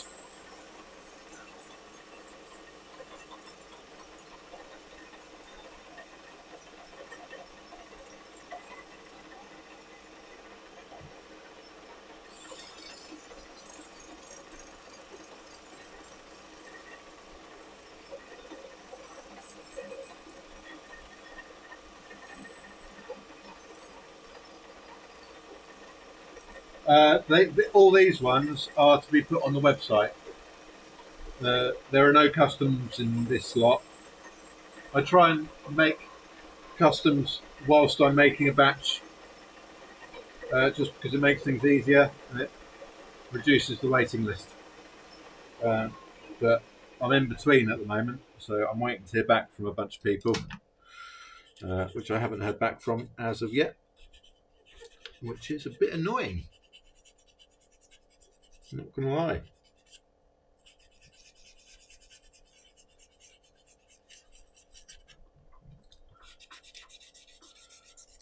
So I don't tend to give people 3 chances to reply to the emails, and then I'll go on to the next person.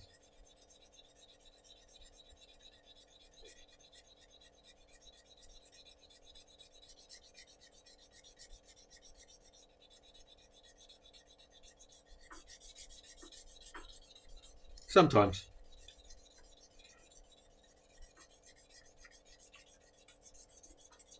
I don't ask for deposits on my pens because I don't like doing that.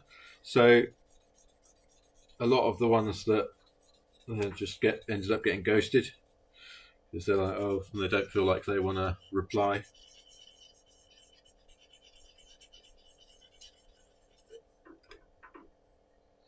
And I always try and be polite about it. Like, if you're in a position to pay, now's the time. If not, we can postpone things until it's more suitable for you. So, honestly, I don't know what I'm doing wrong.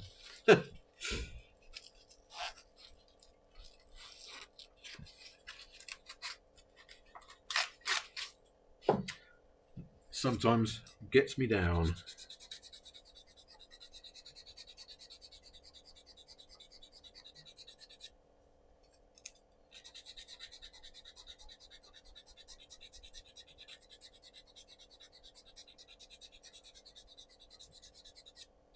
Oh, I'm always open about the time it takes. The time it takes to make a pen is the time it takes. You won't rush me, otherwise I'll make mistakes. And generally speaking, I'll only have 1 or 2 blanks of the type that they want in stock at any given time. So if I rush and I make a mistake, what am I supposed to do? So it takes as long as it takes.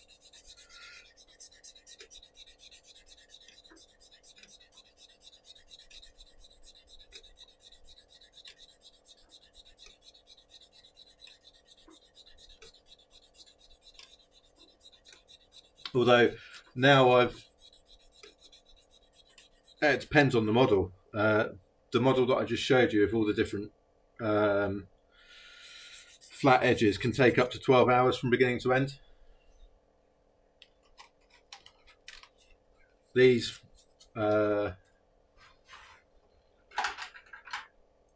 this model takes about 2.5 hours from beginning to end.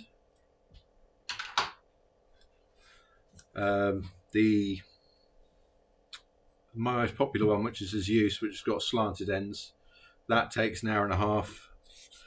The more simple ones take about an hour, hour and a half. These ones, I haven't done one from beginning to end yet, but they're taking quite a while.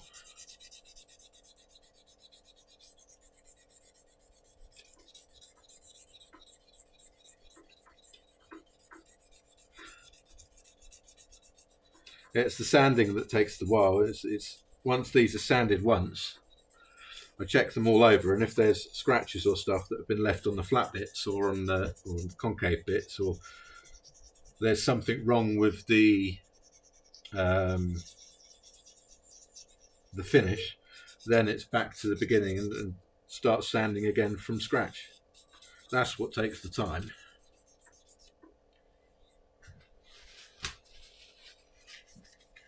It's accounting for problems.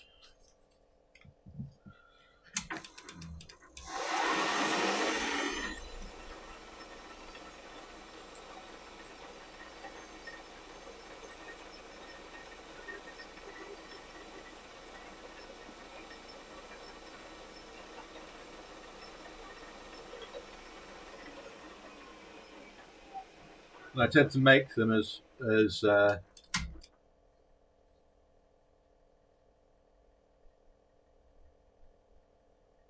not really, because you don't know until you got the polish.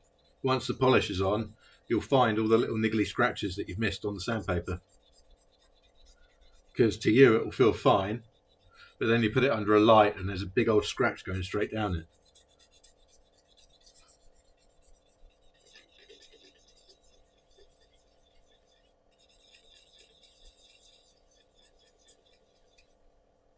If I polish this now, I'll be able to tell there's probably going to be a scratch going across there, because I can feel that one. So I'm going to sand that a bit more.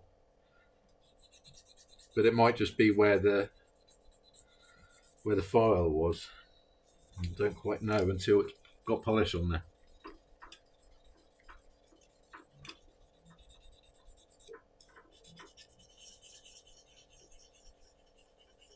So most pens will get polished twice.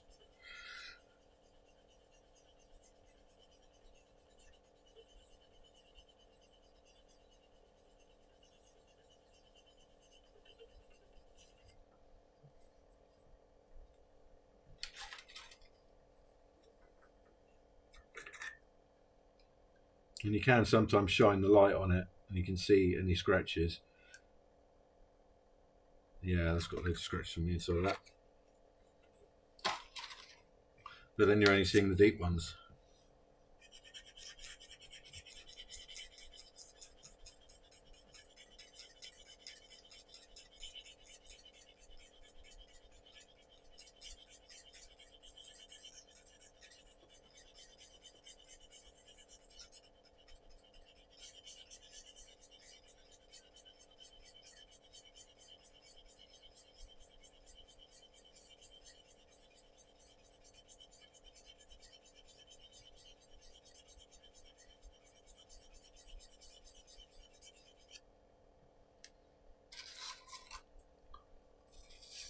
Uh, 400, 600, 800 and 1500, although when it comes to doing the flat materials like plain black or plain blacks, if you want to get a mirror finish on plain black, I'll go up to 10,000.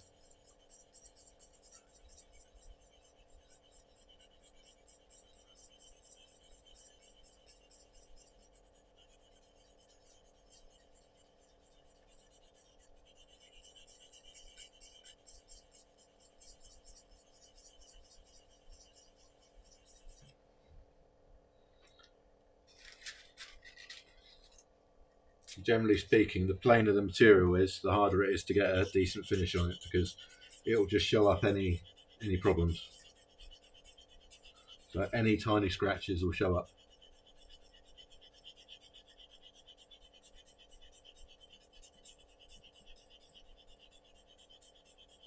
Obviously, all of this sanding, you end up with blisters.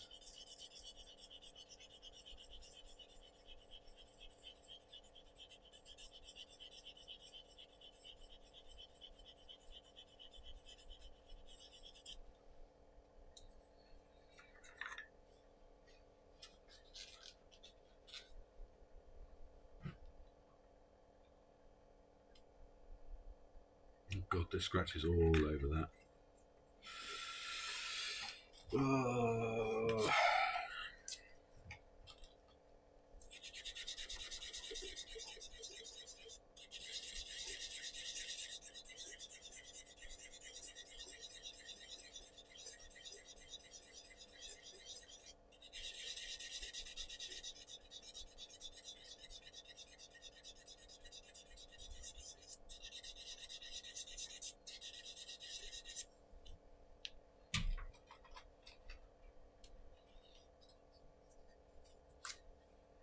Sorry if that's glaring at the moment, but try and see the scratches.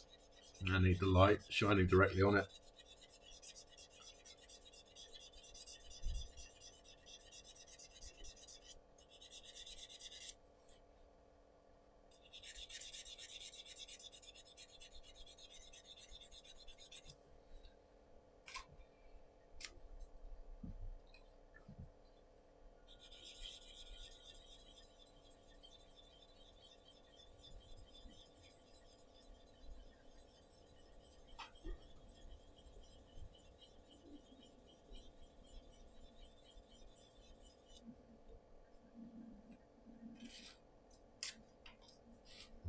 Tell you what, I shall polish up this one and you'll be able to see if there's any scratches on it.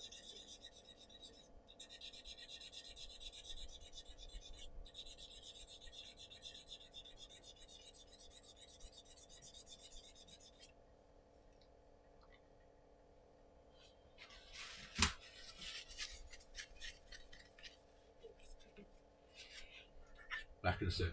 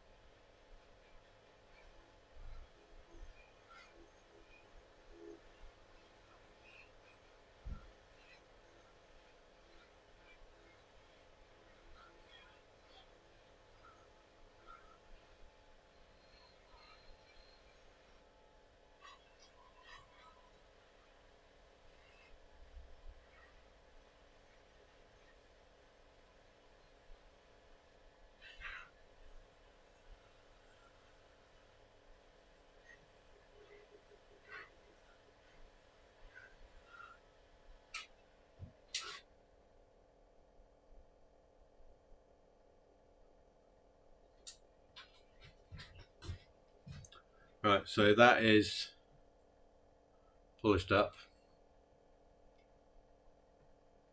So I'm not sure whether I'll be able to shine the light on it so you can see the scratches, but when I checked it on my other light, there are scratches down there, and they're sort of like that. So they're file scratches that haven't got out.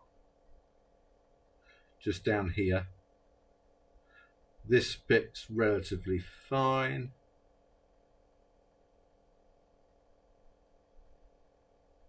This end bit still needs going over.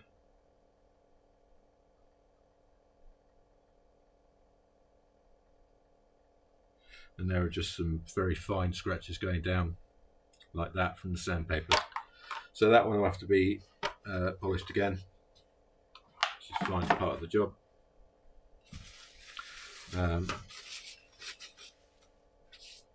All the blanks that I've got that I'm going to turn into the Betalist model pen.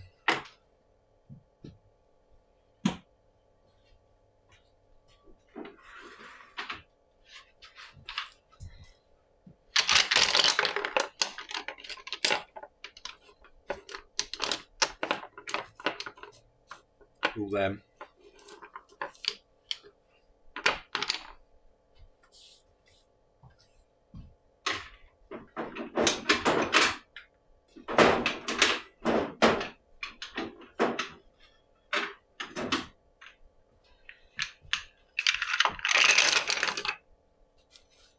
And all these.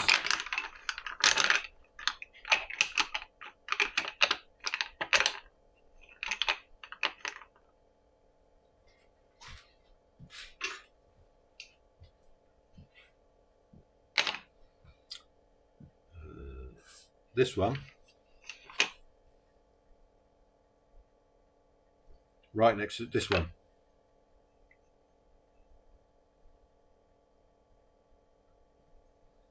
Yeah, I quite like these ones. I like the stripy ones, so I think when I'm starting to shape all the different angles into these stripy ones, it'll look quite cool.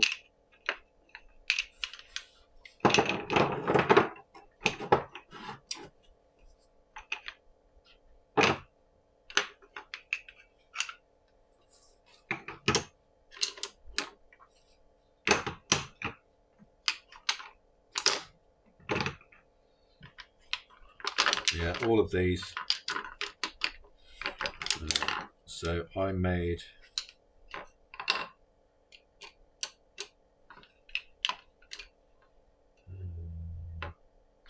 that looks all mine. That's definitely mine. That's one of mine.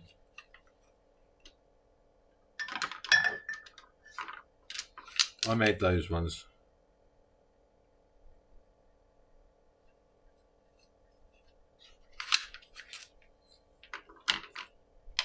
And the rest I bought in. Anyway, it's 5 o'clock, just gone 5. So I need to go and go to the supermarket to buy dinner. And then cook said dinner. So I'm going to the Vamoose.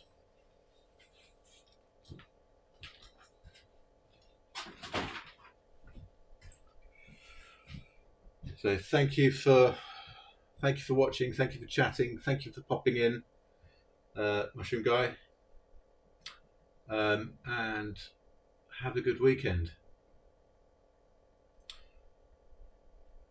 Take care.